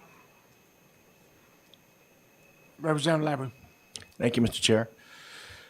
Deputy Commissioner Albert, you don't go much higher on the ladder than you are. So this question, I'm hoping you can answer it. Do you feel that your department's standards for safety inspections are inferior to OSHA's standards? And do you feel that you are due for an overhaul? Thank you for the question. It's a very good question. I don't know how I would go about or how the department would go about rating inferiority. I think as the department has previously testified, as we've testified today, certainly there can always be improvements that are made, and we've already taken some steps towards improving some of those standards. Our understanding of the intent of this proposed language is to bring forward a more harmony between OSHA requirements and what's currently required by state regulation and state statute. So there are differences between the two. I think it's fair to say that there are differences between the two. There are some similarities as well. Please. And just real quickly, you had made mention that there was a need for more space, more real estate. Are we talking a new building, or are we talking, what do you think we're talking here? Renovations, new building? That's a very good question. I think more likely than not, probably a new building. It's a little bit unclear to us at this point in time. The department is currently at full capacity in the sense that we are out of space to literally seat new employees were we to hire any. So with 7 new positions, we would more likely than not need new space. The building we're currently in is one that's rented. We do not own it. So we very well may need to look at renting a new space. Thank you, Deputy Commissioner. Representative Hall, and then Representative McKenzie. Thank you, Mr. Chair. Question, the bill calls for funding new inspector positions, but strikes me that OSHA regulations are a moving target, and you would need some amount of staffing to track those and make sure you're staying in compliance. Could you do that with existing staff, or would you need additional people to do that? Thank you for the question. It's an excellent question. Currently, as this language is proposed and is written, there would need to be tracking relative to the OSHA standards, but if OSHA standards changed, it wouldn't be the same as incorporating them by reference in the sense that whatever the federal government is doing would word by word be drawn into the state level. We do have individuals within the department who assist in tracking legislative changes, both at the federal and at the state level. So I believe we would more likely than not have sufficient staffing to look at the changes and to keep abreast of them such that we were able to be making decisions through those annual reviews about what would need to change, what would need to be incorporated in. I think it would be more robust and inspections to have individuals going out and actually performing those, working with the employers, providing the education on the new changes, how to stay in compliance, and to work with them on mitigating or correcting any violations that may be found. So I guess very compelling testimony on the need to improve safety standards. Some of that is the regulatory requirements. Some of that is a culture of safety. And some of that is enforcement. What this law, as I understand, having listened to it now for the last hour, what this law does is it says, hey, here's a mound of regulations. Let's pick and choose which ones make the most sense for New Hampshire. And my question is, as the person, there's someone going to do it. Someone at the department later is going to say, okay, I want that one, and that one. And the compelling testimony of Representative Sullivan is, this is going to make sense for New Hampshire. But really, make sense for New Hampshire comes down to that person that is picking and choosing.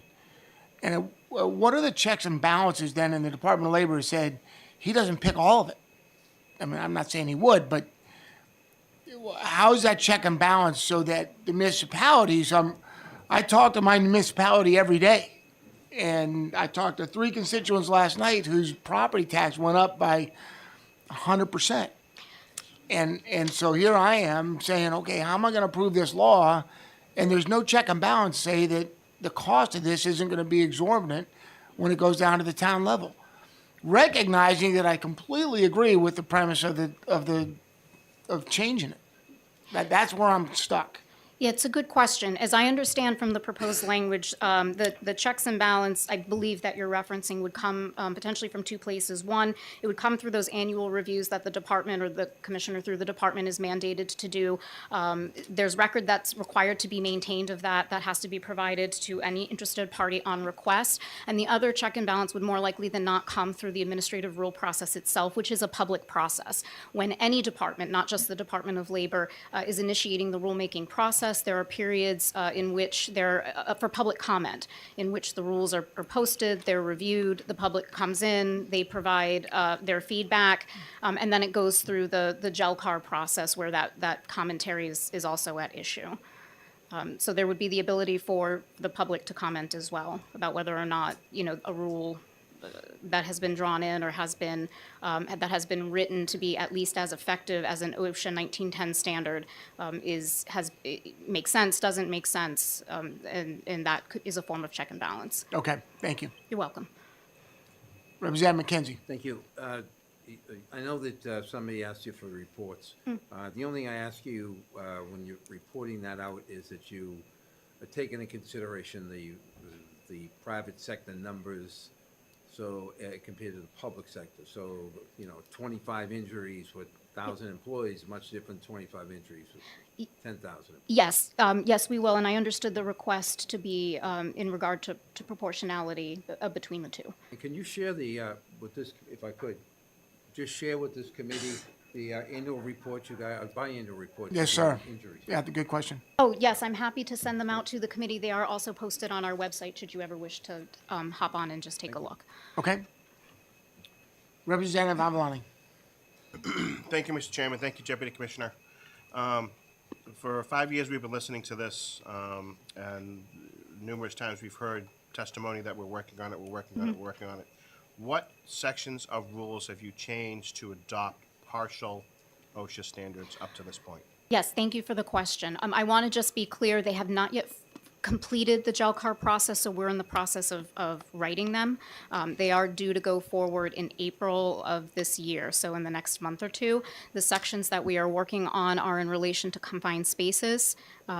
We are looking at flammables and combustibles, ladders, wires, rigging, the name of that whole section, it's wires, rigging, ropes and chains, and exits. Okay, thank you again for your patience and your time. Subject to any more pin cards on HB 303, this closes the hearing on HB 303. We've got about an hour left. We've got two bills to consider. And my sensing is we'll press and work on those two bills, but we will finish at 4:30. So we'll make a final assessment after we go through HB 378. And so I'd like to open the hearing on HB 378.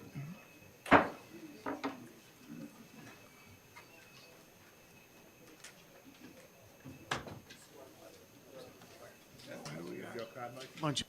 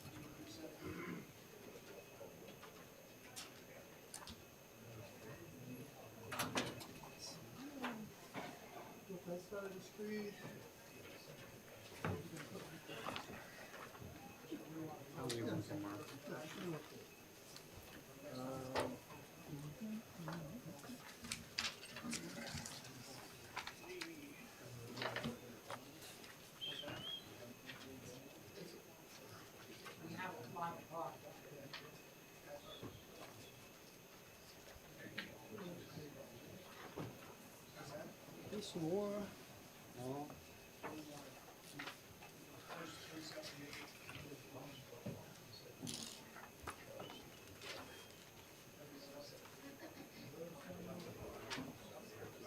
And that is for a couple of years. Some more. How many trees you killed with this bill? All right, Representative Cahill. Yes, sir. What we're gonna do, judging by the number of cars that just came in, I went from 1 to 100 in about 4.5 seconds, which is a speeding violation. We're gonna recess on 378 today, and we'll take that up next week Okay, in favor of 735, which we'll address today, okay. if that works for you. It works fine, thank you. Okay?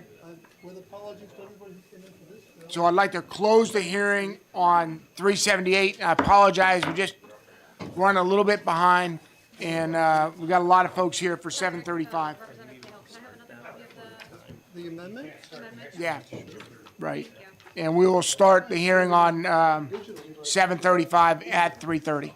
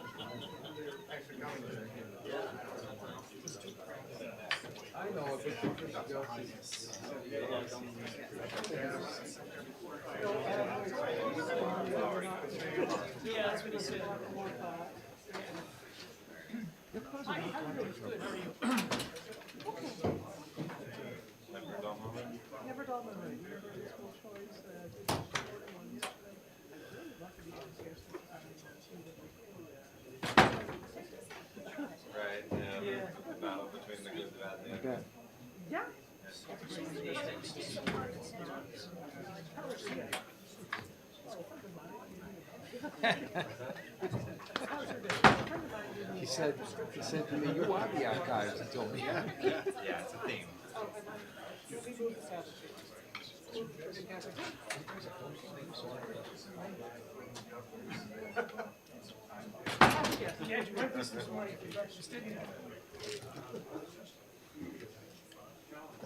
The OSHA stuff was pretty interesting. They've moved it in a really good direction. I think it's a lot less federal bureaucracy and much more married into what New Hampshire is capable of doing. Richard, how are you? Good, sir. Happy to see you. Yes, sir.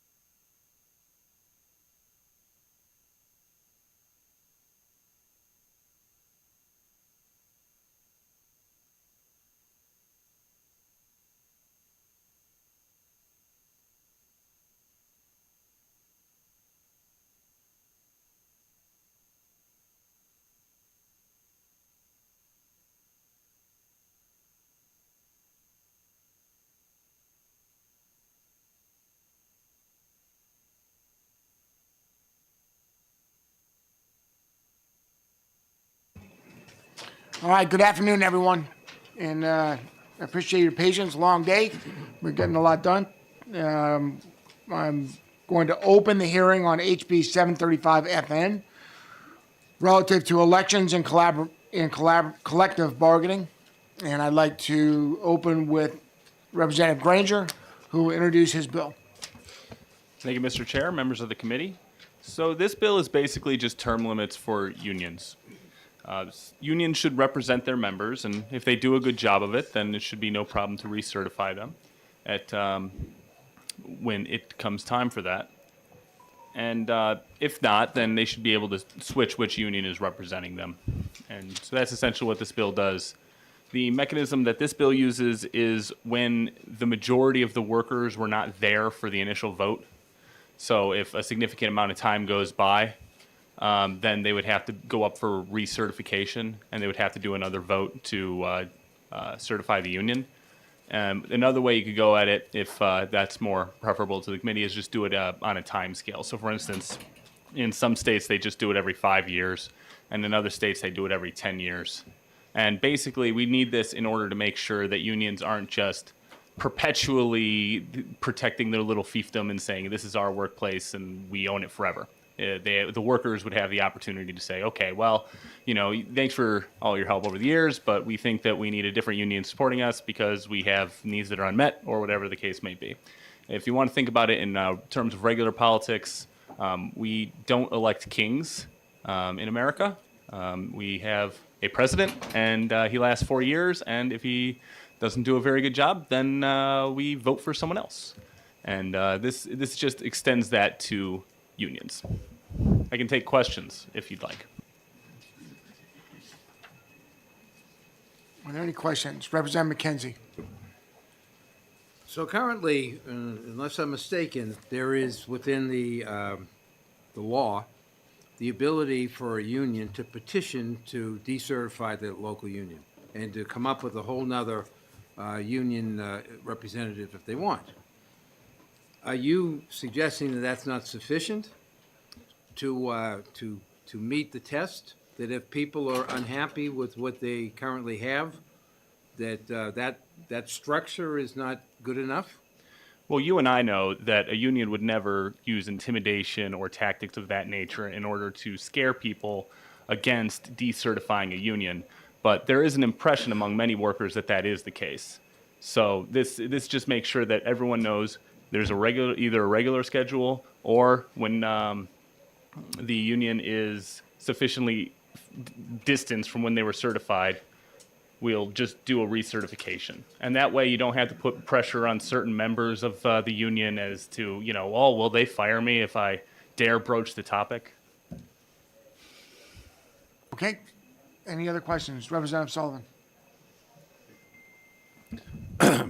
Your bill makes reference to both the Department of Labor and the Public Employee Labor Relations Board.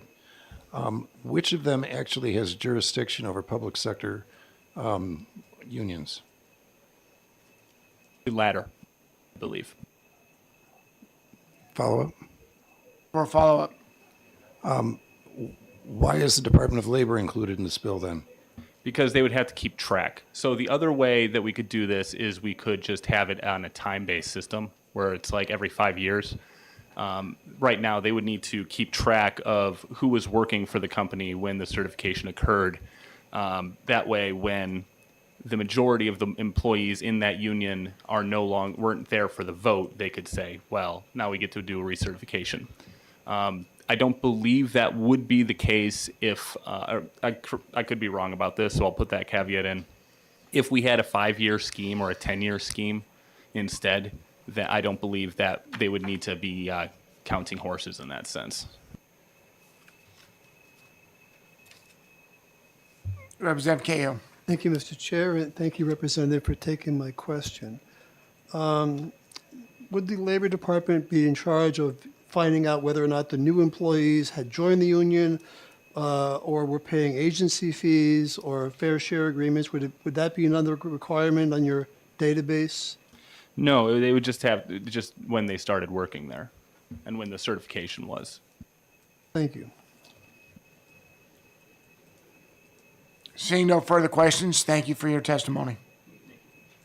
Thank you.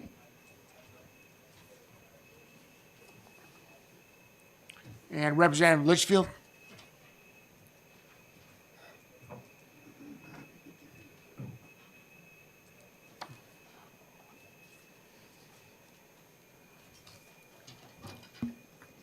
Thank you. And Thank I'm you. happy to see Representative Farrington. You're here safe and sound. I heard you had an exciting day. My name is Melissa Litchfield. I am a state representative representing the towns of Brentwood, Danville, and Fremont. I am a co-sponsor on this bill, and naturally, I'm here to support it. Unionized employees should have the power to pick which union is representing them. Only about 7% of the private sector union members have ever had a say in which union represents them, and the percentage for many public employee unions is even lower. Since most government unions were founded in the 1960s and 70s, few, if any, of the public employees who voted for these unions are still on the job. Unionized employees should be empowered to choose on a regular basis what union, if any, will represent them. And this is not about taking power away from the unions. It is about empowering the members. This is what the union should be all about. I just wanted to share personally, I had served on 2 different school boards, one for 9 years, one for 6 years. I negotiated many collective bargaining agreements and also MOUs during COVID. I just have found that I think many times the membership was not aware of what the leadership was bringing to us, whether it be contract negotiation stipulations or grievances.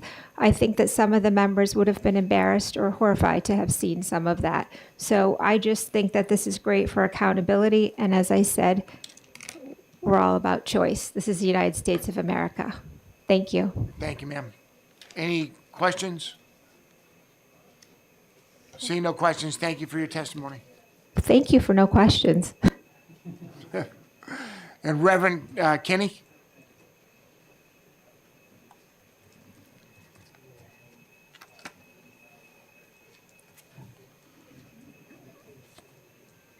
Mr. Chair and members of the committee. Please turn your mic on, and if you could just state your name Yes, and yes. affiliation for the Yep. record.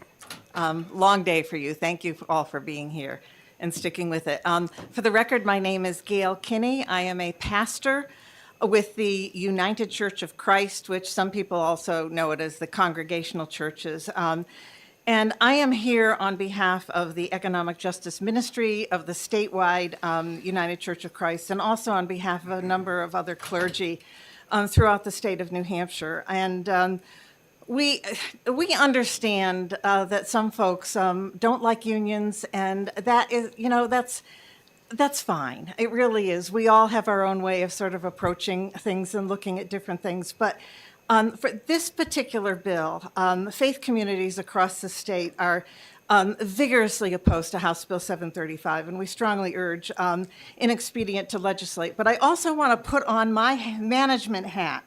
And I have previously been a part of management in the public sector, and I would say this bill, as written right now from my viewpoint, from management, is stunningly unworkable. And it also, from my perspective, again, the management perspective in the public sector, amounts to a really bureaucratic, unfunded mandate. The idea that the Department of Labor would have to, in every single one of, and the fiscal note says that there are at least or approximately 678 public sector bargaining units in the state of New Hampshire, and that each one of those 678 units, or even more as they occur, have to track every single worker when they started.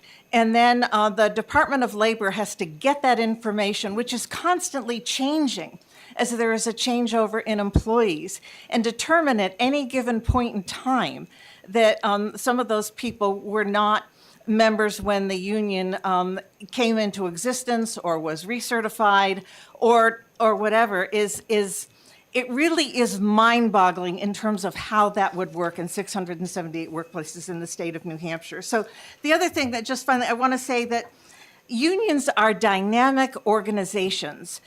Unions are the workers. The union is not a third party. Workers make up the unions. The majority of workers bring a union into being, not somebody else. The workers themselves in that particular workplace. And they get to vote on whether or not the union exists. They get to vote on who the officers are. They get to vote on what the contract says.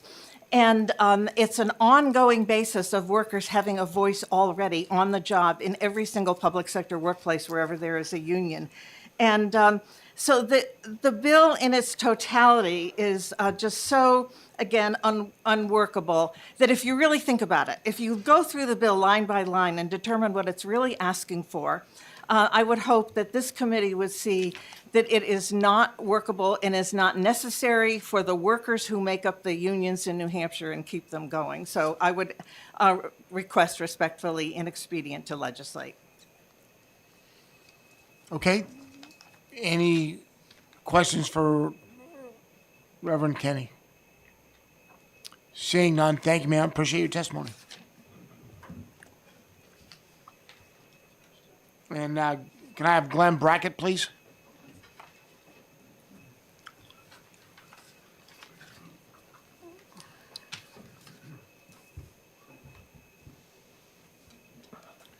And sir, if you could state your name and then your affiliation. Thank you so much. Thank you, Mr. Chairman. For the record, my name is Glenn Brackett. I'm the president of the New Hampshire AFL-CIO and a 45-year member of the International Brotherhood of Electrical Workers. And for the last decade, I've had the honor and the privilege of being the president of the New Hampshire AFL-CIO, filling some very large shoes. My organization represents over 15 affiliated labor unions, 40,000 workers in New Hampshire, and including our first responders, postal workers, firefighters, police officers, and more importantly, our building trades, our school teachers. And we're here today to oppose House Bill 735 FN. And I know you've had a long day here, so I'm not going to go through my prepared remarks. I just think that this is a waste of all of our time. You look at the fiscal notes are aggressively underestimating the cost of this. And I think we're better served moving the people's work into something that is less union busting and more proactive. Thank you, Mr. Chairman. Okay, thank you for your brief comments. Do we have questions? Representative Leclerc. Thank you, Mr. Chair. President Brackett, have any of your members of any of the unions that are being talked about here asked for something like this? Not to my knowledge, no. All right, thank you. Are there any other questions? Representative Kesselring. Thank you, Mr. Chair. So I have a question. I heard it mentioned that there is a possibility there's a way for this to happen inside the union. I know you represent a lot of them. Sure. So could you explain that maybe a little bit? Well, in federal laws, there's the ability to decertify a union. If people don't want to be part of a union, they fill out cards and they can call for union election. Those are the processes in place, is what this bill is calling for. The process is already in place.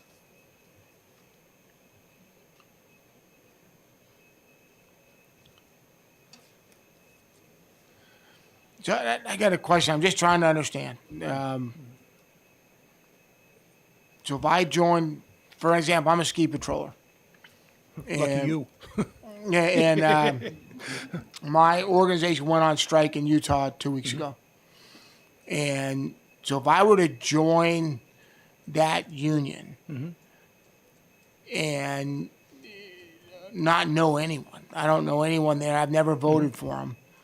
I've never signed up for them, but that's the union that's in my organization. Sure. I would have to, and I was not satisfied with that leadership. Then in order to get rid of them, I would have to go through a process and sort of a bottom-up revolt against that leadership. Is that, I'm sorry if that seems, I mean, that's just sort of my understanding, but I don't.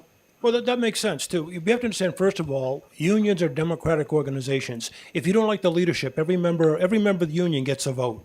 And if you have, just like all of you sitting here, if you do a lousy job, your membership will vote you out.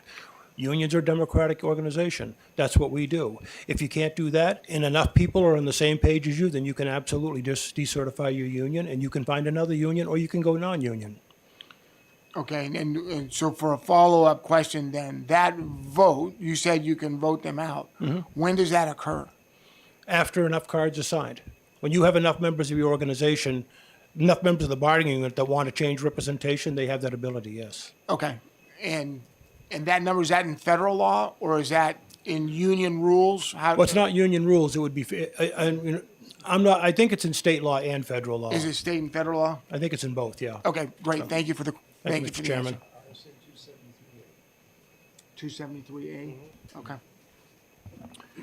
And Representative Kessler, you have another question? Thank you, Mr. Chair. So I have a follow-up to that. So the question that I'd have is how many times has that happened that in the state? Oh, boy, it's happened. It's happened quite a bit in the public sector, yeah. But put a specific number on it? Great, thank you. Representative Cahill, and then Representative Schultz. Thank you, Mr. Chair, and thank you, Mr. Brackett. The process you described for decertifying, is that rather similar to the process to certify a union? Yes. It's the number of cards? Yep. Thank you. Okay, Representative Schultz. Thank you, Mr. Chair. Haven't some unions in New Hampshire, I can think of one prominent union, who had considered even swapping to a different international? Yes. You know, that happens, that can happen as well, right? It You might happens still wanna- more often than you would think. Where you want to still have a union, but Yep. not that union. There's a history here in New Hampshire of unions, bargaining units changing representation for exactly that reason. Representative Sullivan. Thank you for taking my question.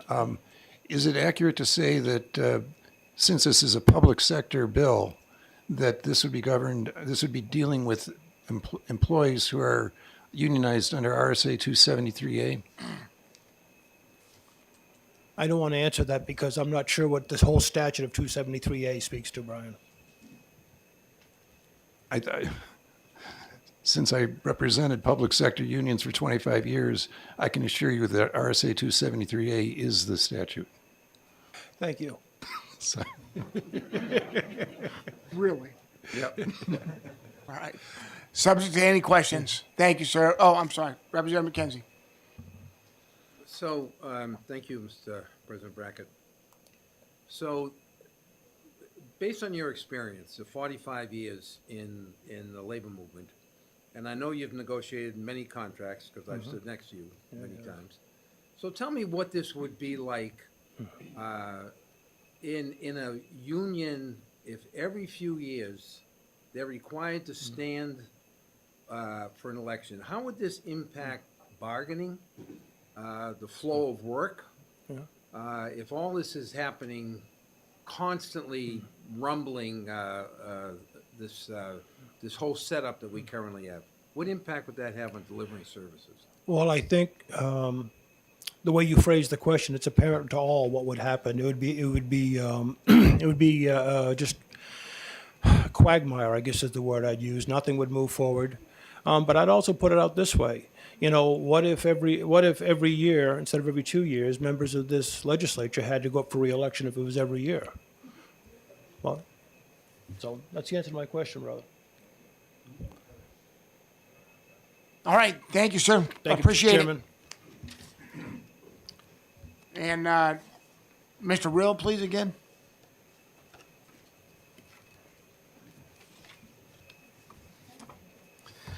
Good afternoon, Chair, members of the committee. For the record, once again, my name is Brian Rill. I'm the president of the Professional Firefighters of New Hampshire. We represent 43 local unions throughout the Granite State. I will be super brief, as you've seen me enough today. I speak here today in opposition to House Bill 735, and just to echo a couple of the remarks that we've already heard. Yes, Representative McKenzie, there is a decertification process in place that has worked for many years, and it's worked well. I also heard the question asked whether or not locals have decertified and exercised that process. It has worked. We've seen it in our organization. We've seen folks decertify and move to a different labor organization. We've seen folks decertify from a different labor organization and come with the professional firefighters. Collaboratively throughout the state, the unions work very well together. We have a harmonious relationship with one another. So we do not prevent any member's right from leaving one labor organization and moving on to another. The idea that there may be a strong arming of sorts to keep members involved in the union just simply does not occur, at least in our profession here in New Hampshire. And so I just want to quell that rumor to begin with. Also, I'd like to say that I think it's interesting that we talk about empowering unions, and there was a fairly lengthy discussion on right to work previously, and even many proponents of right to work say that it's about choosing a labor organization, and members choose to certify as a labor organization with a certain union, and they have that right as it stands right now to leave. If they choose to exercise that right, that's great. If they're forced to every so often, it's going to lead to a slowdown in, as Representative McKenzie mentioned, the operations. It's going to lead to a lack of harmony within the labor and management collaborative. And it also has unintended consequences of impacting the other side of the table. So while the thought might be that this may weaken unions, I, A, don't believe that to be true, and B, I believe the unintended consequences are that it affects the management side in that it's costly, it's time-consuming, and it's problematic, and it increases anxiety amongst the workforce. So I would ask you all to respectfully oppose this legislation. Thank you. Thank you for your testimony. Are there any questions around the table? Seeing no questions, thank you, sir. I appreciate your long day. And Mr. Brian Hawkins, please.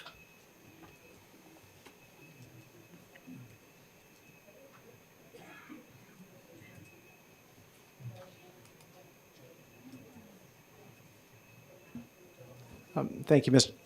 Excuse me. Thank you, Mr. Chairman. For the record, Brian Hawkins, representing NEA New Hampshire. We represent over 17,000 educators across the state in quite a few locals, and we're here in opposition to House Bill 735. A lot of what I had prepared has been said already, so I'll just summarize, and I do have some written testimony I can hand in. Please, thank you. So we feel like House Bill 735 is nothing more than an attack on collective bargaining and unions, and would make it harder for unions to fight for things that make a difference for our members and for their students. Our members bargain for higher wages and benefits so we can retain and attract the best educators possible to educate the next generation, and we're also advocating to make sure that our workplaces, which are also our classrooms and our schools, are safer places to learn. The bill inserts what's already been brought up as a bureaucratic nightmare of a process to determine bargaining units. And as was stated before, there is already a process to do that. And I think it's important to emphasize that that process is done by the workers. It is the workers' choice to form a union. It should be theirs to, if they want to decertify their union. And as was described earlier, there is already a process to do that. So we would respect, this bill actually has come before the New Hampshire legislature before in 2020. I believe it's the exact same language, and this was overwhelmingly defeated, recommended by this committee, ITL, and so we would ask that this committee do that once again, and we can move on to other things. So thank you very much for your time, and happy to take any questions. Are there any questions? Representative McKenzie. So the first sentence, I believe, of the Public Employee Labor Relations Law is there to promote harmonious relations among the employees and the employers. So tell me, if you have a situation where this ongoing process is disrupting bargaining, it's disrupting relationships with employees, how does that meet the test of promoting harmonious relations for the organization? And that's the law or the land. That's what we're working on. Thank you for the question. And I would say it doesn't promote that at all, does the exact opposite. In fact, as I mentioned at the top of my testimony, it really moves away from the whole purpose, the other purpose that unions are there for, which is to represent and to fight for their members. And this takes up resources, bandwidth, time, rather than trying to make sure that their working conditions are good. So. Okay, seeing no further questions, please, if you could give the clerk the testimony, that would be great. Thank you very much. Thank you.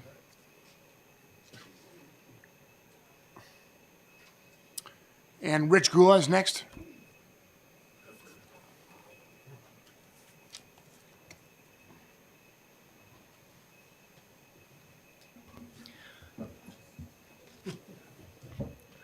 Good afternoon, Mr. Chairman, honorable members of the committee. For the record, my name is Richard Gulla, President of the State Employees Association of New Hampshire. I represent 10,000 hardworking New Hampshire public employees and retirees. I'll be brief. I know it's been a long day for all you folks, and I have written testimony that I can submit. I just want to highlight a few things from it. Let me start with two blunt questions. Why would this bill be a priority for elected officials? Why would someone want to target and restrict freedom of people simply because they are members of a union? Given the complexities and challenges we are all facing this legislative session, we are now especially in need to be working together, not advocating breaking people apart. Some of you may know that this past weekend, the New Hampshire GOP passed a resolution relating to union members. It was passed with broad support by those present for the New Hampshire GOP's annual meeting. The resolution stated the following: be it resolved that the New Hampshire GOP welcomes working-class Granite Staters, including union members, into our expanding big tent as we make America great again. The intent and contents of House Bill 735 is a complete contradiction to welcoming working Granite Staters, which is most certainly includes union members.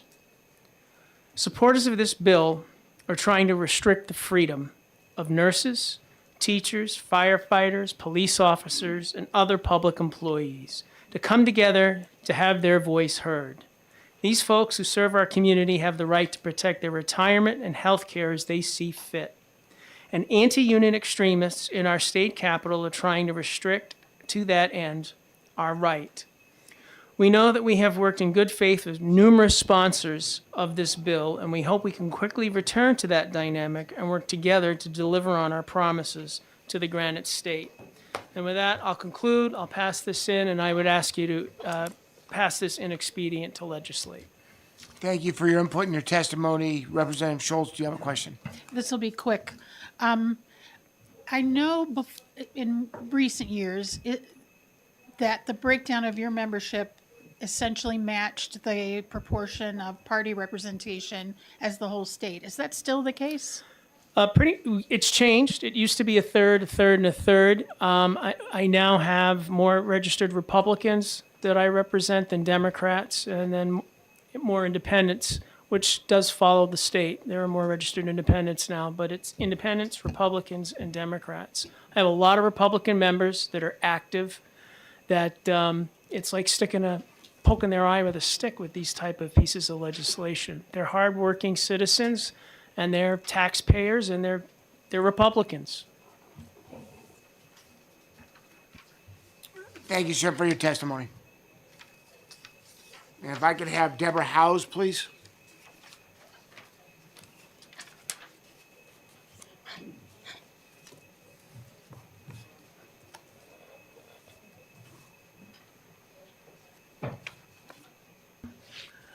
Good afternoon, Chairman. It's a pleasure to be here in front of the Labor Committee again. My name is Deborah Howes. I am president of the American Federation of Teachers New Hampshire, and I represent pre-K through 12 educators and school staff across the state, as well as private and public university faculty and town employees across the Granite State. I am here today in opposition of HB 735. Frankly put, this bill is something that would tie up our public employee unions in a mountain of red tape. And it would make it harder for us to do our job representing our members and making it harder for us to serve the people in our communities and do our jobs well. This bill is a solution in search of a problem. And the people we're talking about in this bill are my members. They are, teachers and paraeducators who educate our children in schools in our communities. They are the public works employees who drive the plow truck and sand the road so you can drive on your road safely and get home. These are people who deserve the right to join together and collectively bargain, raise their voices, get a good wage, have a secure retirement, and have a say in their working conditions so that they can do their jobs safely, serve the communities well, and come home to their families afterwards. Unions are the way to level the playing field, and the Granite State, by the way, supports unions. We recently got information from a bipartisan poll from Raba Research that said Granite State voters, this poll was just conducted last week, it finished yesterday, and 90% of Granite State voters approve of the right to join a union, and similarly 90% disapprove of any action by legislators that would interfere with the right to collectively bargain. This bill definitely interferes with the right to collectively bargain because it makes it harder for public sector unions to focus on their job of improving wages, working conditions, and benefits for our members and the ability to serve our communities, whether it's through our schools or through our town services. Couple more things. The red tape this would cause and the difficulty administering it is grossly understated in the very brief bill. Someone would have to keep track of where all these employees are. And it's hard enough for us to find out who is in the covered workforce when we want to go and bargain a contract. Getting that list out of the public employer is very difficult because there's a lot of change in our workforce. We're talking day to day, week to week, finding out who all the employees are and who of them are, by the way, permanent employees as opposed to contracted employees. In these days of workforce shortage, when we can't fill positions, finding out who's actually an employee and versus a temporary is very difficult. So you're creating work for the local school district or town personnel office. You're creating work for, is it the Department of Labor or the Public Employees Labor Relation Board? The bill was a little unclear on that. One thing in the text, another thing in the fiscal note. Someone's going to keep track of that. Someone's going to go back and compare that to the list of people who were eligible at the time the union was certified. Some of our locals have been around for 75 years. And there's no great evidence that employees in covered workplaces are dissatisfied with the unions that are there. There are already mechanisms, if they are, they can work within the union if they're a member and try and change the way the union is run. They can go through the decertification process that's already been talked about. But according to the Bureau of Labor Statistics, in workplaces that have unions, about 90% of workers choose to be members because you can't force anyone to be a member. We had a whole big long hearing about that last week. We already know that. So they choose to join, they choose to pay into a union in New Hampshire.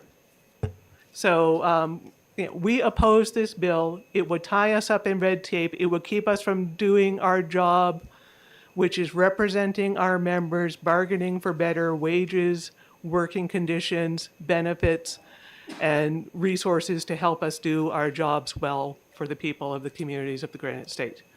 That's why we oppose HB 735. We hope you'll find it inexpedient to legislate. And if you have questions, I will try and take them, but yeah, they've probably already been answered. Do we have any questions? Yeah. Seeing none, thank you, Okay. ma'am. Appreciate your testimony. And Doug Ingersoll, please.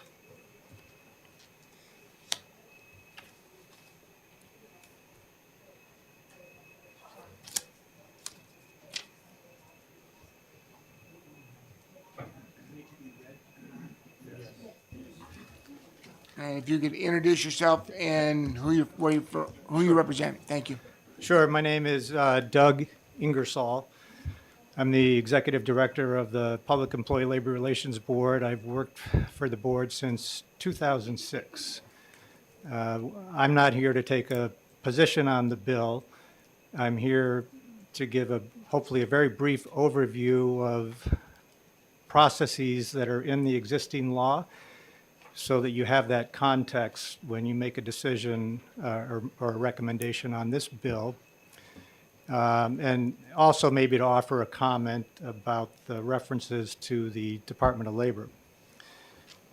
Starting with the number of bargaining units, there are about 678 in the state, 39 state, two judiciary, 3 community college, 3 Plymouth State, 5 University System of New Hampshire, 69 city that are not school district or law enforcement, 40 county, 332 education, 75 law enforcement, and by that I mean any bargaining unit that is strictly police officers or employees of police departments.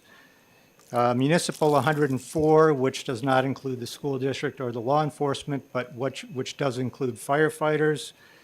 And then Keene State College, 6. So according to my math, that comes out to 678 bargaining units. The board has been in operation since 1976. There were some bargaining units that were grandfathered in at that time, but the vast majority have been established through elections that we have conducted since 1976. And elections for new bargaining units are ongoing. Every year we probably run elections for new bargaining units at the rate of 5 to 8 a year. The other kinds of elections we run are decertification elections, which you've heard about, and challenge elections. So starting with a decertification election, employees have the right under the statute to file a petition supported by what we call authorization cards signed by 30% of the employees in the bargaining unit, saying they would like us to conduct the decertification election. If necessary, we have a hearing to resolve any objections, and there can be some legal objections and some factual objections. So it's not a simple matter of filing paperwork and then ordering an election. If an election's in order, we then start the election process. The employer is involved throughout, the union is involved throughout. We have a pre-election conference where we set a date and a time for the election. Many elections are done on the job site for employers who have employees at multiple work locations. Mail ballot elections are another option. Then we have a posting period of usually 2 to 3 weeks so that employees are informed and aware that an election is pending. They'll see information about the election that we provide, including the ballot. There are always at least 2 choices on the ballot. If it's a decert election, the name of the incumbent union, as well as no representative. And the no representative option is on the ballot of every election that we conduct.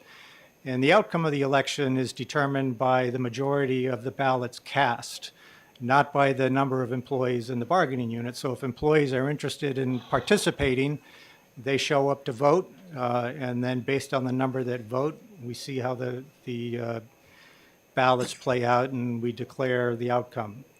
If there is a majority vote for decertification, it means that for the next 12 months, there cannot be a petition filed to try to reestablish that bargaining unit. After 12 months, a petition can be filed, and it would follow the same process that's followed for the formation of new bargaining units. It would be simple majority vote of the number of the ballots cast.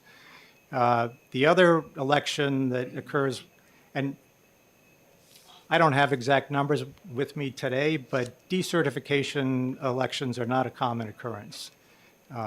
So the other election process that we hold is known as a challenge election, and that's an opportunity and a mechanism that employees can use if they want to move from one union to another union. And it can be done in a couple of ways. It can be done with respect to the existing bargaining unit. And if we approve it, the election will have three choices on the ballot: the incumbent union, the proposed new union, and no representative.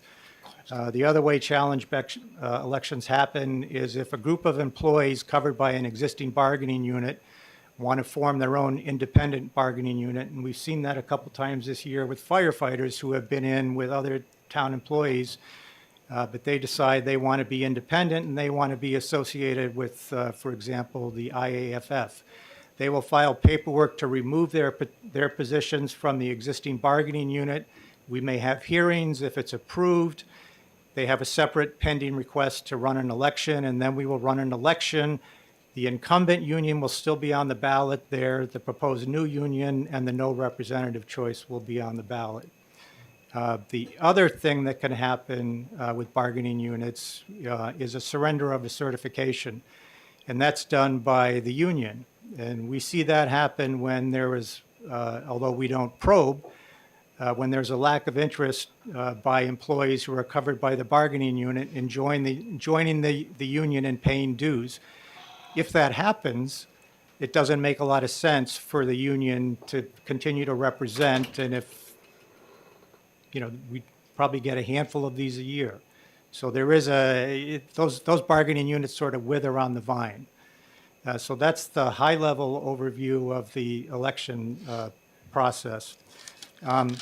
With respect to the current proposal and the role of the Department of Labor, I think it's been recognized here that the Public Employee Labor Relations Board has exclusive jurisdiction over the administration of 273A, which is where all bargaining units are, the law that covers all the formation of all bargaining units and elections, and the Department of Labor is not involved at all in that process. The idea that it may be necessary to involve the Department of Labor to get employee lists for different points in time is not something that I had thought about. If this bill becomes law, they could certainly serve as a resource. I'm not sure that they would need legislatively to be in place, because I think there could be some potential confusion and conflict between the PELRB and the Department of Labor. And my sense is the Department of Labor isn't looking for more work.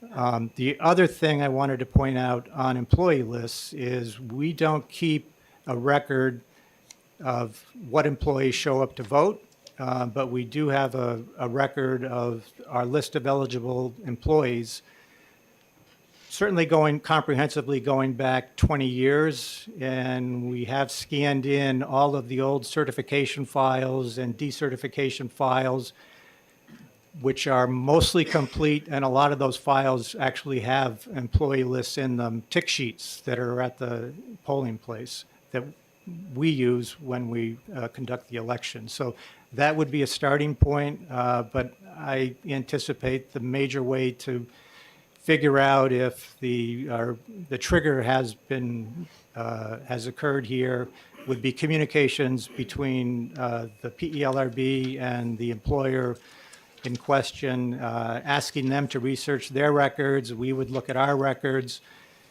We would then make a determination. We would probably send out a notice which would provide an opportunity for objections, and then we'd go to hearing if necessary to resolve those objections. And if the case got cleared for election, then we would go through that process. This bill does call for the election outcome to be determined differently than other elections that we run, which I think has the potential to create confusion.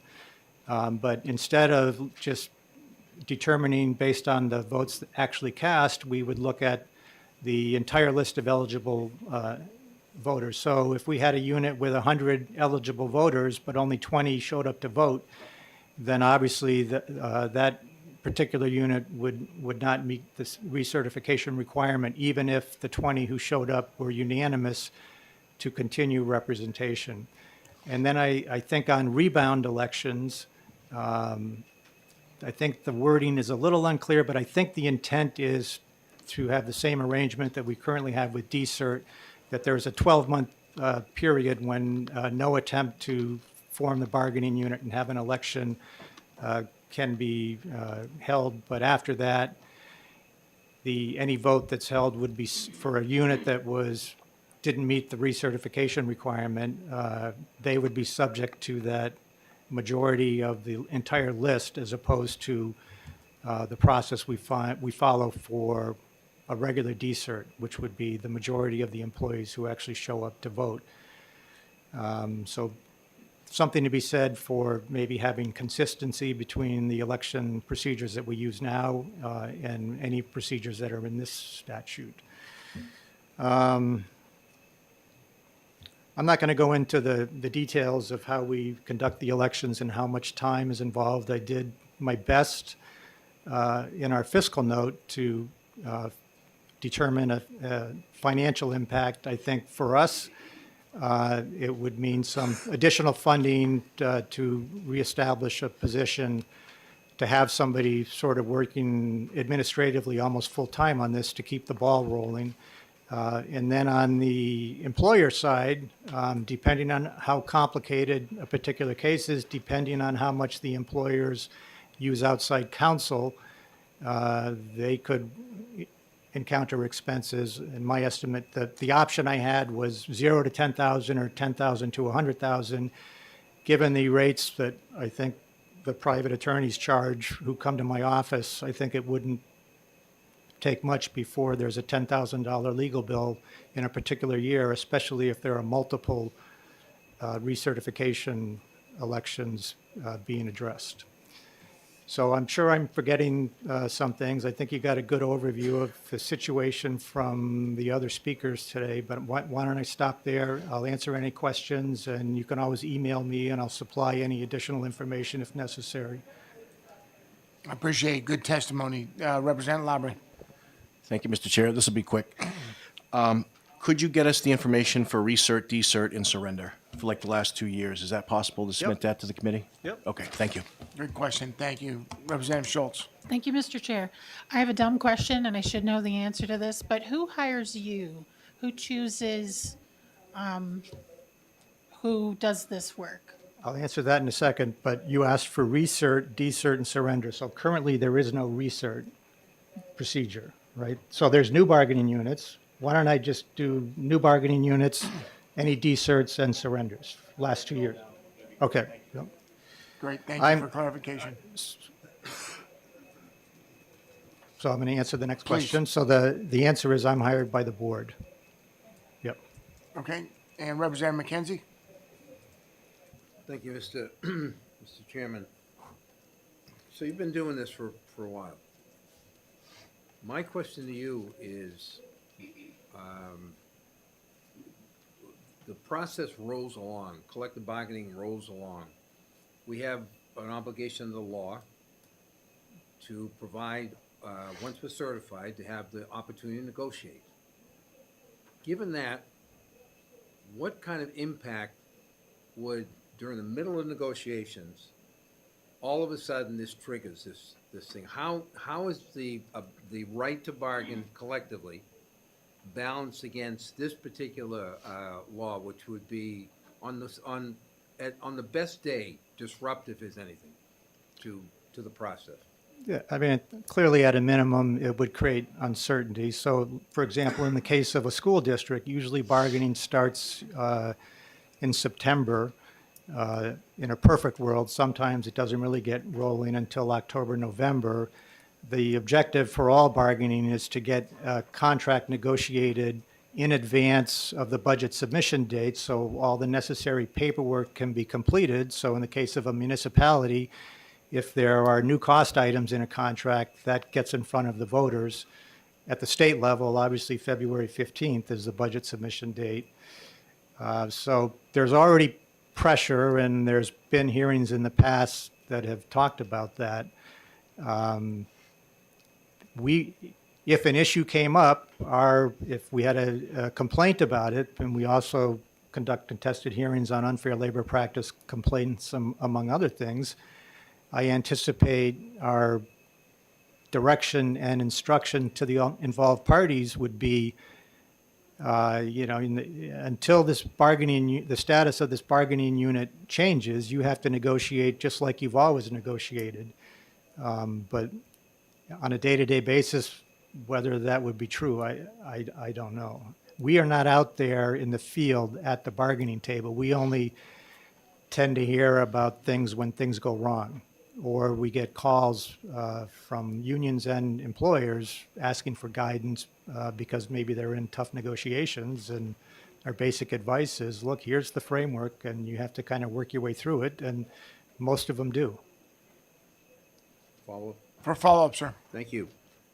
Can you respond to what would happen under the failure to represent if there was a person, a member that came forward and said, I was discriminated against, or I wasn't properly represented? What is the consequence, the ultimate consequence for that kind of behavior by a local union? So there is a unfair labor practice known as a violation of duty of fair representation, and we've had a few of those over the last 10 years, probably less than 5.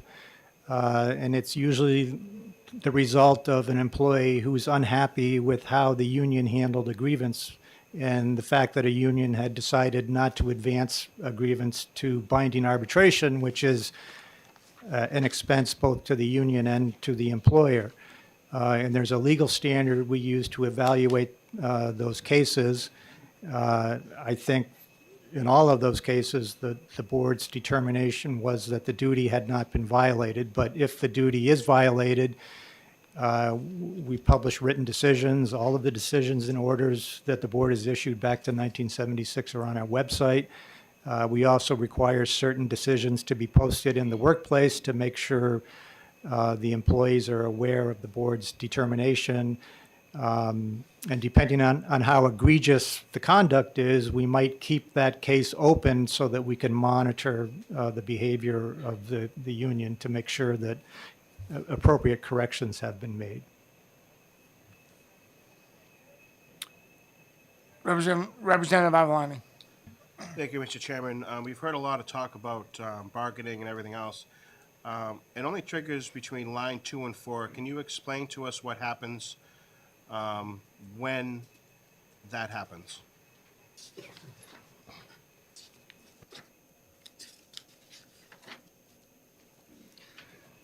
So you're looking at the proposed bill, Correct, yes, yes, sir. Page 1, line, lines 2 and 4. 2 through 4. Yes. Well, if the board determines that the trigger has been met, then, long story short, we would start the process to conduct an election, if that's the question you're asking. But to make that determination, a lot of work would be necessary to determine that the particular bargaining unit is subject to the recertification election process. And we don't currently have data in place that would allow us easily to do that. I anticipate that we would have rulemaking so that everybody would understand how that process would unfold. And, you know, if we were to do this, I'm sure down the road, unions may not like it and public employers may not like it, but we would have a system in place that we would consistently use, which is what we try to do in everything. We want to be consistent and predictable, but we're not there yet. I anticipate 9 months, if this bill becomes law starting July 1st, I anticipate probably 9 months of coming up with a system and going through rulemaking to get something up and running. I don't think we can just start the process with just this bill language in place. For follow-up? Notwithstanding the Department of Labor notation, would Department of Employment Securities be a more adequate place to find employment information for all employees within the state? Not in my area, but I assume that one of those departments, for various reasons, may have inventories of employees at particular locations at different points in time, but I don't know that for a fact. Thank you, Mr. Chairman. Good question. Representative Sullivan. Would I be correct in thinking that almost all public sector unions in New Hampshire would be subject to this recertification, at least, in the short term? Sooner or later. Follow? For follow-up. But wouldn't most of these public sector unions be old enough that the vast majority of their employees were not around during the original certification? I think I may have estimated in the fiscal note that there could be as many as 400 bargaining units as of today that may be immediately subject to the recertification election requirement. But I haven't gone through our certifications and looked at the date. Probably a certification that's at least 20 years old would fit into the category you're talking about. But there have been a lot of new bargaining units established over the last 20 years. Thank you. Okay, seeing no further questions, thank you, sir, for your Thank you. testimony. I appreciate your time. And we've got about 34 minutes before we turn into pumpkins, so if you could manage your questions and testimony as such, I'd appreciate that. Scott Garr, please.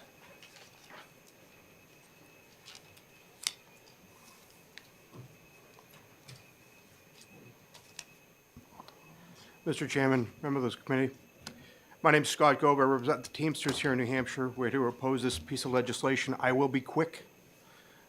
It's anti-worker, right from the rip. No one in this room is fooled by it, I don't believe. 2, I just went through an election in my local union, so we have some accountability at the local level already. We are already policing ourselves, along with a lot of outside agencies that look at us regularly. So if the part of accountability falls to my membership, and my membership holds me accountable as a recording secretary of the local. I am also a working member for UPS. I've been there for 37 years. I've probably been to your home on multiple occasions, delivering multiple packages to you. And those people that we represent are UPS members as well as the Anheuser-Busch, as well as the Department of Corrections, as well as multiple police agencies within the state. This piece of legislation, as outlined by the Department of Labor, and I really wanted to get up here and speak to that, but that was done by them very well, covered. I believe has been brought up many times that there isn't a problem with the current resolution if someone has a problem with their union in the state of New Hampshire. There's a process in place, that process works, and that process has probably been used within the past month, 2, in our organization already. So it does work. The members are heard. The people that you're concerned about are heard, as was already outlined by the department, and how to use that process. And I guess that's why I wanted to come up and let you know that it is working, and it continues to work. And so we urge you to vote and expedient to legislate. Thank you for your time. Thank you for your testimony. I appreciate you waiting around. Any questions? Thank you, sir. Appreciate it. And John Kempf? Klupski? It could be, yes.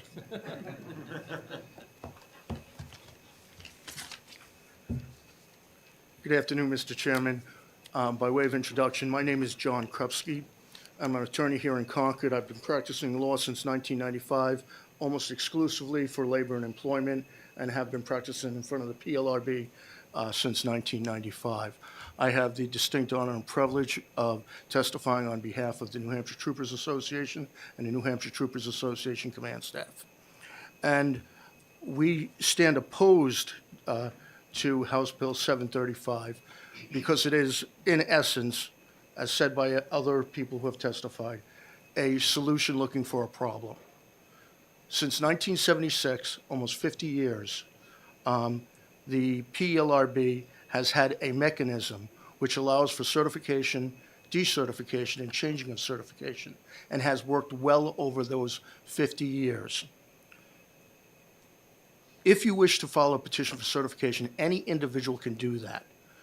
Getting 30% of other people. And why do we do that? Think about it.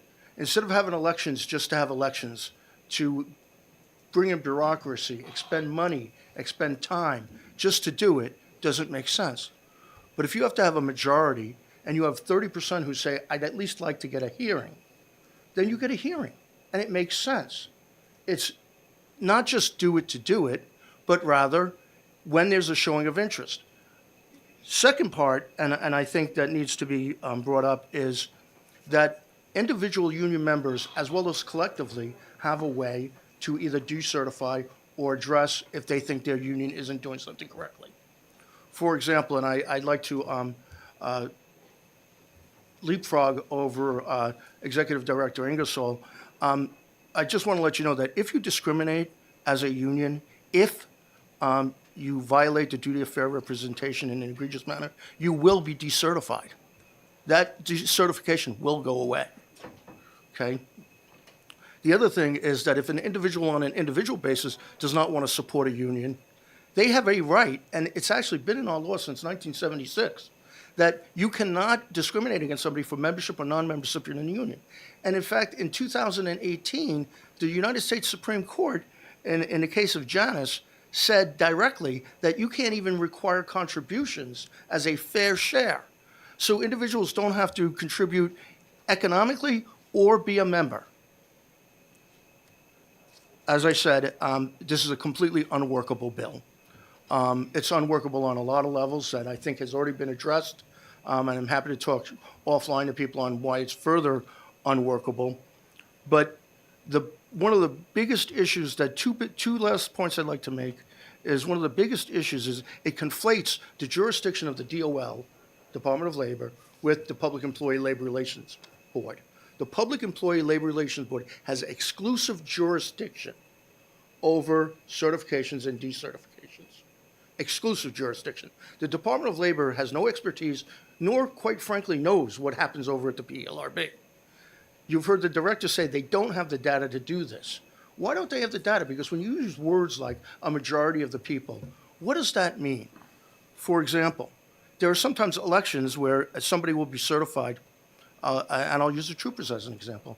The troopers were certified, I believe, in the latter 70s, early 60s, and then became an independent union in 1990. Thereafter, they became another union and broke off and became command staff and this. So which was the majority?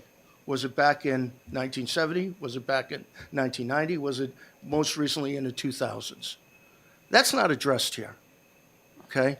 The other thing that I'd like to address, and I think is important, is we are looking at, and I've seen throughout the state, I represent locals throughout New Hampshire, and I do negotiate. And I will tell you that this will stagnate negotiations. Because if I don't know who I'm going to be negotiating with, I'm not going to negotiate in earnest.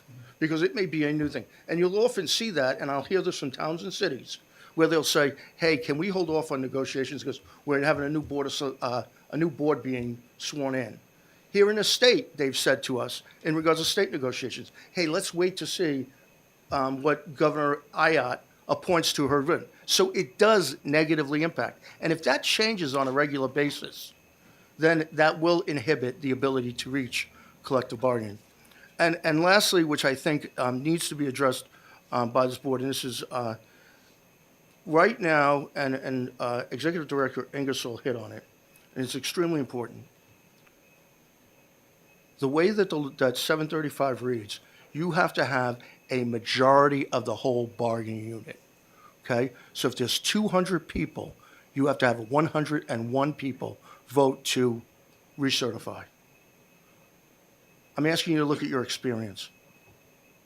Look at the presidential elections. Look at your elections.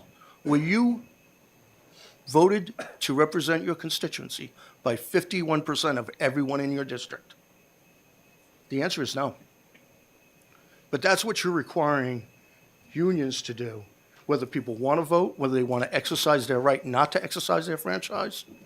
And right now, the way that it's worked for 50 years, or approximately 50 years, is that it's a majority of the people who vote. That's who makes the decision. If you change it to this manner, it makes it almost insurmountable, because I will tell you that public employees who serve this state work a variety of different schedules. They work a variety of different times. And quite frankly, some are disenchanted with participating in anything, not just unions. How do you get that 51%? You're setting this up for failure. That does not produce harmonious labor management relations. The current law does, and it's been proven, and it's happened over 50 years. Some of the discussions earlier, and I just want to make clear, and I think Executive Ingersoll already said it, the Public Employee Labor Relations Board only deals with public employees in the state of New Hampshire. All the other things that they're talking about, that's through the NLRA or something else. Because we don't, the Public Employee Labor Relations Board does not have jurisdiction over private employees. I will tell you too that the other problem is thinking of, and I'll end there, I think I've made my point. If there's any questions or clarifications I can provide, I'd be happy to do so, Mr. Chairman, or other members of the board. Thank you for your input. Any questions? Seeing none, please, thank you. Thank you. And Mr. Greg Moore, please.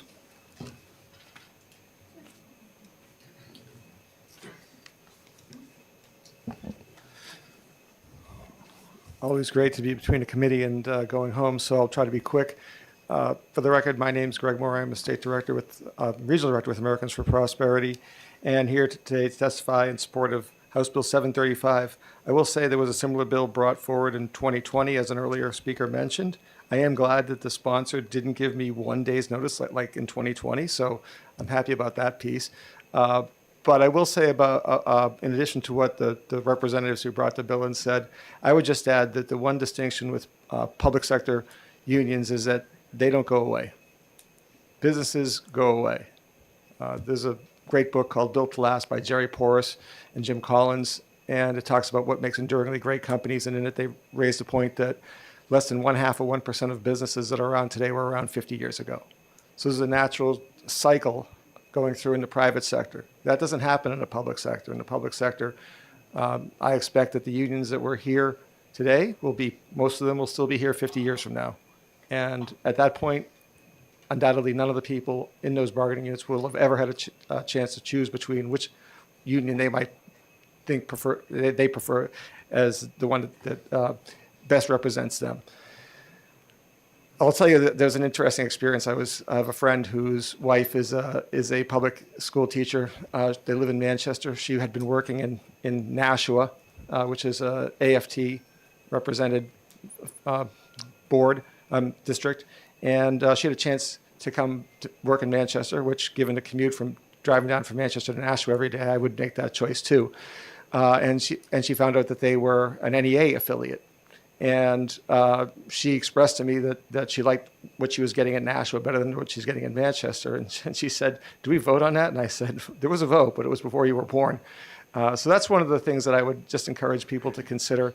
And that part doesn't change in public sector because governments stay around. They don't go out of business.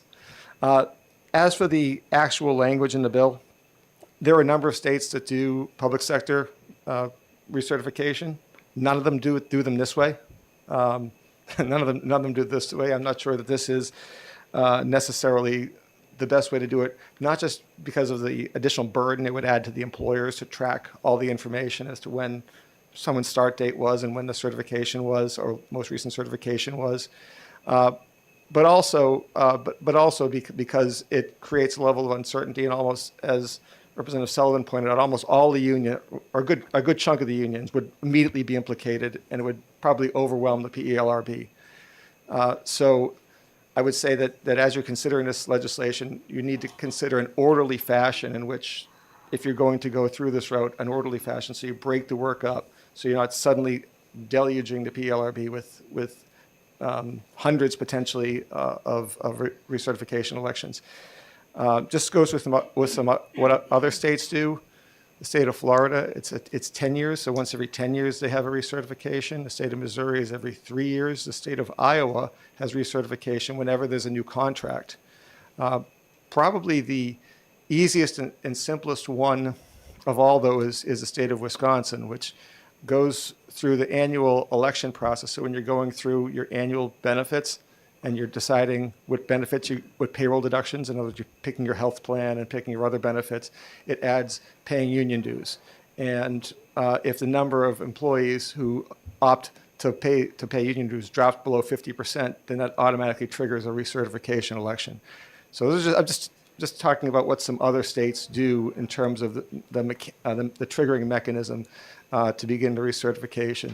So just wanted, I know the prime sponsor mentioned that he's not hung up on this particular method, so I just wanted to offer the committee a few other ideas as to what some other states do. So happy to take any questions. Representative Avalani. Thank you, Mr. Chairman. Thank you, Mr. Moore. So let's just take Wisconsin, does the Department of Labor track, would you know, if the Department of Labor tracks the union membership or if it's another department? So as I recall, the state of Wisconsin, doing a little bit of research in advance of this bill, what they do is they have basically their annual open season. So like a lot of businesses, you have an open season, and the individual employees will come through and they'll fill out what their payroll deductions are. In other words, which category health plan do they take? So how much that takes out of it, of a deduction out of their paycheck. And one of the fields they fill out is paying union dues. And the way that works is so that when the employer sees that fewer than half of the bargaining unit have selected union dues, that triggers notification to their Public Employee Labor Relations Board. Follow? Please. So it would be basically an internal issue that the union would have to, the union would No, have the to employer. recertify, or the employer would have to report? Right, the employer. Thank you. Thank you, Mr. Chairman. Okay, Mr. Moore, thank you so much. Thank you. I'm sorry, John LeClaire, Representative LeClaire. Sorry, and thank you, Mr. Moore. I asked President Brackett earlier if he had anybody that was looking for this legislation, for something like this. If you have people that are, where are they? How come we don't have more people here? I would love to hear testimony from folks.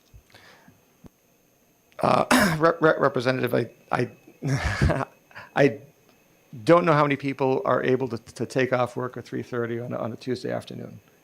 And we find this as a challenge where if we wanted to get people together at 7:30 somewhere, we can get lots of our activists together. Try to get people together during the workday, it's a challenge. For a follow-up. Thank you. Well, to your point, the right to work people, we had people here all day that were opposed to the bill, and they came and spoke. Is that a statement or a question? So why would that be any different? I'm not sure I follow, but look, if people obviously can take their time in the manner that they see fit. Thank you, Representative McKenzie. Thank you. Thank you, Mr. Chairman. So you've heard about all the mechanisms currently in the law that allow employees to make decisions, to decertify their union, to challenge the leadership, to be reprimanded for their inability to properly represent their people. So we have all of this structure within the current law that is working. We've heard from the chair of the committee of the PLRB. So tell me, what more do we need to do in New Hampshire without disrupting everything? What more would you think we need to do when all of these things are in place and all this mechanism in place for us to do all the things that you're talking about? Let employees make the choices. Why do we need this legislation right now? As I said, excuse me, I'm losing my voice. As I said, there are going to be a number of bargaining units across New Hampshire where literally no member of that bargaining unit had a chance to choose which union would be representing them. Now, That's not true. well, they wouldn't have a chance to certify, and ultimately, they don't know if the grass is any greener because they don't have the choice to determine that. Mr. Chairman, just one correction here. Okay, so is there a question to be formed? So A quick and efficient, question coherent is, question. you said that the employees wouldn't have the right to decertify the union. That's not what I said. What did you say? I said that there are a number of bargaining units across the state of New Hampshire where none of the employees there voted to certify. Okay? Thank you. Mr. Moore, thank you so much. I'd like to call Mr. Garrigan, please, from the Department of Labor.